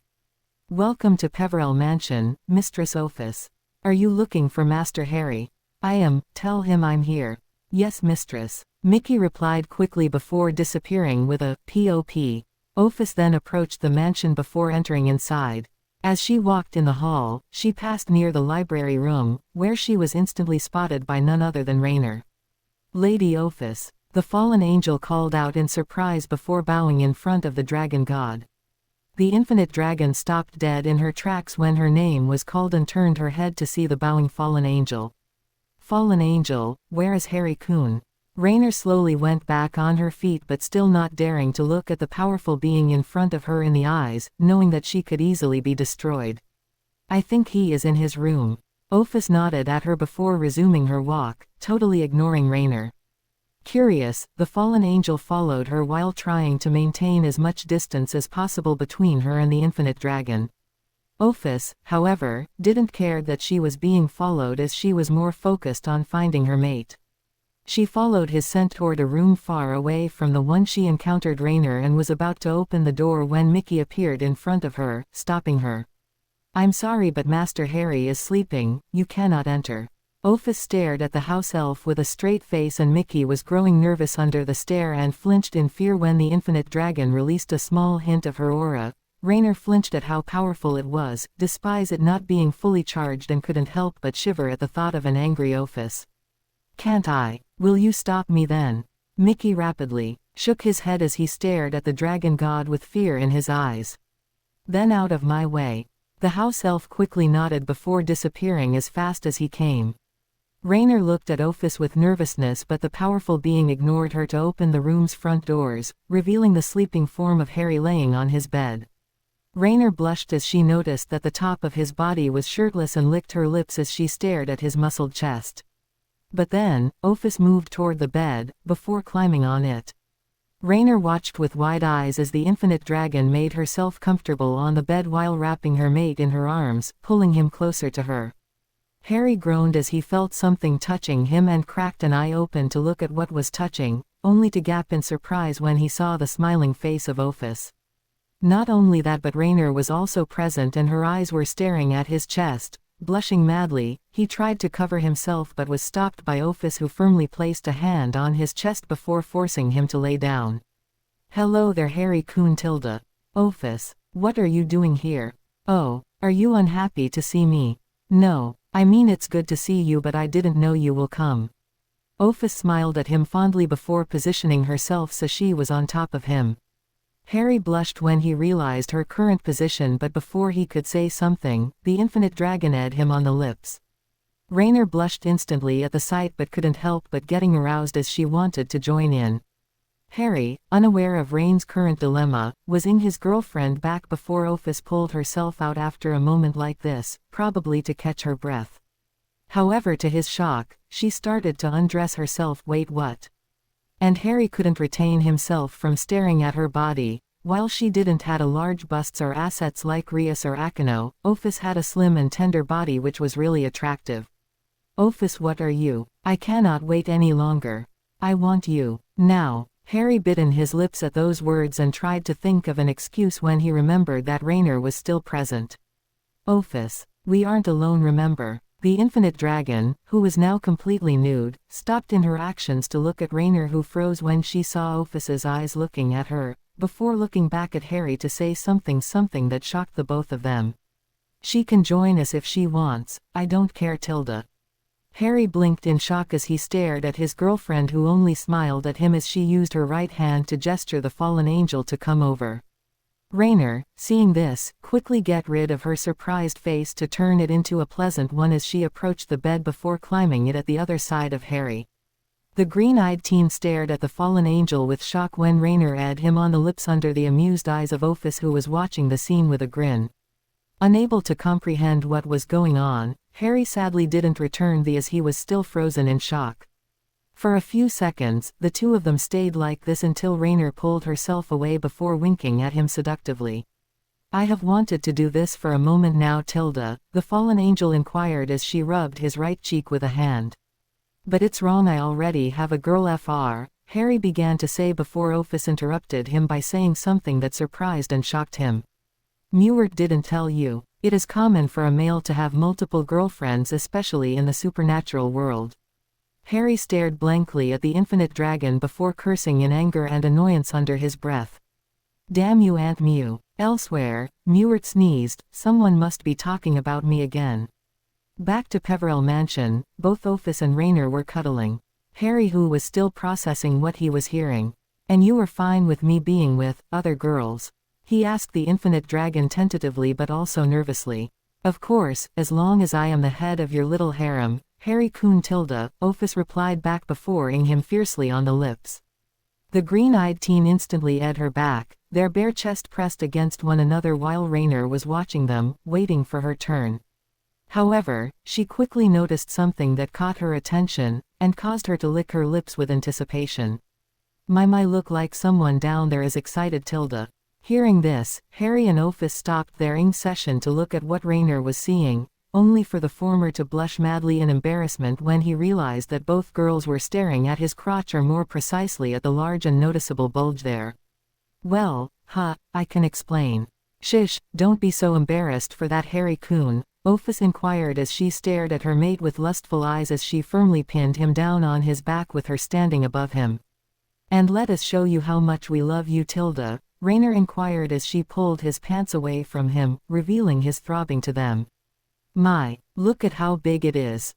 You must really want us to get this big. Tilda. Harry blushed even redder at the teasing but then gasped in shock when he felt fingers wrapping around his member but was unable to look up because the only thing he could see was Ophis sitting on him, with a lustful glint in her eyes. Harry opened his mouth to see something when a finger on his lips stopped him from doing so, courtesy of Ophis. Let the fun begin. Just as those words escaped Ophis's mouth, she eyed him again fiercely while using her hands to move his own hands toward her breasts. Harry eyed at as he massaged his mate's tits when he suddenly felt them growing a bit. Opening his eyes, he was shocked to see that they were now as big as Raynor's. Looking at his mate questioningly, the infinite dragon only smiled at him before saying lustily, I'm a shapeshifter, I can do whatever I want with my body, now let's make things a little more interesting, shall we? Tilda. Harry saw Ophis looking at Raynor as she said those words, and the fallen angel, who was stroking his cock, smirked before stuffing it completely inside her mouth, deep-throating it. The green-eyed boy eyed when he felt Raynor's tongue caressing his shaft or licking the tip, but then Ophis eyed him again on the lips, forcing him to be focused on her. Suddenly Harry pulled himself away from Ophis's mouth, to eyed on one of her tits. At first taken aback by the sudden action, the infinite dragon eyed in pure bliss before gasping when she felt a pair of hands grabbing her ass cheeks. Then the same hands started to massage her, which caused Ophis to squeal. Meanwhile Raynor was licking Harry's throbbing cock with passion. He was so big. It must be 6 inches in size. The fallen angel then gave him a handjob while tickling his urethra with her tongue. Harry's ass were muffled as he was still licking Ophis's tits, but then pulled himself when he felt himself coming close to cum. Raynor, noticing his expression, doubled her actions, licking and ing his cock faster. Thanks to this, it didn't take long for Harry to release his cum, right inside Raynor's mouth. Indeed, as if she knew when it will come out, she engulfed his cock in her mouth and greedily took his cum, before swallowing it. Tasty, Tilda, the fallen angel commented as she eyed the green-eyed teen. But then she climbed on the bed, looking at Harry like a pouncing predator, and he suddenly knew that it was far from over. Ophis smirked when she saw how hard her mate's cock was, despite having released his cum, and she grabbed it firmly with her left hand before stroking it slowly. Harry eyed again at the movements but then froze when he saw something standing above his head. His eyes widened at the sight of Raynor's womanhood in all its glory. The fallen angel was looking down at him with nothing but lust as she wriggled her waist a big, silently giggling when she saw Harry's eyes following her pussy's movements. He was about to ask her what she was about to do when his mouth was suddenly pressed against her womanhood, preventing him from asking. As if it wasn't enough, he felt a hand pushing him deeper against her wet pussy but still could hear her ing something. Lick my pussy. I want to feel that tongue of yours. Harry didn't have a choice but to do what he was told, especially when Raynor's hand pushed him forcibly deeper against her womanhood. The moment he started to lick her pink wall, Raynor gasped in ecstasy and edged lustily as she used her other hand to rub her clit. Ophis, for her part, had been licking her mate's cock the moment Raynor sat on him. But now, she wanted more, she wanted to feel him inside her. However, she didn't wanted to get pregnant, so there was only one other option, her ass. Smirking lustily at what she had in mind, she instantly looked back at Raynor, who was experimenting the best cunnilingus of her life. Fallen angel, get off him, now. Hearing how cold and authoritative it was, Raynor pulled herself away from Harry, a bit disappointed to not gotten the chance to release her juices all over his handsome face. Harry slowly went up, and what he saw once he was on his haunches caused him to gap. Ophis was on all four with her, presented to him. The infinite dragon had made to change the size of her butt to make them more attractive to her mate, and she smirked in triumph when she saw that it succeeded. Come on, Harry Coon, I heard it's rude for a man to keep a woman waiting. Harry, hearing this, blinked out of his trance before positioning himself behind Ophis. The green-eyed teen aimed his cock as her pussy when she stopped him by saying, "No, no, no, another hole needs your attention." He instantly knew what she meant and aimed his cock at her asshole before slowly pushing it inside. As his went in, Ophis was in delight, but once he was fully inside, she screamed, in pain. "Are you okay?" he asked her with concern, and Ophis turned her head slightly to answer.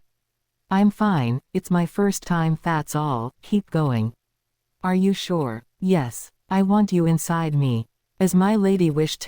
He replied mischievously to her cry as he started to thrust in and out inside her ass. Her cries of pain turned into lustful ones as she kept telling him to keep going. Raynor, who was feeling a bit left out, instantly approached Harry before pulling him into a fierce and passionate which caused the two of them to as the green-eyed teen was still thrusting inside Ophis's butthole. After a full minute, Raynor stopped the young man before backing away to catch her breath while Harry was still thrusting inside Ophis's butt. The infinite dragon had her mouth wide open, her tongue pulled out, as her eyes were filled with nothing but ecstasy. It was the first time she had, and she was enjoying this a lot. "Ophis, you're so tight." "That's because I was saving my ass virginity for my mate." Raynor, at this point, was a bit jealous as Ophis was having all the fun while she just had the chance to him, and savoring his massive cock. Filled with desire, the fallen angel re-approached the duo with a grin, before placing herself behind Harry to snuggle with him with his head right between her breasts. Blushing at how soft they were, Harry however did nothing to pull himself out as he used one of his hand to lower the right nipple to his mouth, ing it. But then he stopped in his movements when he felt that he was about to come again, which was noticed by the two women present. "Why did you stop?" Ophis asked him with a growl of displeasure as she was having fun. I'm about to." Harry began to say, and realizing what he was saying, the infinite dragon instantly engulfed his cock inside her mouth, and because of her size, the massive went deep inside her throat, not enough to reach her stomach but deeper than Raynor. Of delight escaped Ophis when she felt a warm liquid pouring down her throat as Harry ejaculated inside her. Harry sighed deeply as he pulled his cock out of Ophis's mouth while the infinite dragon was licking her lips, clearly liking the taste of cum, her mate's cum. The green-eyed teen wanted to relax when he felt something touching his cock again, and turned his head to the right to see it was Raynor, who had a look of pure lust on her face. "Now it's my turn." As the fallen angel cooed those words, Harry felt a shiver going through his body, a shiver that caused his member to went hard again. Ophis smirked as she knew what was going to happen but stepped out of the bed to let the two have their fun. Licking her lips, Raynor then placed herself in front of Harry before spreading her legs, showing him her womanhood again. "My pussy wants some attention." Harry's green eyes were locked on Raynor's womanhood and didn't needed to be told twice, and lowered his cock to make it stand right at the pussy's entrance. However, the moment he was about to enter inside, Ophis's voice caught their attention. "Don't you dare come in her. If someone has to receive your seed first, it would be me." Quote. Harry nodded at the infinite dragon before looking back at Raynor, who looked both excited and nervous. Maybe because it was her first time. "Ready?" "Yes." Nodding at the fallen angel, Harry looked back at Raynor's womanhood before slowly pushing his throbbing member inside. As it went deeper and deeper, the fallen angel couldn't stop and he cuffed her hands to the side before her fiercely with his tongue entering her mouth. Ophis watched with a grin as the two of them ate each other with the former the latter. Smirking, she approached the duo before taking a hold on the squishy ass and ling one of Rainer's nipples. Yes, it's feels so good. Please don't stop. Quote, "This is incredible, Rainer. You're so tight." Harry thrusted faster inside her and the fallen angel crossed her legs on his back whiling Ophis on the lips, who wasn't complaining about it and instead seemed to enjoy the attention. For a few minutes they stayed like this, but then Harry hastily pulled his member out of Rainer's pussy. "It's coming." Hearing this, the two women lowered their heads in front of his throbbing cock with their mouths wide open, eager to take his warm cum. When he felt it was about to explode, Harry lowered his cock in front of Ophis's mouth first and gasped loudly when cum shot out of his urethra before landing inside the infinite dragon's mouth. Then he lowered his cock in front of Rainer's face just as another ray of cum shot of it to land inside her mouth. Satisfied, the two women eagerly swallowed the teen's cum while Harry fell back on the bed, quickly followed by Rainer and Ophis. The trio laid on the massive bed, panting in exhaustion even if Ophis and Rainer slowly pressed themselves against Harry as the two laid at both sides of him, cuddling him. As he weakly wrapped the two women with his arms, Harry couldn't help but thinking about how lucky he was to have two gorgeous girls at his side. "That was amazing," Harry said as he stared at the two women beside him. "It was more enjoyable than I thought," Ophis commented back as she putted her head on his chest in content. "It was," Rainer added as she cuddled his left arm between her cleavage. "Now maybe we should rest for a bit, don't you agree?" Harry asked them as he used a bit of magic to cover the three of them with fresh clothes. "Agree," the two women said at the same time before slowly falling asleep on him. Smiling tenderly at the two, Harry putted his head back on the puddle before slowly drifting into slumber with two beautiful girls laying against him. Harry sighed as he enjoyed a cup of tea freshly prepared by Fanny as he sat near Rainer, who was herself drinking. Ophis had left the mansion a few minutes ago and had greatly enjoyed their personal moment, and even requested to do this again, but maybe with more people. The request was so blunt that Harry had gaped at her in surprise, and even Rainer was taken aback by this, but her surprise didn't stay there long because internally she wouldn't mind at all. Harry was still a bit conflicted of this idea of having a harem of his own, even if a part of him was kinda overexcited.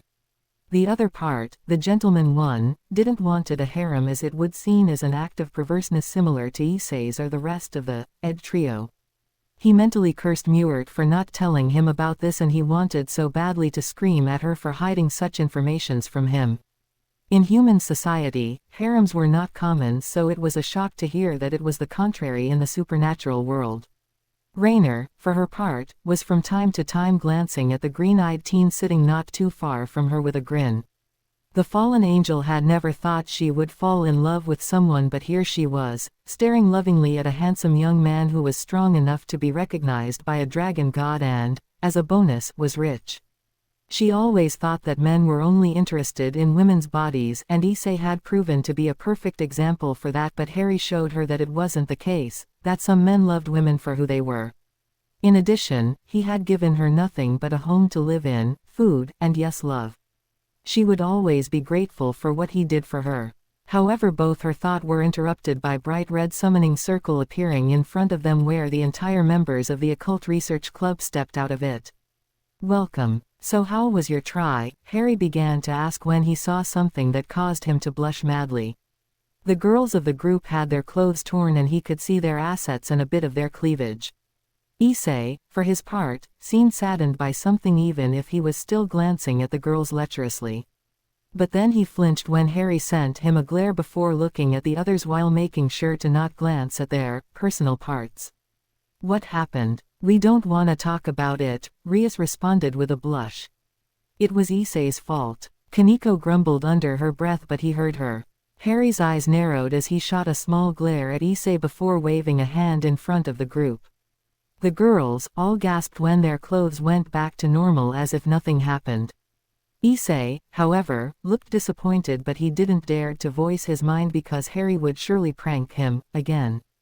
"Thank you, Itoko." Kaneko inquired to the green-eyed boy as she hugged his waist. Anything for my friends and family. This comments earned him soft smiles from everyone, even Rainer, who didn't dare to come closer at the glare she received from some of the devils. Harry then blinked when he saw Asia standing right in front of him with shining eyes. Damn it, how could a girl be so adorable? Look, Oni-san, I have a familiar. Asia almost shouted as she presented him a small dragon-like creature with blue diamond scales in her hands. Isn't he cute? He is. What is his name? Harry inquired the blonde nun, or former nun, with a smile as he stared at the little dragon, who was looking at him almost inquisitively. It's Rise. Harry stared at her with an amused raised brow. You named him after Issei, didn't you? Asia blushed madly at hearing this but didn't deny it. Chuckling to himself, Harry extended an arm to pet the little dragon, who sniffed his hand, before pressing his head against it, purring. The devils looked at this with shock, and Harry, noticing this, looked up at them with a confused frown while still petting the blue dragon. What? It is a sprite dragon. And, what's your point? He shouldn't be reacting like this to any males. Rias's words caused him to stare at her with a blank look, momentarily stopping his petting, which caused Rise to look at him with a hint of annoyance, before nipping on his hand. All right, little rascal, here more petting.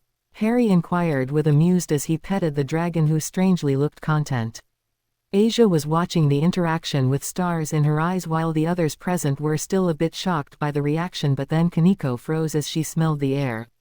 Dragon. The devils looked at the petite white-haired girl with confusion, while Rainer and Harry exchanged a look of worry.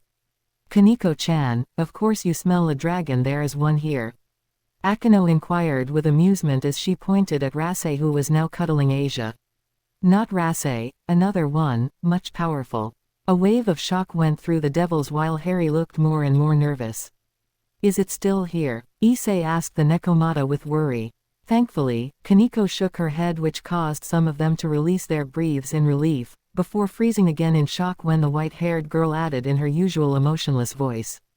It left recently. Harry froze again and mentally cursed himself for forgetting about Kaneko's sharp senses, while Rainer was thinking about either leaving her boyfriend alone or helping him. The green-eyed boy then saw everyone staring at him with narrowed eyes, except Asia, who seemed curious. Harry, what are you hiding from us? Rias asked him with a stern face. Harry opened his mouth to deny this accusation, even if it was true. When he saw Asia's eyes, they were so curious and full of innocence. He would feel bad if he lied in front of her and sighed deeply. All right, my girlfriend came to visit me after you left. He thought this answer would be enough for them, but he was wrong, especially when Akino's eyes narrowed at him, but not in anger but jealousy. Is your girlfriend a dragon? Because it would make sense if Kaneko-chan can smell her. Harry bit his lips, unsure how to respond as they all gazed at him expectantly. He shot a look at Rainer, who only grinned at him before drinking her tea, completely ignoring him. Staring at her with a blank expression on his face, the green-eyed teen then looked back at the devils, who still waited for an answer. My girlfriend is indeed a dragon, but not only. What do you mean? Rias asked him with a curious raised brow while crossing her arms under her large busts. Harry opened his mouth to answer when Rainer beat him to it by stating nonchalantly. His girlfriend is none other than Ophis, the infinite dragon Tilda. At this revelation, every devil stared at Harry with shock and disbelief, well except Asia, who was confused. At the same time, the green-eyed young lord was glaring at Rainer, who was trying her best to look innocent. Great, just great. Mewert was already bad enough for doing such things, and now he had another one in the form of his second girlfriend. Damn it, Raynare. You really have to say it like that. Oh, and what will you do about it then? Punish me. I absolutely loved your little performance earlier, Tilda, the fallen angel shot back calmly as she licked her lips seductively. Harry blushed madly as she secretly revealed their UAL session with Ophis 2 hours ago and hoped that none of the devils caught on. Unfortunately for him, Rias and Akino did caught what Rainer was insinuating, and both had different reaction. While the former was shocked, the latter was angry and saddened that she wasn't the one to enjoy Harry's body. Kaneko and Kiba were calm about it, even if the Nekomata was eyeing the fallen angel with narrowed eyes. I hate you, Rainer. The fallen angel smirked mischievously at Harry for those words before walking out of the room, but not before winking at him seductively, much to his embarrassment and annoyance. I swear I must be cursed. Harry groaned as he rubbed his forehead as a headache was slowly forming. He raised his head to look at the assistants, only to flinch at the glares he was receiving from the devils. Asia, the scariest one was from Akino. Harry Kuhn, when have you planned to tell us that your girlfriend is none other than the infinite dragon god? The redhead's question caused him to chuckle nervously as he rubbed the back of his head sheepishly. I didn't know how you would react. Damn it, man. Not only are you rich and powerful, but you also have a phoenix familiar and a literal dragon god as your girlfriend. Life is so unfair. Issei's whines caused Harry to stare at him with a deadpan expression as a sweat drop fell down his forehead. But then he saw Akino's eyes and shivered as the jealousy emanating from them. For my defense, she chose me as her mate. For more detail ask Mewert. She was there. Oh, but we will. Harry Kuhn fufufu tilde. Akino's sadistic grin and answer frightened him even more now. Why do I feel doomed right now? Akino smirked at him darkly and he gulped nervously. Darn, this woman sure was scary. But then he blinked when he saw Kaneko sniffing him and paled at the words coming out of her mouth. You have the smell of dragon and fallen angel on you. Harry wanted to stop her, but in vain, as when those words reached Akino's ears, she looked angrier as lightnings were seen forming in her hands. Issei, Kiba and Rias all stared at Harry with shock because they knew what Kaneko was implying, while Asia, being incarnate purity, was titling her head to the side confused. Huh, sorry guys, I heard someone calling for me. I will see you lat. Era, you are not anywhere. Harry Kuhn tilde. Akino inquired sweetly as she caught him by the arm before he had the chance to reach the room's front door. Panicking, Harry sent a frightened look at Rias and the others, who only grinned evilly at him. All of them. No. The moment she saw his face, Asia approached him with a concerned look on her face. What are you going to do to Oni-san, Akino-senpai? The raven-haired beauty shot the bishop a sweet smile, which scared Harry even more before answering in the same tone. Oh, I'm just gonna punish him for a bit tilde. He had fun without inviting me. It's a crime in my opinion tilde. Hearing this, Harry's face paled even more. Akino, can you please let me go? Era tilde, why should I do that? Harry Kuhn. Tilde, I will do anything. Anything. Well then. Without giving the chance to reply, Akino fiercely pulled him much to everyone's shock except Rias. The redhead had known for a while that her queen was interested in Harry, so it wasn't surprising to see her like this. Issei, for his part, was glaring daggers at Harry, internally complaining about how life was unfair while Asia looked away with a blush. Kaneko showed no reaction as she was nipping on a candy she picked up from who know where, while Kiba was staring at the scene with a soft smile, even if internally he was amused by how shocked Harry seemed to look at the moment. Indeed, the raven-haired teen was frozen in place, unable to say something as he was being ed by Akeno, one of the two great ladies of Kuoh Academy and a sadism rivaling Muertes. When she pulled herself from him, he was still paralyzed with an agape look on his face, which caused Akino to giggle before lowering her head to whisper in his ear. I'm looking forward for our next Harry Kuhn tilde. Then Akino returned to Rias, who laughed loudly when Harry still didn't react it even when the ended a few seconds ago. Kiba himself was amused by it but tried to not show it too much while Kaneko was still busy enjoying her sweets. Oni-san, are you okay? Asia's concerned question caused Harry to break out of his trance as he shook his head to regain his composure, almost. With a face as red as a tomato, he turned around to look at Asia, who was looking back at him concernedly. I'm fine. Sure you are, after being ed like that tilde, Rias inquired with a grin before giggling when Harry shot her a glare. Akino, who was standing right at the left side of the redhead, winked at Harry, who blushed again before freezing when a familiar voice echoed from the door. Are you adding a new girl in your harem, Harry Kuhn? Harry glared at the front doors where stood a smirking Rainer and was about to retort when Issei said what he had his mind. Damn you, Harry. You aren't supposed to get a harem before MOW. The brown-haired boy groaned in pain as Kaneko punched his stomach hard. As they fell on the floor, Harry stared at the petite white-haired girl with a smile before summoning a large bag of sweets. Thank you, Kaneko-chan. Here, a little something for you for taking care of the prat. Arigato Itoko. Kaneko instantly replied as she swiftly took the bag of sweets from his hand before starting to munch on some. You know what, Rainer? I wouldn't mind a piece of har. Don't corrupt Asia Akeno. Harry yelled as he used his hands to cover Asia's ears as his face reddened again. A chorus of laugh echoed in the room as Asia stared at her Oni-san with confusion. Rainer and Akeno were laughing loudly with humor at the face Harry was giving them, and Rias herself was laughing at the amusing scene taking place right in front of her. Kiba, to prevent himself from laughing, coughed in his fist while Kaneko was too busy munching on some sweets to care. Harry watched the people surrounding him before looking at the smirking faces of Akeno and Rainer. He stared at them with a deadpan expression mixed with annoyance as inside his head, he was thinking almost with despair. I swear one day they would make me mad, I hope it's important or I will skin them. Quote, Harry commented to himself with a growl as he walked toward the Occult Research Club's clubroom. He was doing some homeworks in the school's library when Issei sent him a message, a really strange one, come to the club quick. It sounded urgent, so he quickly finished his work to go to the clubroom.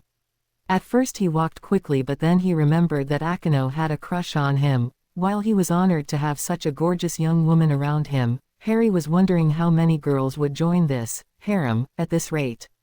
Issei, as predicted, wasn't happy about him having a harem before him, but a punch from Kaneko and a prank from him quickly shut him up. Speaking of Issei, Harry had noticed something strange in class that day. The brown-haired boy looked pensive and worried about something, but he dismissed those thoughts away. But when he received Akeno's message, shaking his head to get rid of his panic, he walked toward the clubroom when he felt many presences inside and narrowed his eyes as he didn't recognize any of the signatures. Politely, he knocked on the door and waited for an answer. Slowly, it opened to reveal Kiba, who blinked when he saw who was in front of him. Hey Harry-kun, I regret you might come back late. Nonsense. Let him come, Kiba-kun. Rias's voice echoed from the inside. The knight nodded his head to his king before stepping aside to let the black-haired teen enter the clubroom. Nodding in respect, Harry entered inside and was greeted by a strange sight. There were a lot of people present, most of them being unknown to him. There was a man who looked to be in his 20s with blonde hair and an arrogant aura around him. At his side was a voluptuous woman with long, wavy purple hair that falls all the way down her back and matching eyes. There were also 13 more girls present here, standing not too far from the blonde man and the purple woman. Then there was also a argent-haired woman who looked like a maid whose body emanated a powerful aura. At the other side of the room were his friends and the members of the Occult Research Club. Am I interrupting something? Because if I am, I can still leave. Harry inquired as he glanced at the newcomers warily. My dear Rias, can you tell me who is this? The blonde man asked the Grimoire heiress with a sneer. Harry-kun, meets Riser Phoenix, a high-class devil and a member of the Phoenix clan.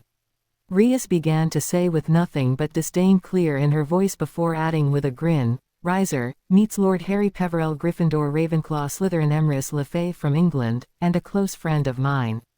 The man whose name was apparently Riser looked at Harry with narrowed eyes, especially after his full title was pronounced. Behind him, the girls who might be his peerage were whispering with each other. This human, a lord. Harry completely ignored the disdain and disgust at the word human, as he looked at Riser dead in the eyes. Yes, I am, or you have a problem with that, Mr. Phoenix. The green-eyed teen replied back coldly but still politely. A grin appeared on Riser's face, an amused one, but he said nothing and instead watched as Harry walked away from him to come stand with Issei, who had waved at him a moment ago. Harry, I'm glad you came. This prick just told us he was engaged with Rias-senpai. But apparently she doesn't want to marry him. Quote, hearing this, the green-eyed boy narrowed his eyes at the blonde man who was looking at the redhead. He was the fiancé. Now everything made sense. Ever since he met Rias, he had noticed how distressed she looked when she thought no one was looking, and now he got his answer. The Grimoire heiress was engaged to a man she felt no love for. However, he didn't have time to think more because Riser's annoying voice caught his attention and it sounded angry. How dare you speak while Riser is speaking, low lives? Li teach those mongrels what happens when you interrupt Riser. At those words left the man's mouth, two girls with cat ears but with different hair colors charged Issei and Harry. But before they could even touch the guys, they all felt it, pressure. All members of the Occult Research Club tensed when they felt it and glanced at where it came from, Harry. His eyes were now glowing with power as his body was nothing more than a mere shadowy figure. Everyone present found themselves on their knees except the maid woman who was fighting against whatever was pressuring her. Give me one good reason to not kill you or your peerage riser. Rias and her peerage all flinched when they heard the growl-like voice coming out of Harry's mouth as they stared at the scene with fright, except Akino, who was enjoying the pressure immensely. The two cat-eared girls stood there with nothing but terror in their eyes as they stared up at him, and the same could be said from the rest of Riser's peerage. The maid woman, while shocked by what happening, was staring at the young man with a hint of respect in her eyes, and lastly Riser, well, he was everything but scared. Stop this, you bastard. Make me burning turkey. Riser growled in fury at the nickname as he glared at Harry with a look of murder in his eyes, while the members of the Occult Research Club snickered in amusement. Even the maid woman allowed a faint smile on her face. Harry was about to release more of his pressure when the maid woman's voice stopped him. Enough, both of you. Lord Peverell, please release us. Why should I? And who are you anyway? My name's Graphia Lucifuge, wife of Lord Lucifer. Harry blinked in surprise at this answer. Rias had told him that the current Lucifer, her own brother, had a wife, but he never met her or the guy in question, and now he had the chance, well, half of it. He had to admit she was beautiful and silently cursed Lucifer for being such a lucky bastard. Very well, but if he attacks me again, I kill him. As he said this, Harry's pressure disappeared, allowing everyone to move again. Lee and Nee both ran back toward the rest of Riser's peerage while their king was glaring daggers at the black-haired teen, who returned the glare with one of his own. The blonde man growled at being looked like this when Graphia sternly stepped in. Enough, Riser. This kind of behavior won't be tolerated here. Riser clenched his fire-covered fists as he glared daggers at Harry, who didn't back down as he crossed his arms, silently daring the man to attack him.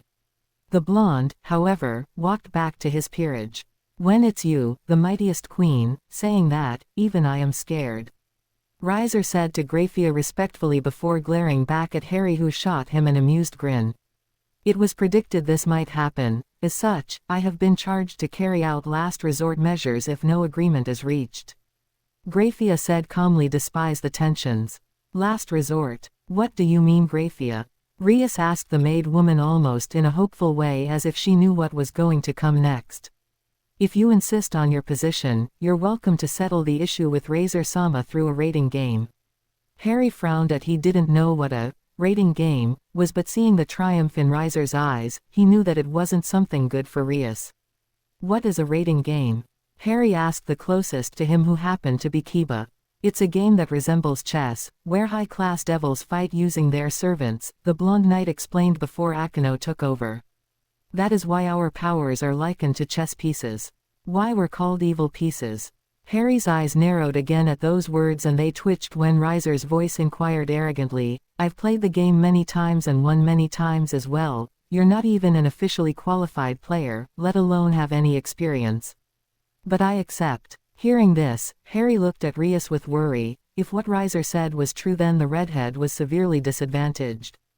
Growling, the black-haired boy stepped forward, catching Riser's attention. You are truly the lowest scum I ever met. You only accepted because you knew you would win. Stay out of this lowlife. It's not business of yours. It is my business the moment you decide to oppose my family. As he said this, Harry's eyes turned more feral while claws appeared at the tip of his fingers while sharp fangs grew in his mouth. Riser, outraged and angry, approached the teen, and both of them were facing each other, trying to threaten the other as best as they could. Riser's hands were in fire while shadows started to envelop Harry's, whose emerald eyes glowed again defiantly. Do you think you are better than Riser, you punk? No, I don't think I'm better than you, I know I am. Rias is one of my closest friend, and she deserved better than to serve a pathetic piece of scum like you.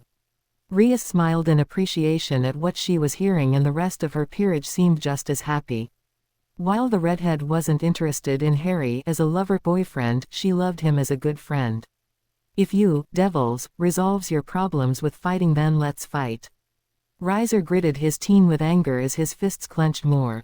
His face was becoming redder and redder with nothing but fury all directed at the guy who had the nerve of opposing him. Harry internally smirked as he noticed that it won't take long before this turkey blew up, so he decided to do the final blow. So what is it going to be, burning turkey? Do you accept my challenge? Your peerage against Rias while I fight you? Or are you a coward who will hide in your mother's skirts? Everyone was looking at Harry as if he was mad, while Riser was now red in furor. It was the last straw.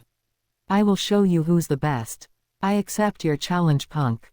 Calm down, Phoenix, or you will hurt yourself, Tilda, Harry replied with a fake tone of concern which caused the members of the Occult Research Club to laugh loudly with humor, while Riser's peerage were glaring daggers at the green-eyed teen, not at all amused by this comment. Graphia sighed deeply as she stood where she was, but her eyes were more focused on Lord Peverell. Sure, he was young, but he was much more powerful than he let on. Even her husband, when he was serious, never released such power. Internally, she hoped that Riser lost because she could never stand him and his enormous ego.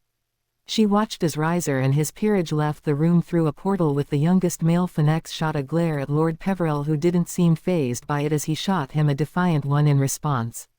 Once the group left, Graphia looked at the remaining people still there. The rating game will take place in 10 days. I suggest you to be ready as soon as possible. Rias nodded at the maid woman before they all watched as she disappeared through a magic circle, leaving behind a silent group. Harry sighed when Graphia left, but then he felt someone hugging him and looked down to see it was none other than Rias. Thank you, Harry Kuhn, for both defending me and, well, challenging him. It was my pleasure, but now we have to get ready. 10 days is not a lot to train. Yes, but we don't have a choice. I know, but even if you train non-stop, I don't think it would be enough to bet the frying turkey. But where are we going to train? We cannot do that at school. Issei inquired as he stepped in the conversation. Harry was about to nod in agreement when an idea entered his mind, a risky one to his opinion, but could work. Guys, I might know someone who can train all of you. They all perked up when Harry said those words and everyone stared at him with curiosity, even Kaneko. Who, Harry Kuhn? Kiba asked the green-eyed teen with a raised brow. A certain pink-haired woman you met once. Everyone present flinched at who he was referring and looked at each other worriedly. Are you sure she will train us? Issei inquired shakily as he remembered how scary Mewert was in her other form. She will, if I ask her, but fair warning, she is a sadist, far worse than Akino. Moo, that's so mean, Harry Kuhn. Akino pouted at those words until she saw that everyone were in agreement about her being a sadist, which caused her pout to deepen. Rias sighed deeply as she went deep in thought. She had planned to take her peerage somewhere away from Kuoh to train, but if Mewert, a primordial deity and death herself, could train them, they might be able to beat Riser and his peerage. All right then, we don't have much of a choice anyway. Harry nodded at her before looking at everyone present. Well then, see you tonight at my place. If you wanna stay, I have a lot of rooms. Quote, all devils of the Occult Research Club all nodded in understanding as they looked at each other with determination. Then Rias clapped her hands with satisfaction. Finally, I will have my whole peerage with me. Harry looked at her with amusement before leaving the clubroom with a grin on his face. If only they knew what they were about to endure. He was already praying for them at the reminder of how sadistic Mewert could be. Harry was waking his way back to the mansion, exhausted by classes. Kuoh Academy, being prestigious school, had a high exigences in regard of works, so it was really tiring if you aren't someone studious. He was approaching the park where Issei was almost killed by Rainer long ago when he heard someone calling out for him along with many footsteps. Harry, wait up. Turning his head to see who it was, Harry wasn't surprised to see it was Rias and her peerage. The green-eyed teen waited for them as the group stopped right in front of him. The second Akino reached him, she instantly pulled Harry into a tight embrace with her lips against his in a deep. At first taken aback, he soon returned it, ignoring the glare he was receiving from Issei. I'm sure you aren't here to have a civil conversation with little old me, right, everyone? Harry asked them with a grin once he and Akino stopped ing. The devils all rolled their eyes in amusement and Kaneko punched his arm with a small comment, idiot. As much as I would love to have another of our usual conversation with you Harry-kun, we have more important things to do, Rias replied with seriousness.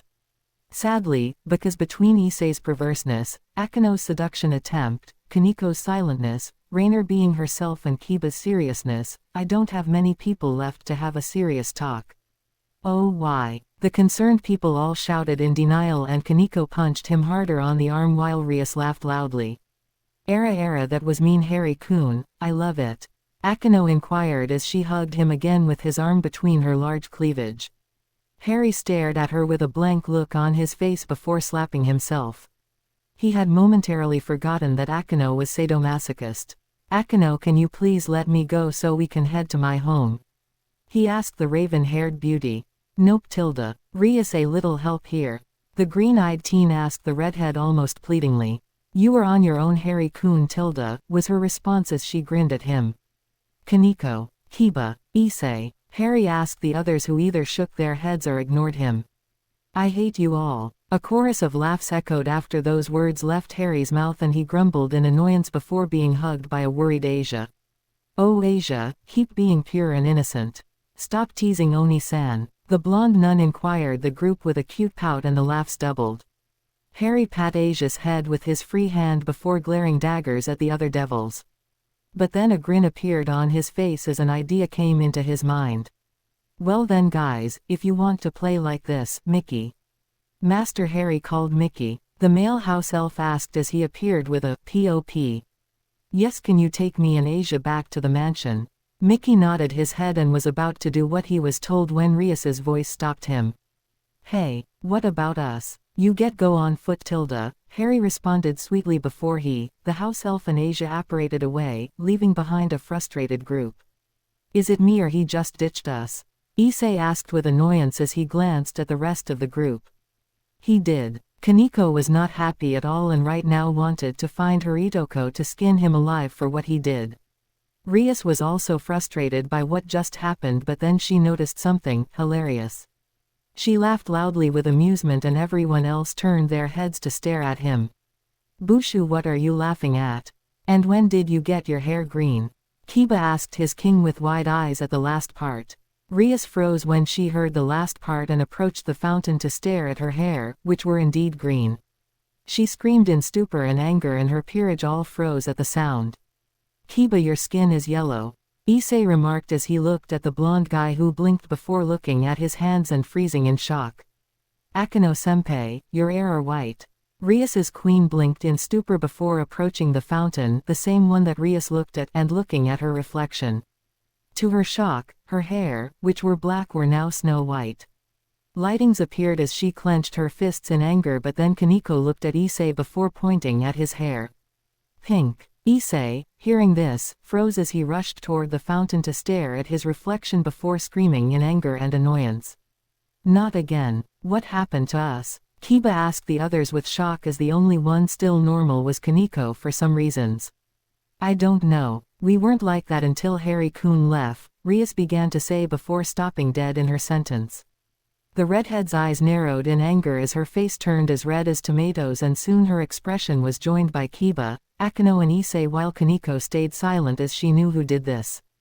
At the same time, in Peverell Mansion, Harry was smirking mischievously as he and Asia were waiting for dinner to be served by the house elves. With them was none other than Rainer, who had just been told about what the young lord did to Rias and the rest of her peerage. That was mean Oni-san?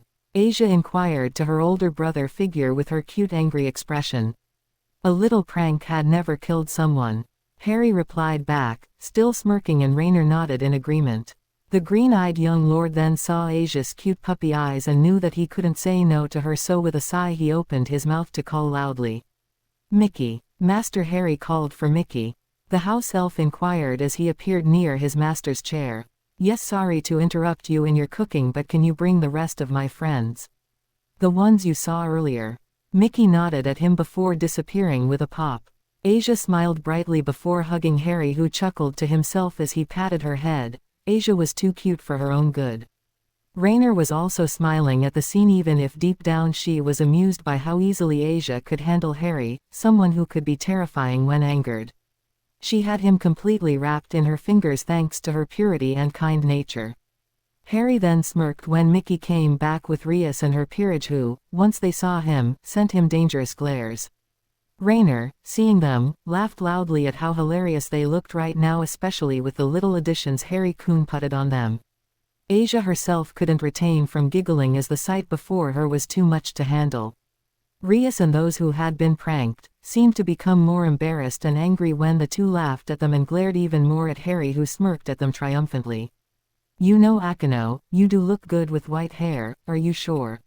You don't want to stay like this? While I appreciated your compliment, I prefer my normal hair, so if you don't change them right now, I will take you to the nearest room and punish you, hard tilde." Hearing this, Harry paled, especially at the devilish glint he saw shining in her eyes, and with a wave of his hands, the pranked devils went back to normal. However, Kaneko was still angry for her Itoko for leaving her behind, but before she could say anything, Harry spoke again. "Kaneko-chan, I'm sorry for leaving you behind like that, but you deserved it." The petite white-haired girl growled in anger, but before she could retort, Harry added quickly, "And I'm ready to give you anything you want to gain forgiveness for my favorite Itoko tilde." Kaneko blinked in surprise when she heard Harry calling her Itoko, as usually he called her Kaneko-chan or Kitty, and a smile appeared on her face as she approached him, before sitting on his laps while looking at him expectantly. Head pats. Harry laughed softly at this simple request and happily used his left hand to pat her head. Kaneko closed her eyes in content as she pushed her head against his head to enjoy it even more. Then Harry turned away from Kaneko to look at a certain brown-haired teen. "So Issei, won't your parents be worried with you being away for 10 days? "Nah, they are fine with that. I told them who you were and they completely agreed." Issei began to say in a cheerful tone before it turned into an annoyed one, "They hoped you will teach me not to be a." Harry smirked at him toothily and Issei shot him a glare in response. Looking away from the brunette boy, Harry's eyes then landed on the rest of the devils. "Now how about we all sit down like civilized people and wait until the house elves bring dinner?" They all nodded in response before slowly approaching the different chairs. Issei chose one near Asia, who instantly pulled him into a hug much to Rias's displeasure, while Kiba chose one at the other side of the table but still close enough to the rest of the peerage. Akino chose to sit right next to Rias, who was sitting a chair away from Rainer. It was easy to guess why. Rainer had tried to kill Issei after all. Speaking of Akino, she was looking at Harry with a familiar glint in her eyes, and the green-eyed young lord wanted nothing more than to hide somewhere when Rainer shot him the same look mixed with amusement. Then a growl caught everyone's attention and all turned their heads to look at Issei, who was holding his stomach with a face red of embarrassment.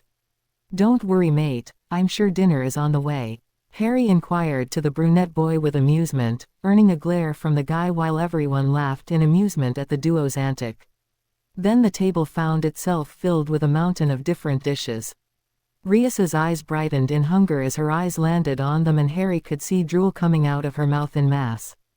The same could be said from many others: Issei, Kaneko, Akino, and Rainer particularly. Kiba, being the serious guy he was, said nothing, but his eyes shined at the sight of food.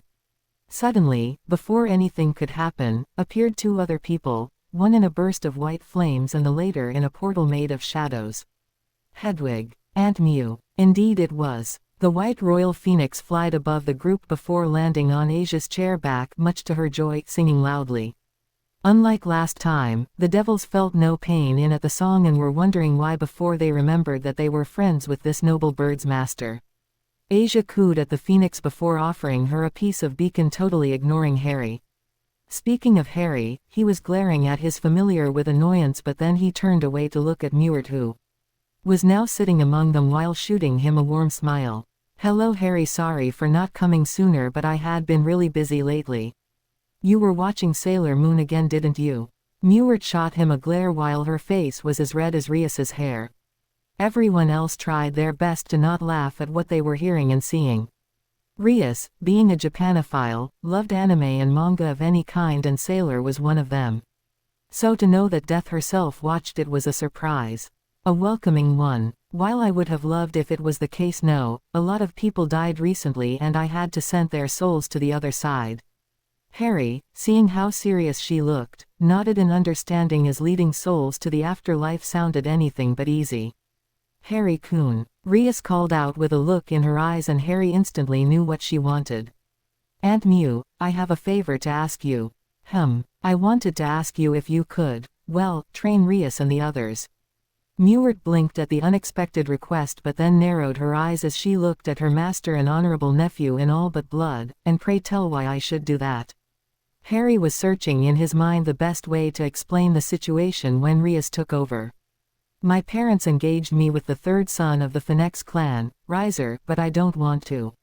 He is arrogant, haughty and despotic. I want to be free and marry with the man I want to love. But the only way for me to broke this contract is by a rating game. Mewert listened with a calm expression on her face, even if Harry saw some pity in her blue eyes and he could understand the feeling. No one deserved to be forced against their wills. But then he froze when Rias revealed something that he would have preferred to hide. Earlier today, Riser came to Kuoh Academy to make advances to me. Harry defended me from him and even challenged Riser in a fight. Oh really, he did? Mewert asked as she eyed Harry with a glare. The green-eyed young lord gulped in fright. He might be powerful enough to hold his ground against Ophis, but damn, his honorable aunt was scary sometimes. Riser accepted the challenge. We have 10 days to train. After this delay, me, my peerage and Harry will oppose Riser and his peerage. Rias finished calmly in an attempt to make the primordial deity look away from Harry, which did. Mewert closed her eyes, deep in thought, while around her everyone stayed silent, silently hoping that she would help them. Hedwig, who was still perched on Asia's chair back, looked at Rias with her amber eyes with a look similar to pity. Then she opened her beak to let out a soothing song, and the Grimoire heiress smiled as she listened to it along with the others present. Nekosho. Mewert's call caused Kaneko to flinch in fright as her yellow eyes landed on the primordial deity, whose eyes were still closed. Can you punch Harry for me? Harry barely had time to comprehend what he heard that Kaneko punched him in the gut. OW. What was that for? Quote, for being an idiot. Why can't you stay behind and let others solve their problems? Because it is the right thing to do. At those words, Mewert reopened her eyes to look at Harry with a proud look on her face. You are definitely Ignitus's descendant. All right, I will train you. Hearing, all devils looked at each other with joy, and Rias herself couldn't stop tears to fall from her eyes as it seemed hope was rising in her heart. I will begin your training tomorrow morning. My reapers can take care of the souls in my absences. Another wave of joy spread through the devils while Harry sighed in relief. He was afraid that his honorable aunt would refuse to help them, but now, he realized that he was scared of nothing, almost. Now let's just enjoy dinner, because tomorrow the training begin. Harry inquired to his guests, who all stared at him with determination, except Mewert, who shot him a dark and sadistic grin. Seeing it, Harry flinched with fright and prayed for the devils around him, as they will realize that Mewert was a sadistic monster during their lessons. After that, dinner went pretty good, and some devils were complimenting the food, and Akano herself couldn't deny that it was good while being interested in the various dishes she tasted. An hour later, there was nothing left on the table and everyone were holding their bellies with content. "Ah man, I never ate so good before," Issei inquired as he looked at his friends and fellow devils. Everyone responded in the affirmative, even Hedwig, who had been spoiled rotten by Asia, who gave her a lot of bacons. "We should go to bed now. We will need all our strength tomorrow," Harry inquired calmly as he went back on his feet, quickly followed by his guests. Leaving the house elves cleaning the table, Harry led the devils toward their different rooms, and Issei had been shocked by how big they were, especially the beds, but he wasn't complaining. As everyone bid each other good nights, the brunette boy inquired cheerfully, "I can't wait for tomorrow. I'm sure this training will be fun." Harry, hearing this, smirked devilishly as he entered his own room, thinking to himself, "Oh yes, it will be fun, but not for you. It's not fun at all." Issei screamed as he ran away to escape a large chimera who roared in pleasure as it chased its prey. Harry and Mewert laughed loudly as the two watched the devils struggling in their little arena. The primordial deity created a void where time went faster than on Earth. Here 10 days will look like 10 months. The pink-haired woman changed the time this morning so the group would be properly formed, and it was at this moment that Rias and her peerage realized how sadistic she was. Of course they had blamed Harry for not warning them of it, and his only response was, "Hey, I warned you. Not my fault you didn't listen." Mewert had summoned the souls of many dead creatures to fight against the devils, from wolves to large trolls. Currently, Kiba was fighting against a werewolf while Kaneko was taking on one of the trolls. Not too far away, Akeno was struggling against a hydra while Rias was trying to use He power to fight against an army of skeletons. Issei, well, you already know. And what of Asia? Well, when she saw how pure the blonde nun was, Mewert decided to be gentle and had asked Harry to teach her some defensive spells for now. At first hesitant, the blonde nun had listened her Oni-san's lesson with attention and successfully managed to perform some protection spell quite well for a first try. "Do you think they will survive down there?" Harry asked his honorable aunt as he munched on some popcorn. "We will see. Right now, let's just enjoy the show, Tilda," Mewert inquired to her master-nephew with a grin before the two of them looked back at the devils struggling in the arena. Harry would be lying to himself if he said he wasn't feeling sympathy for them, as himself experimented Mewert's sadistic lessons, but she was right about one thing: it was kinda fun to watch them from there. So with a grin of his own, he made himself comfortable as he watched his friends fighting for their lives. It was the day they all waited, the day of the rating game, the day Harry will fight against Rias' fiancé. Rice or Phoenix or frying turkey, your choice. Rias and her peerage were now far stronger than they used to be 10 days ago. All of them, thanks to Mewert's harsh and sadistic training sessions, were now confident that they could take down Riser and his peerage. Harry was proud of his friends, and Issei even surprised him when he used his Sacred Gear's power, which literally destroyed the top of a mountain.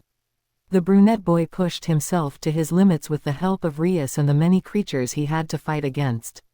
Every night, the group collapsed in exhaustion, grumbling about sadistic teachers, annoying classmates and tortures. Rias, herself, had to train after receiving a good talk with Mewert. Harry had admit that the redhead was good, and seemed to have grown attached to a certain brown-haired idiot. While he was shocked that Rias would chose Issei as a possible boyfriend, he had to admit that wouldn't be so bad together. A smirk grew on his face each time he thought about how the students of Kuoh Academy would react at the sight of them, hand upon hand, entering the school ground. The scandal. Now it was the night of the rating game, and Harry and the devils were now in the club room of the Occult Research Club's building, as the only source of light came from the candles. As he watched his friends, Harry was happy to notice that despite their obvious nervousness, they were showing nothing but determination. Mewert's arena was hard and terrific. They all had to fight different types of creatures in order to survive: skeletons, giant rats, ogres, werewolves, a sight that reminded Harry of the night he met Mewert for the first time, giant snakes, centaurs, etc. But despite the harshness of the trainings, it proved to be good for them. In addition, Mewert had added a little bonus to her arena. Those 10 days seemed like 10 months. Thanks to this, the devils had all the time in the world to become stronger and didn't complain at first. Issei was the first one to rebel until Mewert sent a chimera to chase him down for a couple of minutes to the general's amusement.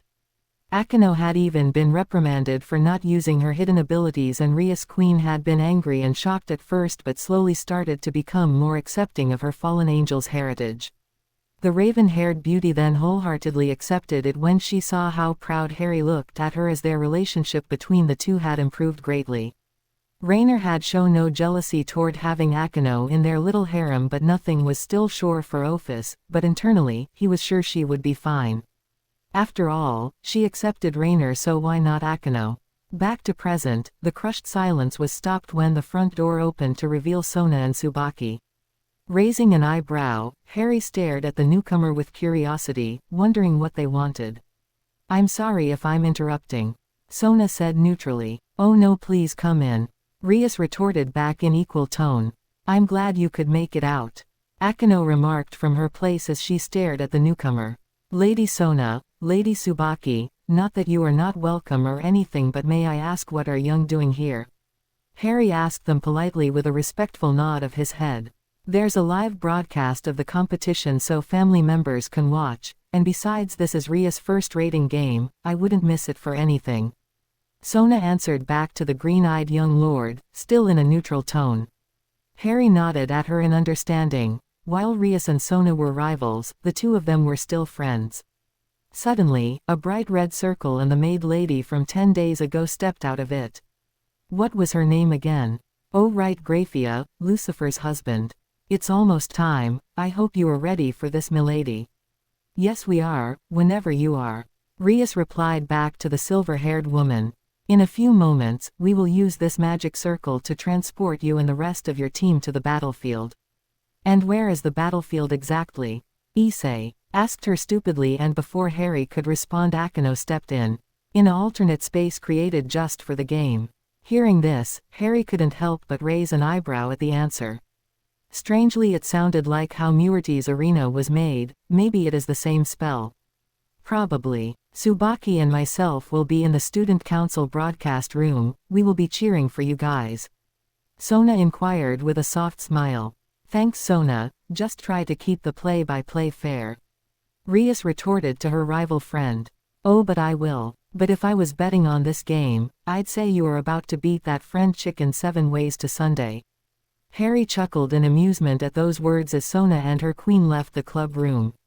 He looked back to stare at Graphia, who opened her mouth to say more. There's something else you should know. Everyone stared at her with curiosity, wondering what she was about to say next.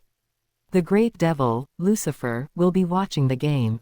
Hearing this, Rias groaned in defeat before rubbing her face with hand while saying softly, "Oh brother dearest." Harry couldn't help but staring at the redhead with compassion. From what he heard, Seer's ex-Lucifer was what people would call a freakish cis-con, and Rias would do anything to be away from him.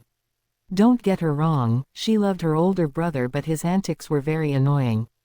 Are you saying that Rias' brother is the devil, or am I just hearing things? Issei asked his comrades, with a bit of surprise on his face as well as confusion. No, Rias's brother is Lucifer, the king of all devils. Kiba answered neutrally to the pawn, who gasped along with Asia. Issei opened his mouth to say something when he realized the lack of surprise on Harry's face. You knew, didn't you? Harry shot him a glance before sighing. Yes. Who told you? Kiba asked him with surprise as everyone stared at the green-eyed young lord with interest and curiosity, even Graphia. Muert told me, Rias told me, Akino told me, oh, and my first girlfriend told me as well. Everyone looked away from Harry to stare at Rias' queen, who looked away with embarrassment as her cheek tainted red while Rias rubbed the back of her head with a hint of embarrassment. She had forgotten about that. I also know that his name is Seerzex and he is a big cis-con, from what Akino and Rias told me at least. Akino's cheeks as well as Rias's reddened even more when they received more stares from the other devils present. But then a red magical circle appeared again and Harry knew it was time. It's time, everyone. Graphia inquired to them before looking at a certain young lord. I hope you are ready to fight Riser on your own. Harry's only response was a smirk which instantly caused some to shiver in fright. The last time they saw it was when he attempted to burn Issei after the idiot looked at Akino's cleavage a bit too much. Alright, let's go, Rias quickly said in an attempt to change the subject, and everyone stepped onto the circle. Harry suddenly felt the same feeling that when he used Portkeys or House Elves apparition, but the feeling quickly disappeared when he noticed that they were still in the same room. He wanted so badly to stare at Graphia with a deadpan expression, but he wisely chose to say nothing, as looks can be deceiving. Guys, we are still in the same room? Issei inquired to his comrade with a confused look on his face. No, we've actually transported to an alternative space. It looks the same as our school, I'm afraid. Kaneko replied with a neutral tone. I'm impressed, Kaneko-chan. It's the longest sentence you made so far. Harry inquired his Itoko teasingly, and he received a glare from the petite white-haired girl while the others smiled in amusement. However, the moment was broken when they heard Graphia's voice echoing in the air. But it sounded as if she was talking through a megaphone or something. Your attention please. Here we go, Harry commented softly as he stood beside Issei, who seemed nervous. Welcome everyone. My name is Grayfia. I'm a servant of the House of Grimoire and I will be your referee in today's match. To create the battlefield you will be competing in, I took suggestions from both Lady Rias and Lord Riser. You may recognize the place as an exact replica of Kuoh Academy. Well, at least we won't have to remember the battlefield as we already know it. Harry inquired to his comrades and friends who all nodded in agreement. Each team has been given an area which will serve as their home base. Lady Rias, your base will be the Occult Research Club headquarters in the old school home. Lord Reiser's home base will be the principal office in the new schoolhouse. Pawns will be able to be promoted when they reach the opposite team's home base. Good luck to all. Then Graphia's voice stopped. I will fight my way to their home base right out of the gate, get promoted to something awesome and beat Lord Douche-Nozzle. Issei inquired in an angry tone as the group made their way to their home base. Harry rolled his eyes with a sigh before punching the top of the brunette's head. OW, why did you do that? 1. Because you were getting cocky. 2. Because you cannot just head into someone else's home base without a proper strategy. Finally, because Reiser is mine. Issei opened his mouth to retort but someone beat him to it. Kiba. Harry-kun is right. You must be smarter about what you do.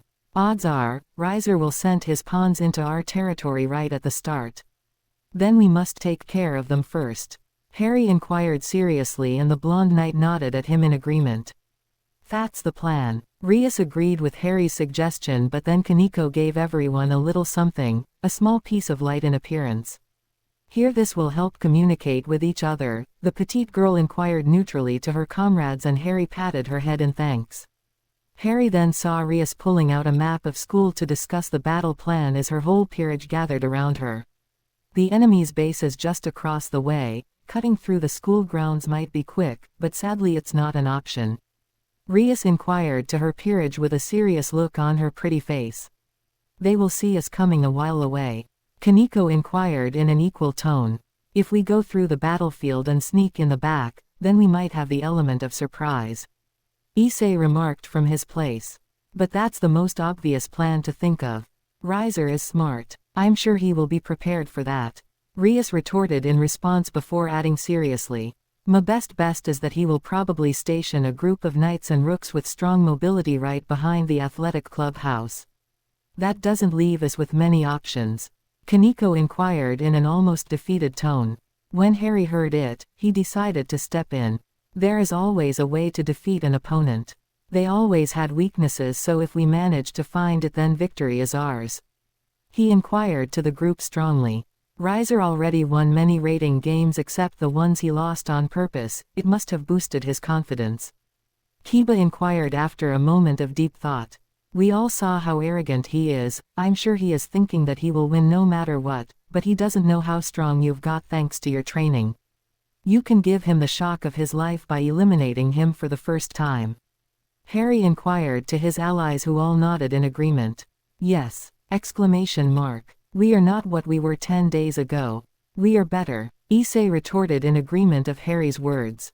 The young lord smiled at the brunette boy before looking over at Rias who was smiling at them. If I may. The redhead nodded at him in answer, giving him her permission to speak. Remember that a well-balanced battle plan needs to cover everyone's weaknesses. Example, if Reiser is smart, which I doubt given how of an idiot he is, then I'm pretty sure he won't send both his rooks at the same place, he will send them to different area and back it with a few pawns. Then we need to secure the gymnasium first. It's the center of the field, so whoever claims it first will be at a big advantage. Kiba inquired after a seconds of contemplation.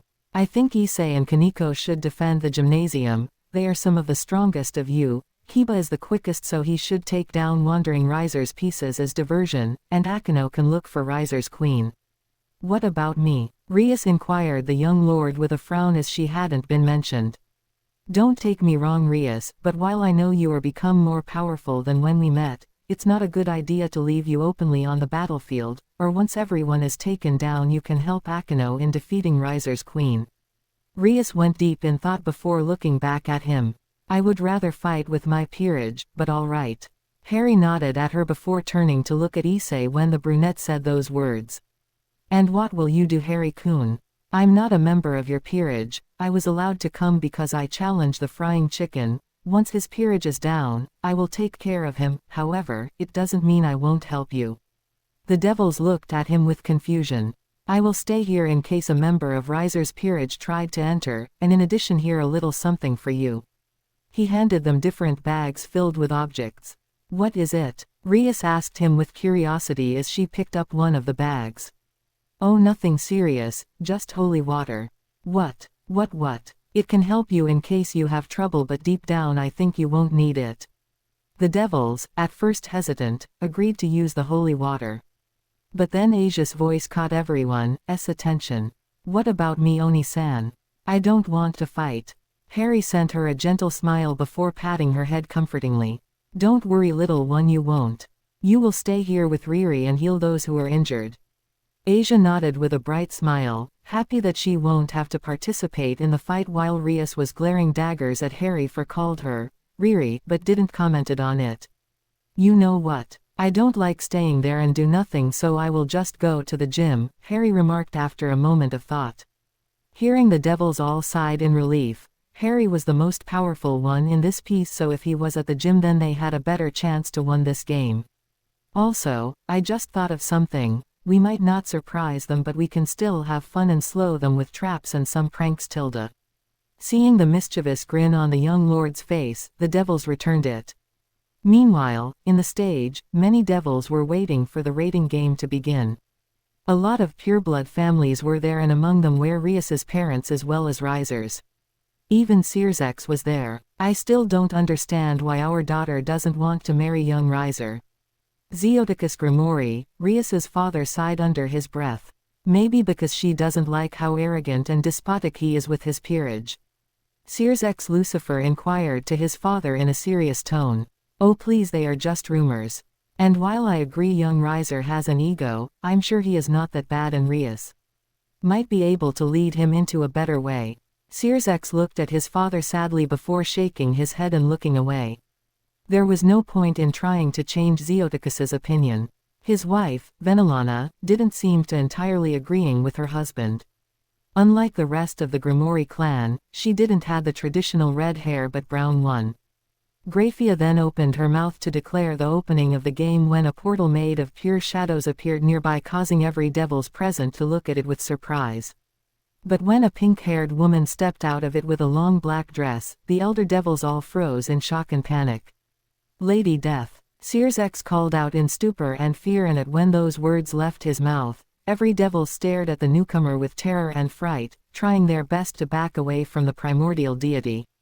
After all, it wasn't every day that Death herself came to hell. Mewert looked at the current Lucifer with a smile, which scared everyone to the core, before opening her mouth to respond. Searsex, it's been a long time. Am I, milady? What are you doing here? Graphia asked her as she shivered in fear, her eyes wide in terror. Every creatures on earth feared death, and devils were no exceptions. I came to see my nephew, of course. Tilda. Mewert's answer caused some devils to whisper with each other, and Searsex frowned in confusion. He didn't know Death had a nephew. Then another Mao, Seraphal Leviathan, stepped forward to speak. She was a beautiful girl who looked to be in her late teens with black hair, tied into twin tails and pink eyes. She was also Sona's elder sister. Milady, may we know who is your nephew? Seraphal flinched when Mewert's eyes landed on her, and some devils were growing concerned as they all thought that the current Leviathan had offended the pink-haired deity. But nothing happened as Mewert calmly answered her question, but with a soft smile on her face. It's Lord Peverell Gryffindor Ravenclaw Slytherin Emrys Lefay. Tilda. At those words, Graphias's eyes widened in shock as she had met the young lord in question and couldn't believe that he was Death's nephew. Searsex was also surprised as his wife had told him about the young man in question and what he did that day.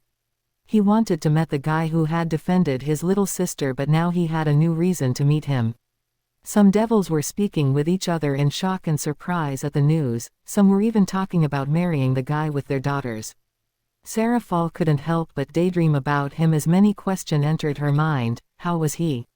Was he handsome? Was he cute? Was he single? And where is the young man?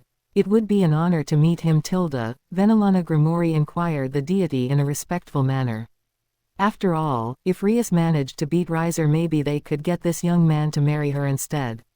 You will meet him later, but I will only tell you one thing. he is currently down there with your daughter Tilda, Mewart responded with a grin as she sat not too far from them. Hearing this, many devils became curious as to why Death's nephew was with the Grimoire heiress and her peerage. Some were even thinking that he was one of the chess pieces. Graphia, like her husband, knew why he was down there and sighed deeply before saying loudly through the megaphone speaker, "Let the rating game begin." Back to the Occult Research Club home base, they were whispering their last battle plan when they heard Graphia's voice. Harry smiled at his group before saying, "Good luck guys and don't die on me." The young lord inquired teasingly before disappearing by using shadows. The devils rolled their eyes at him with amusement but wished him good luck as well before they all went to different locations, with Rias and Asia staying in the base. The latter used magic to form a dome of protection around the base to prevent those who weren't from their group to enter. Harry reappeared near the gymnasium and, without waiting for Kaneko and Issei, he entered inside, only to end up facing 5 people, a pair of green-haired twins with chainsaws in their hands. Wait, what? A young girl with blue hair and brown eyes with a staff, a young woman of Chinese descent with shoulder-length black hair and blue-green eyes, and finally a beautiful young girl with dark blue eyes. She has long blonde hair tied into twintails with large, drill-like curls and blue ribbons keeping them in place. The last one had a strong resemblance to Riser, where they related. If that's so, what was she doing in his peerage? Harry internally fumed in anger. Was Riser into incest? Disgusting. But then his thoughts were interrupted when the Chinese girl spoke. Well, look who is it, the human who dared to challenge our king." Harry ignored how she said the word human as he was looking at them with a stern glare. "You know, usually I hate to hurt ladies, but I'm sure you won't give me a choice." "No, we are not, I'm afraid," the blue-haired girl responded almost in disappointment. "You know, the first time I saw you, I had to admit I was interested by you. Until you proven to not be a devil, I felt disdain for you, but then you unleashed this pressure on us. It was interesting to say the least, and I also admired how you protected Rias. I admire that, but sadly I cannot allow you to win. Why would you want to help a prick like him? He is arrogant, had no respect for women, and is ready to do anything to get what he wants." Harry retorted calmly as shadows started to envelop his arms. "Because he is my brother." Harry's eyes widened at those words, but then shock turned into anger. He made his own sister into a member of his peerage. He shouted in pure anger as the air was becoming more and more tense. The girls all flinched at the sudden outbursts, and some of them were afraid that he would use the pressure against them again, but it didn't came. Why such a cute and beautiful girl like you accepted to do his bindings? To be a member of his peerage? The blonde girl's cheeks reddened at the compliments but then became a bit sad at the questions. "I don't have a choice, I'm not strong enough to do things on my own." Harry, hearing this, felt bad for her and his expression softened as he looked at her. "Not strong enough? If you aren't, then train. What do you think Rias and her peerage did to get ready for today? Sleeping on couches and watching TV. You were born a devil and yet you think you can't make it on your own." The blonde girl was speechless as her eyes were still locked on his with surprise and shock. The other girls, however, were getting impatient. The first ones to attack were the twins who charged him with their chainsaws. Seriously, why have they been allowed to keep them was a mystery. Harry shot them a bored look before spreading his arms to the side. The moment the twins were a few feet away from him, they were pushed away by an invisible force which knocked them back. "You shouldn't have done that," Harry inquired coldly before his body was enveloped into darkness with only his green eyes shining with power. Then, to their shock, the shadow rushed toward them at incredible speed before attacking the twins with swift and deadly strikes. Injured, the two were sent away. 2 of Riser's pawns retired. The remaining girls stared at Harry with shock at what just happened. In the stages, the spectators were equally shocked by what they just seen, except Mewart, who smiled proudly at her nephew in all but blood. "Now, whose turn is it?" Harry asked the 3 remaining girls. However, they didn't have the time to answer when Kaneko and Issei appeared. "You took your time?" Harry inquired to them without turning his head away from the 3 girls from Riser's peerage. "Hey Harry-kun, need some help?" Issei asked the young lord as he prepared himself for a fight. "No, stay back, I will handle this."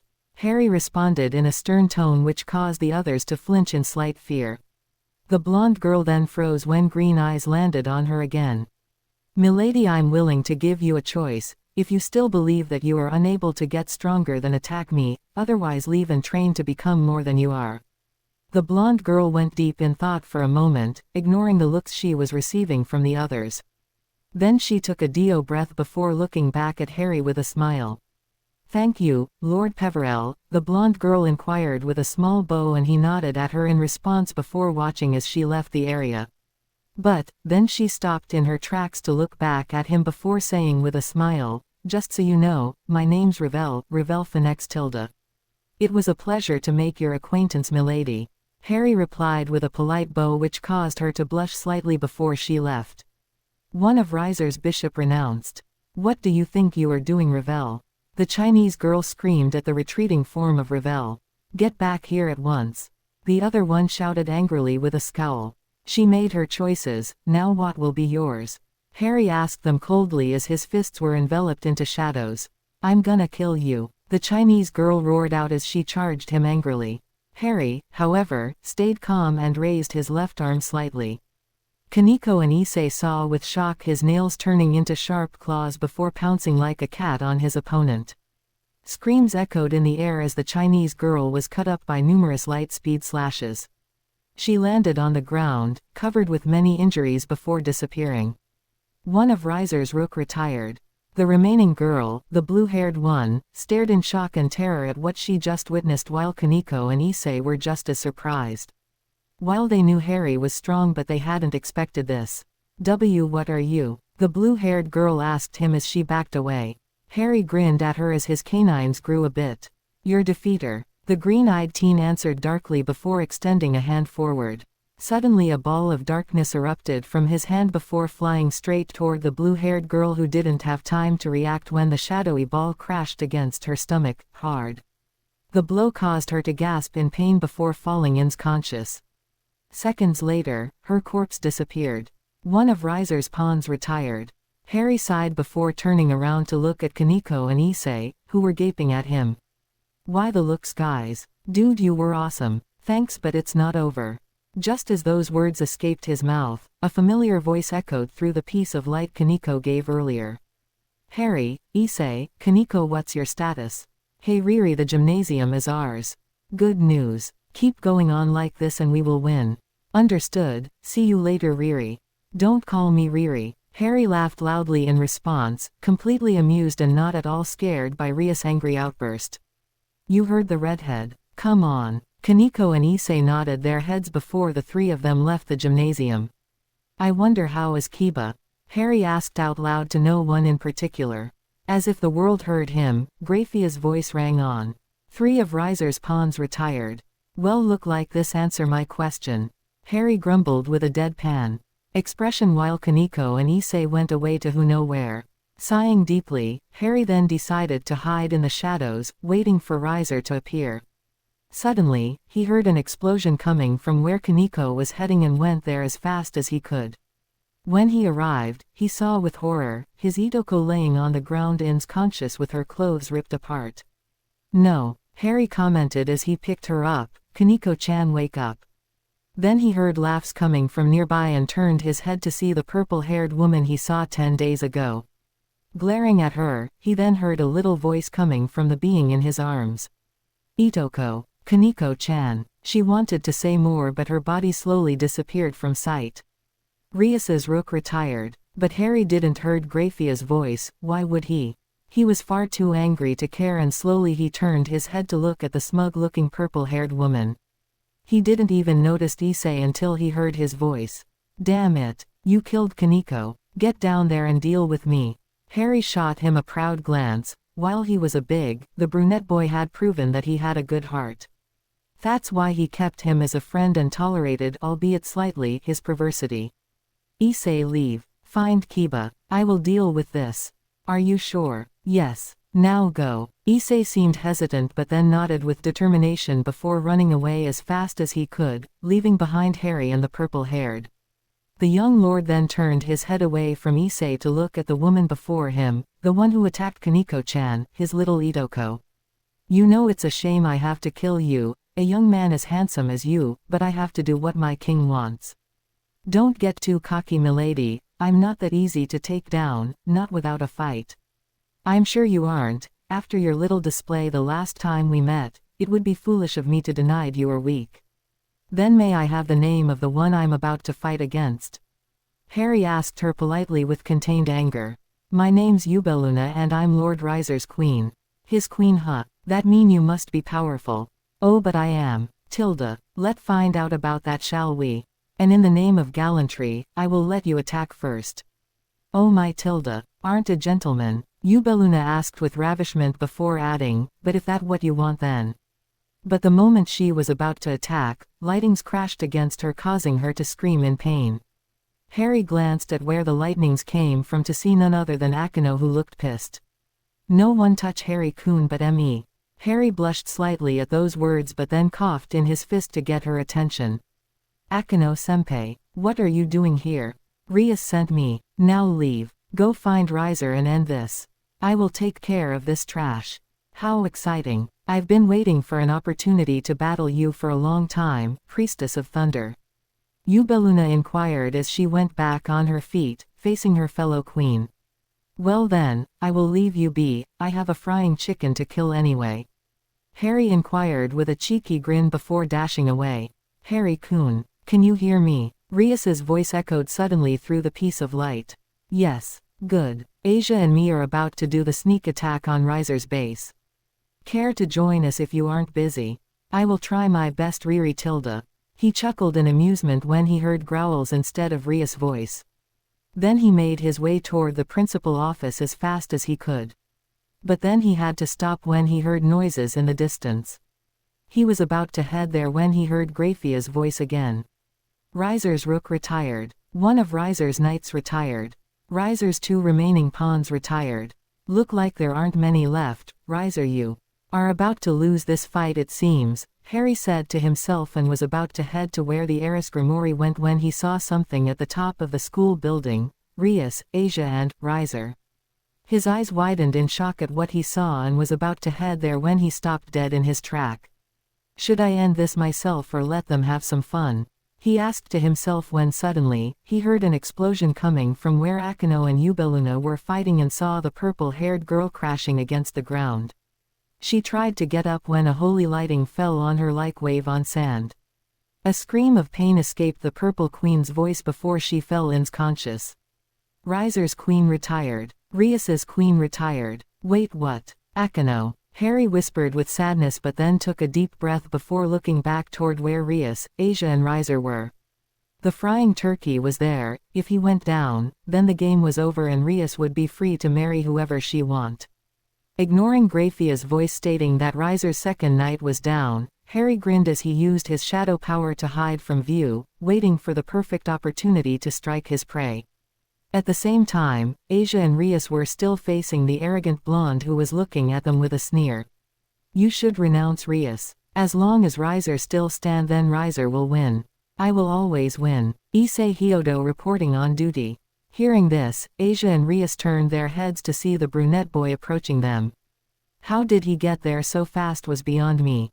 Issei, you made it, Rias said with joy on her face as she looked at her pawn. Count me in too, Kiba said as he approached the group. Riser's eyes narrowed in anger, before shooting a beam of fire at them. Thankfully, they managed to avoid it before glaring dagger at the Phoenix boy. Don't you see that it is impossible for you to win? You were just delaying the inevitable. Riser inquired arrogantly as he looked at the group before him. Suddenly Rias used her powers to cut his arm, but it grew back to normal. If you think that I'll give up, then you don't know me so well. The redhead retorted to him with a serious look mixed with determination. Suddenly, Issei charged the blonde man, but Riser blocked his attack with his bare hands before blasting him with fire, sending him flying back toward Rias and the others. Issei, stop, you are not strong enough to take him. Rias inquired him with concern. However, Issei didn't listen and attacked Riser again using his boost, but like earlier, the Phoenix guy sent him flying. You should give up, lowlife. You were no match for Riser. And where is the supposed Lord Peverell? As he fled, "Hey frying chicken." Riser turned his head to see who had called him with such a nickname only for something to crash into him, sending both him and his attacker below. "Who did it?" "Answer, Harry." While he was hiding, the young lord saw Issei attacking the Phoenix boy and wanted to slap himself for how stupid it was, but hey, he had to admit the brunette had guts. However, when he noticed that Issei was easily being pushed down, Harry summoned his shadowy wings before flying toward the building.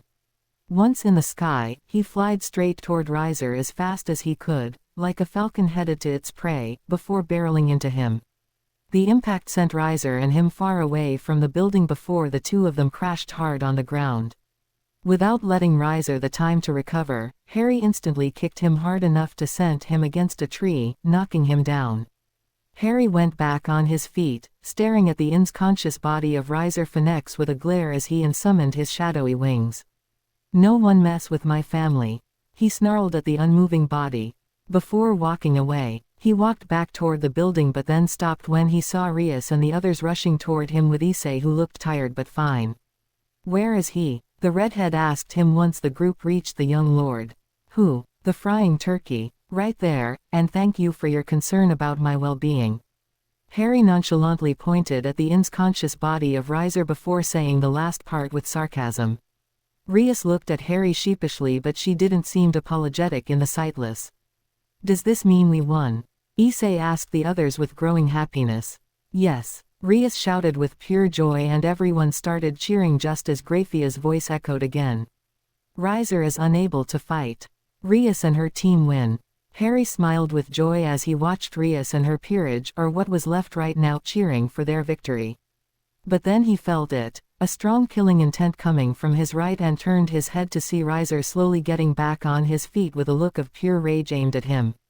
"No, it's impossible. Riser cannot lose," he screamed loudly, which caught the attention of Rias and her peerage.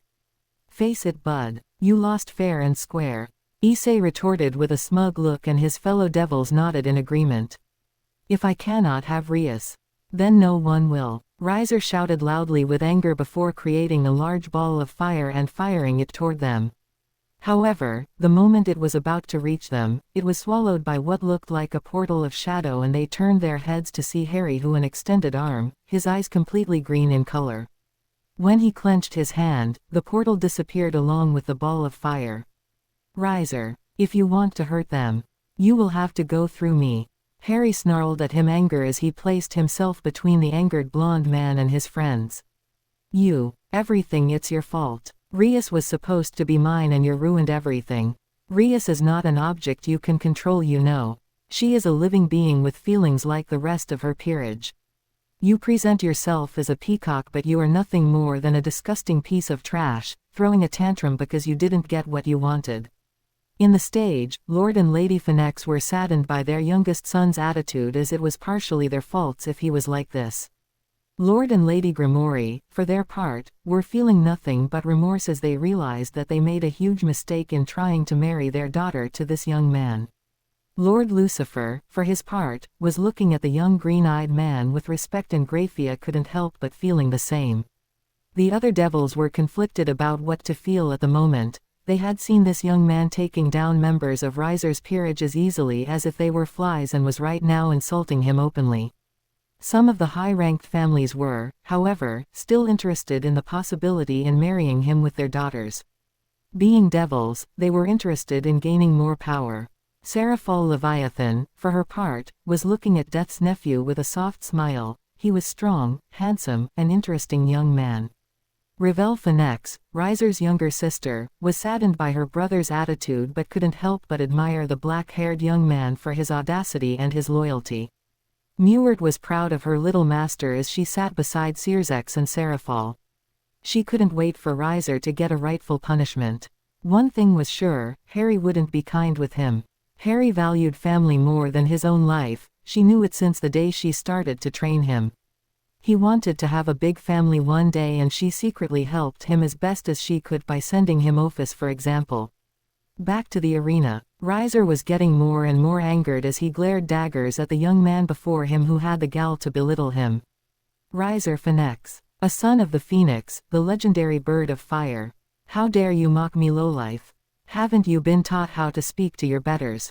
My better. You. Don't make me laugh. You are nothing that a spoiled child and pathetic excuse of a man. Harry snarled back in anger as his body slowly covered itself with shadow. That's it. I will kill you first. And when I'm done with you, I will take what is rightfully mine. Don't sell the lion's skin until you kill it. Harry roared back as he readied himself in case the other attacked him.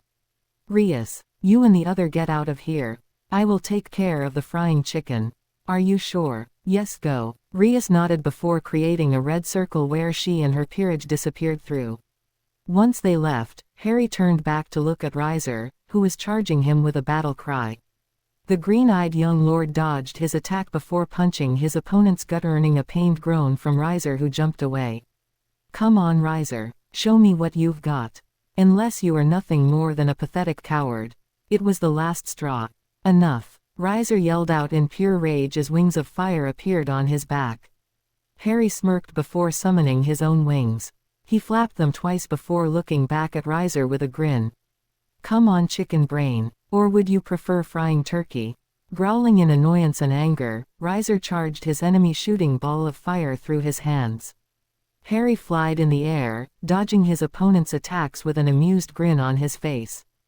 Harry then created a barrage of shadowy spears before launching them toward his enemy, who tried to defend himself. Riser successfully managed to destroy some of them with his fire, but 4 of them pierced his skin, earning a pained scream from him. The shadowy weapons hurted him and slowly he pulled them out of his body, grunting in pain. Thanks to his Phoenix heritage, his wounds instantly healed, or else he would have been problematic to keep fighting. Looking back toward his opponents, Riser was taken aback when he saw Harry's hands covered with fire. You like fire, Riser? Then have a taste of mine.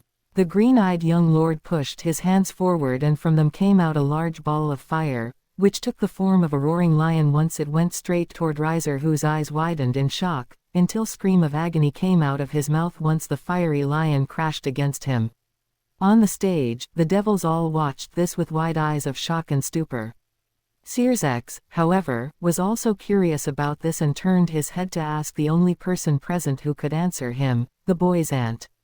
Milady, I know what you want to ask, Searsex, so don't waste your breath. Harry is a master in elemental magic, especially with fire and shadow.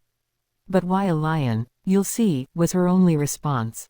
I didn't know Harry Coon could do that. Kiba whispered in amazement as he looked at the black-haired young lord. It seems they are equal in power. This fight will take time. Issei inquired as Asia was healing him with her sacred gear. They are not equals. Everyone turned their heads to look at Mewert, who had a smirk on her face as her eyes were still locked on Harry. What do you mean, milady? Seraphal asked the deity with a bit of confusion, and the others listened closely, curious about her answer. Harry is toying with him. He is not using his full potential, he is just playing. This was not the answer they expected. Every devils, even Searsex, widened their eyes as they looked back at Harry. Rias frowned as she looked at the young lord's face, and she instantly realized that Harry looked indeed amused, if the smirk on his face was any indications. If that's true, milady, then why isn't he trying to end this fight quickly? As I said, because he wants to have fun, and you'll understand why if you watch the show. Tilda, Mewert inquired to the others before using her power to summon some popcorns. The devils looked unsatisfied by her answer but couldn't do anything, because if they did try to force her to answer, they would be all destroyed. So they looked away from the pink-haired woman to look back at the fight. In the arena, Harry was feeling nothing but boredom. Riser's utilization of fire and wind was impressive, but the blonde guy was too stupid to realize that by using too much of his power he would tire himself. Why can't you die already? The Phoenix boy screamed in pure fury as he unleashed a gigantic ball of flame toward Harry. However, the young lord didn't move and didn't even try to protect himself as the ball crashed against him. Harry, the Occult Research Club and the Student Council students screamed in horror at the same time. Now the fun begins, Tilda, Mewert whispered with a dark grin as she ate another popcorn. Riser looked at the devastation he caused with a triumphant grin on his face before laughing loudly. Look like I win, lowlife. No one insult Riser and stay alive. Asia's eyes were filled with tears while Kaneko was in complete shock. The rest of Ria's peerage were equally in shock at what just happened, and Akino looked heartbroken. But then, when they thought it was over, "Look!" Sarah Fall screamed in stupor as she pointed at where Harry previously stood. The devils all watched with frowns on their faces, and there, coming out of the smokes and ashes, was an unharmed Harry Potter whose shirt was completely destroyed, exposing his muscular bare chest. "What? How could you survive this? You were just a weak human." Riser roared in anger and shock as he looked at his opponent, who seemed perfectly fine. In the stage, all devils, old and young, were in total shock that this young man survived such an attack. Ravel's eyes sparkled with interest as she looked at the black-haired young lord, and internally she thought about asking him to train her. A weak human. That's new. I never saw myself as a human. I was never considered by one before, Harry whispered to himself softly before glaring daggers at Riser, who froze when he saw no pupils in those green orbs. "You disgusts me, Riser. Until now, I took this fight as a game, but now I'm done playing. It's time to be serious," Harry said with a coldness that caused more than one to shiver in fright. Before Riser could retort, Harry dashed toward him at high speed, and the blonde man gasped in pain when he received a huge punch in the stomach, knocking the air out of him. Then Harry used his other arm to punch Riser right on the face, sending him flying away. Riser rolled on the ground before crashing at the feet of a tree. Coughing some blood, the blond man slowly went back on his feet before looking toward his opponent, who was slowly making his way toward him with a glare that could melt ice. Harry slowly raised his right arm and his nails turned into claws. Kaneko and Issei, seeing this, remembered the attack from earlier, but unlike before, those claws were covered with light, but lightings which soon covered Harry's entire arm. Riser screamed when Harry's claws slashed him, along with electric shock caused by them. "You received attacks from shadow, fire and thunder. Let's see how you can handle this," Harry inquired as he created a bow made of pure light. "What the hell?" Issei cried out in shock as he stared at this with wide eyes like the rest of the spectators.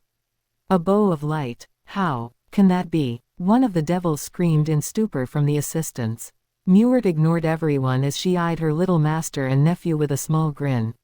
Sears eyed the primordial deity and couldn't help but shiver at the expression on her face before looking back at the fight. This Lord Peverell was becoming more and more interesting.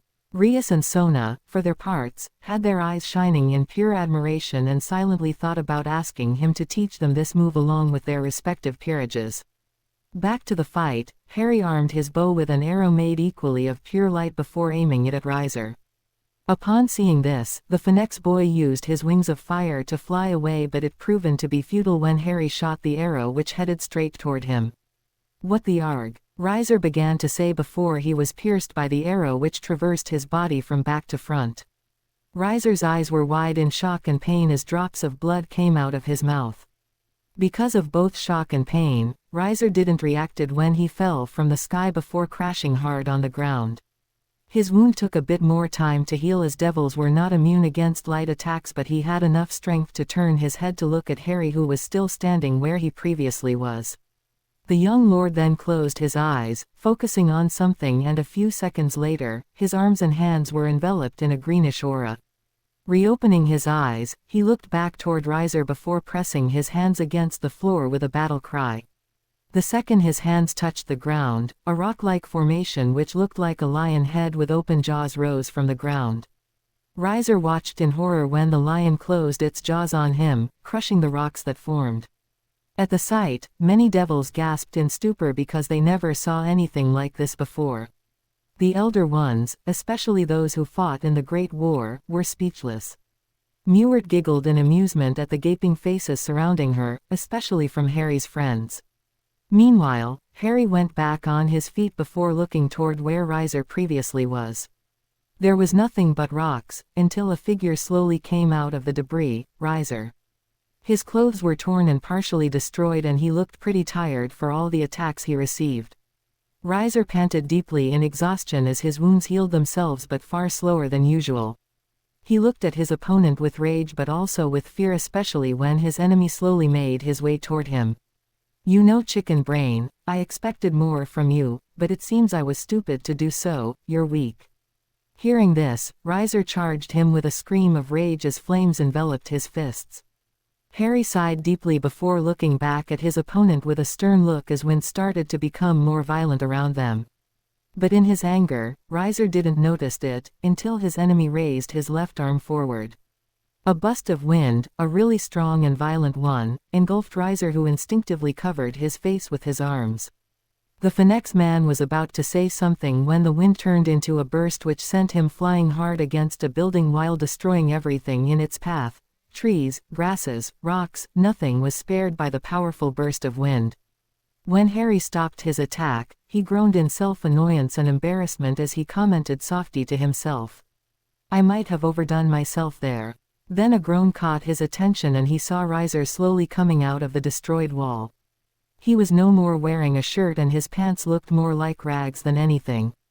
Harry watched as the man limped out of the large hole he, accidentally, made before facing him.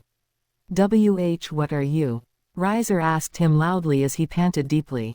He was clearly out of breath and Harry noticed how slow his wounds were taking to heal. I told you, my name's Harry Peverell, Gryffindor, Ravenclaw, Slytherin, Emrys Lefay. Young English lord and friend of Rhys Grimoire, heiress of the Grimoire clan. As he spoke, the green-eyed young lord approached the injured Phoenix man who tried to look tough but failed due to tiredness and pain, thanks to Harry's attacks. Stay back. Don't come closer. Riser ordered the man with an undertone of fear. Harry raised an eyebrow at this. Was Riser afraid of him? It seemed like it because of his wide eyes and the fact he was trying to back away from him. He didn't do much and the frying turkey was already afraid of him. Pathetic. Is that fear I'm hearing? Who would have thought that the great Riser Phoenix would be scared of a pathetic human? Tilda. Hearing the irony in his voice, Riser's blood boiled with anger as he glared back at his black-haired opponent with nothing but hatred and rage. Riser is not afraid of a freak like you. Silence followed those words as Harry froze dead in his tracks with a look of shock on his face. In the stage, the devils were confused by his sudden action, except those who knew his backstory. Kaneko looked at Hiritoko with a hint of sadness while Asia openly showed her concern for her Oni-san. Lord Phoenix, Lady Phoenix, my condolences for your son.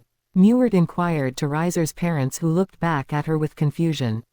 Why are you saying this, milady? Lord Phoenix inquired the deity with an undertone of fright in his voice.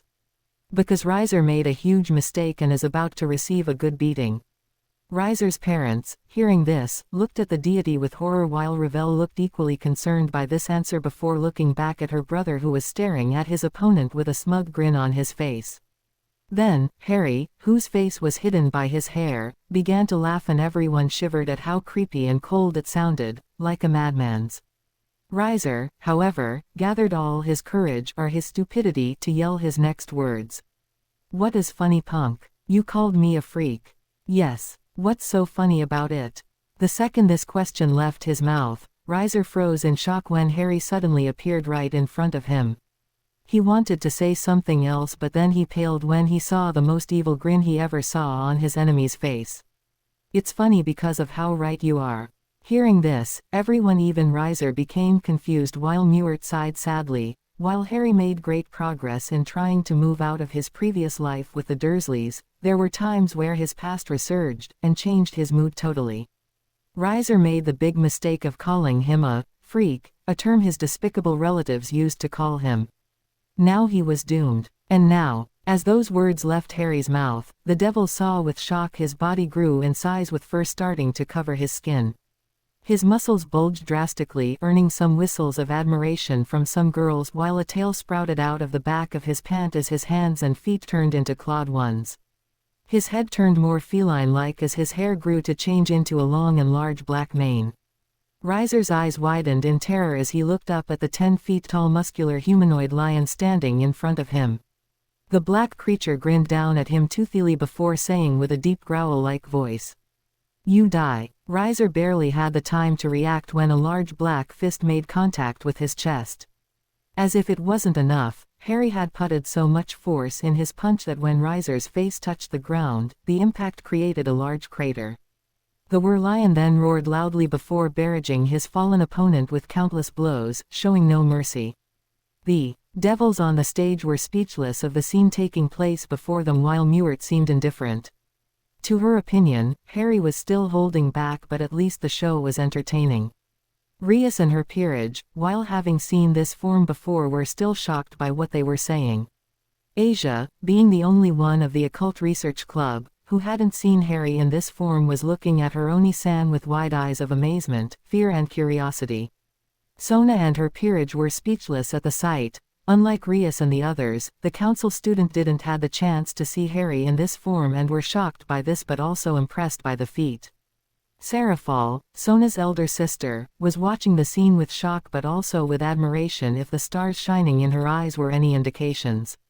Lord and Lady Phoenix were becoming more and more concerned for their son as he was mercilessly beaten by Death's nephew, and they both turned to the primordial deity whose face didn't showed any emotion as she watched her little master beating the crap out of the prick. "Milady, please, tell your nephew to stop," Lady Phoenix inquired the deity with tearful eyes. "Why should I? Your son deserves what he is enduring," Mewart coldly responded without taking her eyes away from the fight. "Please, I beg you, Riser is still our son," Lord Phoenix inquired the primordial deity. "Take this as your punishment for never being there to restrain his ego," Mewart coldly replied, still taking her eyes off the fight. Her answer caused Lady Phoenix to shed tears of regret, and her husband instantly went to comfort her. Lord Grimoire, who was their friend, couldn't retain himself from speaking. "Milady, please, you aren't seriously thinking of letting your nephew kill young Riser?" He then froze in terror when the primordial deity released a bit of her aura while glaring up at him, as around them, everyone were now shaking in fright. "Pray tell, why would I stop him, Zeoticus Grimoire?" Mewart asked him in a deep feminine voice filled with contained anger and coldness. The head of Grimoire clan looked away, not having an answer for that. Rias, internally, felt good at seeing her father in such a position, as it was because of him and her mother than he had been engaged to Riser in the first place. "In my opinion, you aren't a better parent than the Phoenix, engaging your own daughter to such a scum, tisk, disgusting." The deity's new words caused Lady Venelana to cry in shame and remorse, while Zeoticus Grimoire, her husband, instantly tried to comfort her as himself was feeling remorseful. "However, I'm sure Harry won't kill your precious son, merely teach him a lesson but not kill him," Mewart inquired in her normal tone, and those words caused Riser's parents to sigh slightly in relief. Back to the arena, Harry stopped his vicious attack to stare at the bruised form of Riser, who weakly raised his head to look at him. "Please, enough," the Phoenix blonde man managed to say in a pained tone. However, to his horror, the Werlion grinned at him darkly. "Don't worry, it's almost over." After he said this, without warning, Harry grabbed Riser by the legs before smashing him against the floor repeatedly, much to the horror of those who watched, even if Akino was aroused by her crush's actions. "You knew Harry-kun could be so cruel, Fufufu Tilda," the priestess of thunder remarked with a grin as she licked her lips. Sadly for her, everyone ignored her comments as they were too busy watching Harry mercilessly smashing Riser around.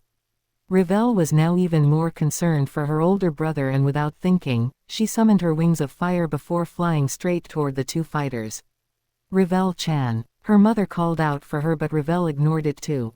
"Keep going." Unaware of the coming blonde girl, Harry threw his opponent to the ground before standing above him with bared teeth.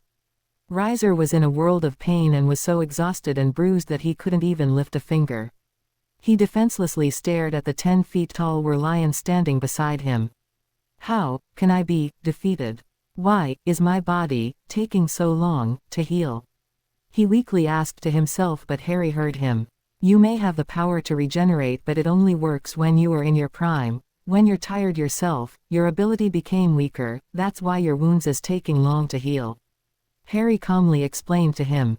Riser stayed silent for a moment but then looked back at his opponent with a defeated look on his face. "Go on, finish me," Harry was about to say respond when a new voice caught his attention. "No." To Ho's shock, he saw Revell Phoenix placing herself in front of him with a look of determination mixed with fear as she stared up at him. It was clear that she was afraid of him but tried to now show it to stand protectively in front of her bruised brother.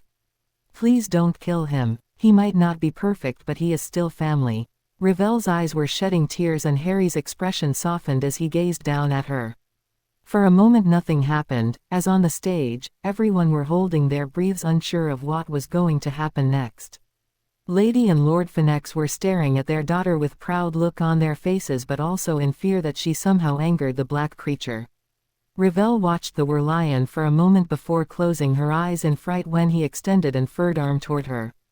Revel waited for the pain but it never came as instead she felt something gently patting the top of her head. Blinking in confusion, she looked up to see the black humanoid lion staring at her with a soft smile. "I never planned to kill your brother kiddo," Harry began to say before adding seriously, "but I have one more thing to do first." Revel watched as the black lion walked past her to stand above the fallen form of her older brother who had passed out due to pain. Harry gazed down at him with an unreadable expression before looking back toward where the stage was, earning flinch of fear from the crowd of devils. "I am done hiding, now it's time for the world to know who I am." As he said those words, Harry fully released his aura which caused everyone present, less Riser who was unconscious, to fell on their knees because of the pressure. The Mouse, at first shocked by the sudden action, tried to fight back but in vain as, like everyone, they had no choice but to be on their knees. Everyone in hell felt the powerful aura and froze in fear at whoever unleashed it. But the residents of hell weren't the only ones to feel this aura. Far away from there, a tall man appearing to be in his 20s with an average build, black hair, golden bangs and black goatee, flinched when he felt the aura. He was Azazel, the leader of the fallen angel faction. "What is that?" he asked to himself as he sat on a throne-like chair. In Kyoto, a young woman with a voluptuous figure and very long blonde hair with matching eyes also froze dead in her tracks as she felt a powerful aura coming from somewhere. She was Yusaka, the leader of the West Yukai faction. "Mama, aren't you coming?" a young voice called out from another room. "I'm coming, Kuno-chan." Yusaka called out to her daughter before thinking to herself, who could possess such a powerful power? At Peverell Mansion, Ophis, who was about to enter the residence to visit her mate, stopped dead in her track when she felt his aura. Behind her was a beautiful woman with straight and long pale blue hair, dark blue eyes who was wearing a navy blue skirt with her entire body is doused with the color of deep blue. "Harry Kyn Tilda," the infinite dragon inquired with a soft purr. "So that's your mate's power?" her comrade asked her with a neutral tone. "Yes. Now I have another good reason to see him in person," the unknown blue-haired woman inquired to her comrade as they went back inside the mansion to wait for Harry. Back to hell, Harry, still in his lion form, looked at everyone before opening his mouth to the sky, to release a thunderous roar which echoed throughout the underworld.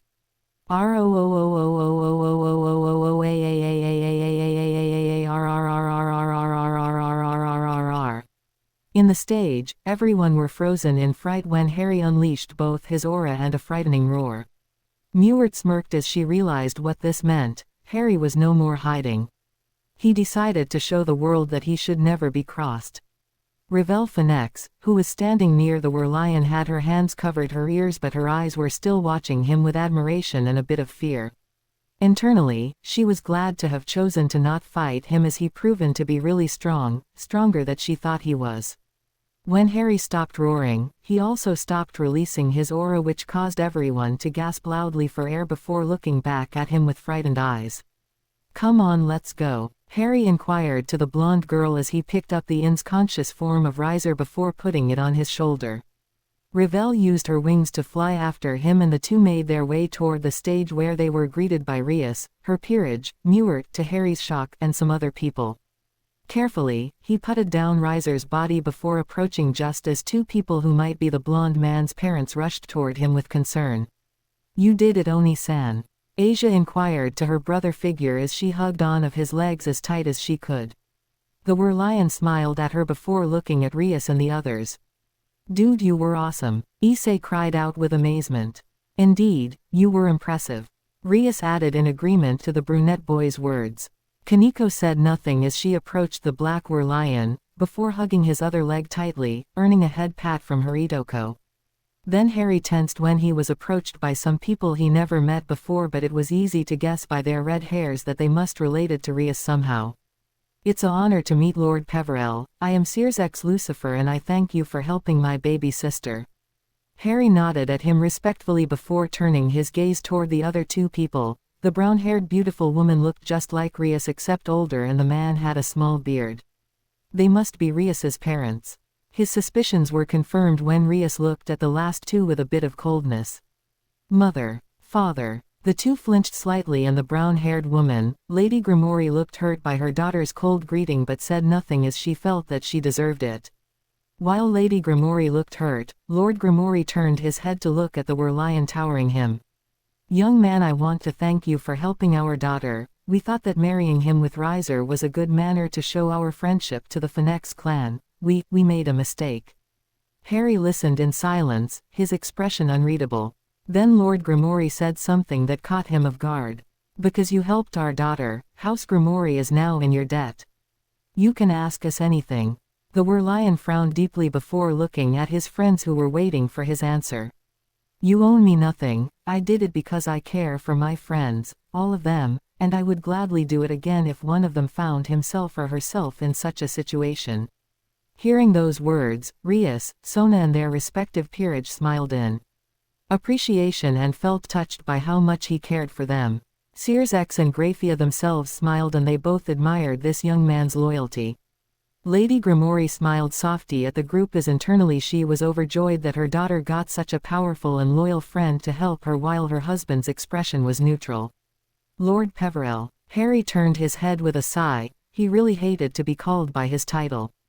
But he had no choice but to answer accordingly. He turned his head to see two people approaching him, Revel and an old woman who looked like her.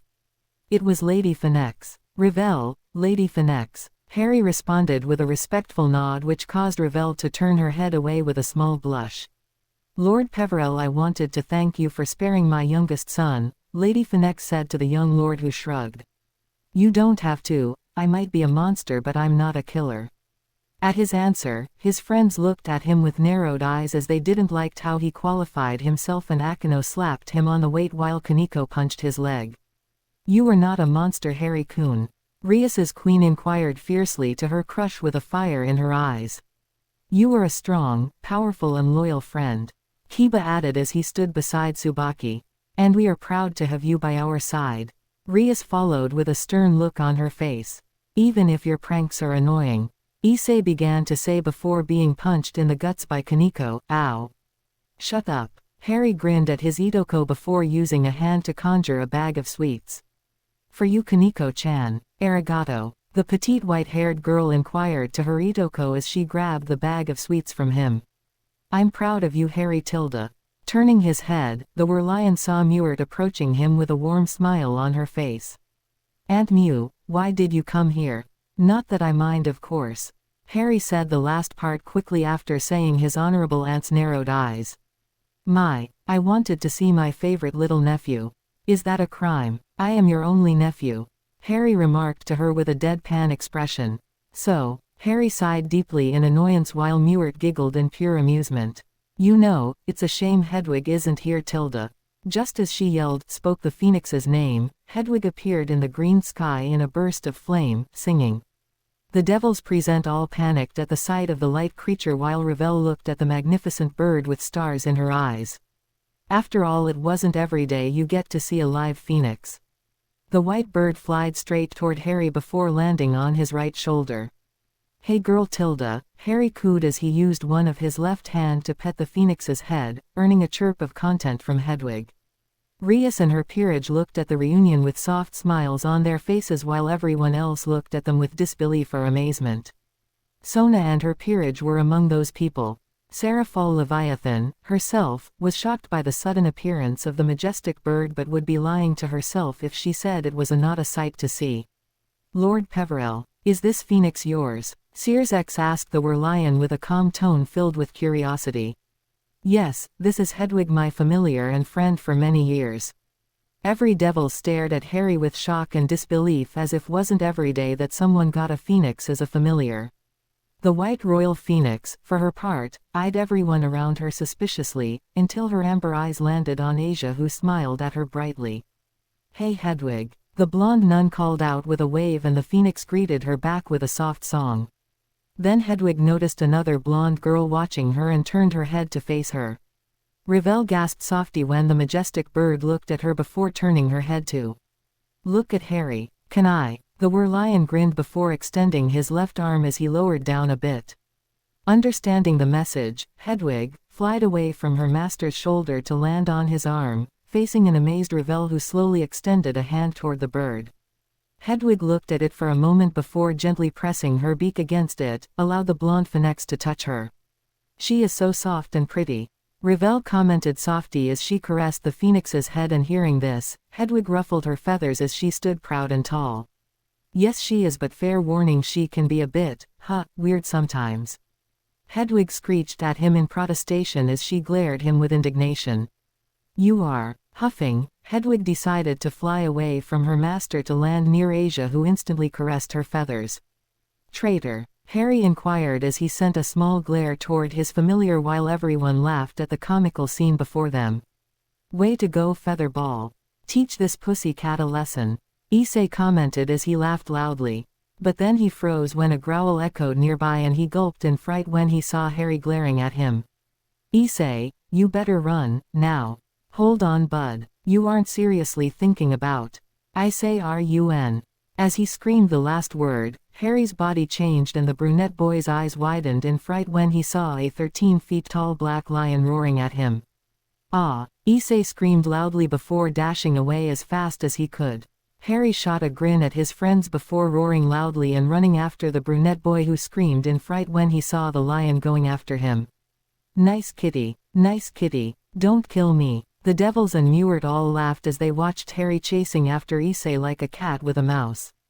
Heck, even Hedwig was amused by the scene as she was being spoiled rotten by both Asia and Revel. After 2 hours of cursing Issei, Harry had transformed back to his human form and had been properly introduced to Rias's family. Lady Grimori was a really nice and beautiful person, and it was now easy to understand where Rias got her good looks, and Lord Grimori, well, he was an agreeable man.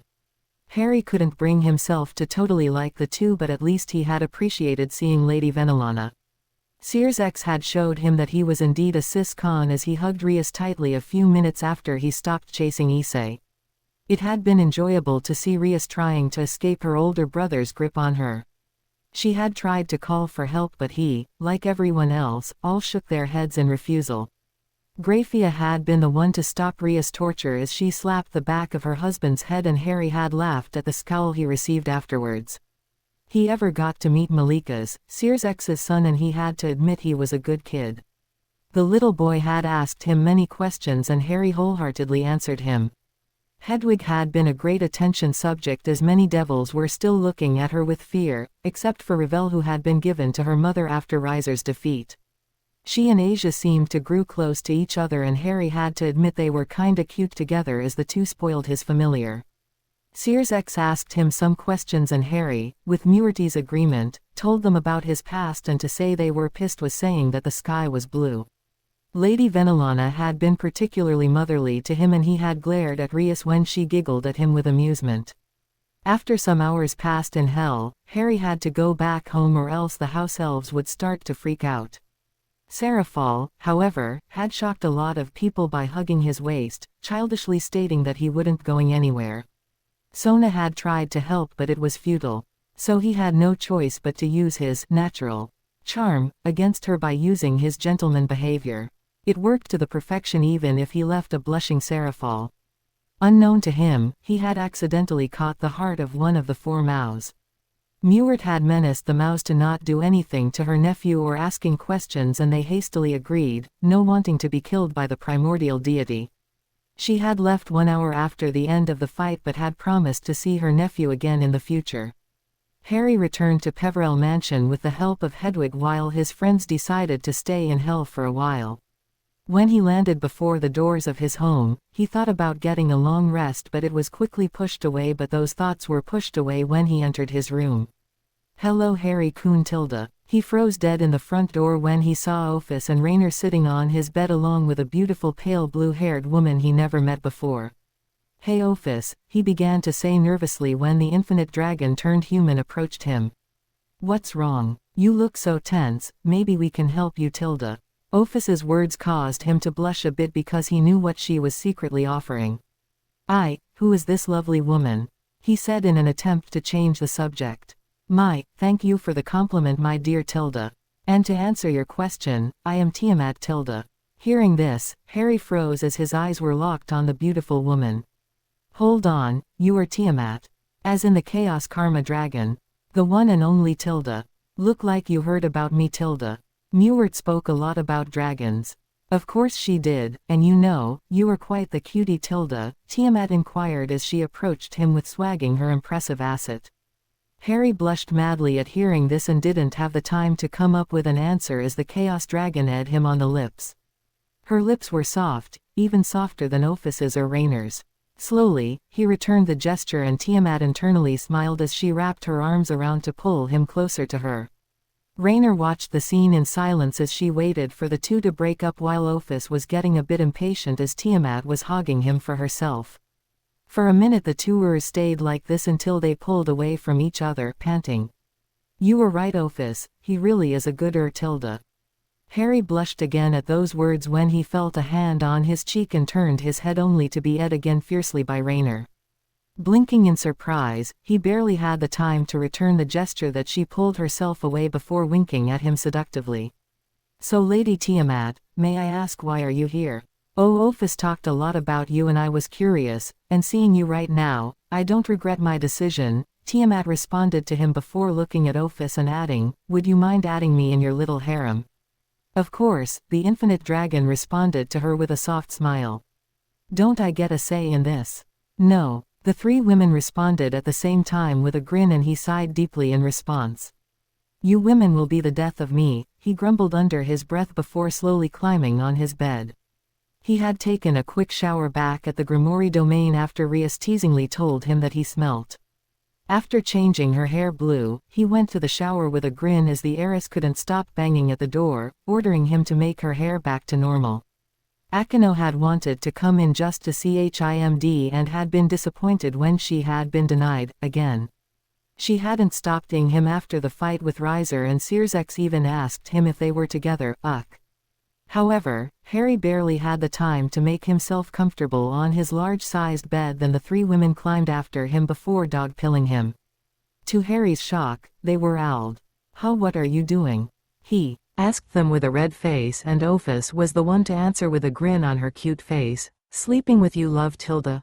Of course, when she finished talking, she ate his lips passionately and he couldn't help but return it, much to her enjoyment. As he pulled himself away, he felt something licking his right cheek and slightly turned his head to see Tiamat winking at him seductively. Then he flinched when he felt a hand touched his crotch and glared at a certain fallen angel. "Rainier?" "Yes, Harry-kun?" she responded with an innocent tone. "No tonight." "HMPF. You are no fun." Instantly the hand disappeared and Harry sighed deeply as he putted his head further into the pillow before slowly closing his eyes to rest for a bit. Tiamat, Ophus and Rainier looked at him with smiles before following him as they enveloped his body with their arms, cuddling him. Poor Harry was unaware of what he was about to endure as more girls will join the equation thanks to him releasing his aura. In hell, Akeno shivered as she thought that she was missing something. To be continued. I hope you enjoyed this story. Also remember to subscribe and like this video. See you in the next video.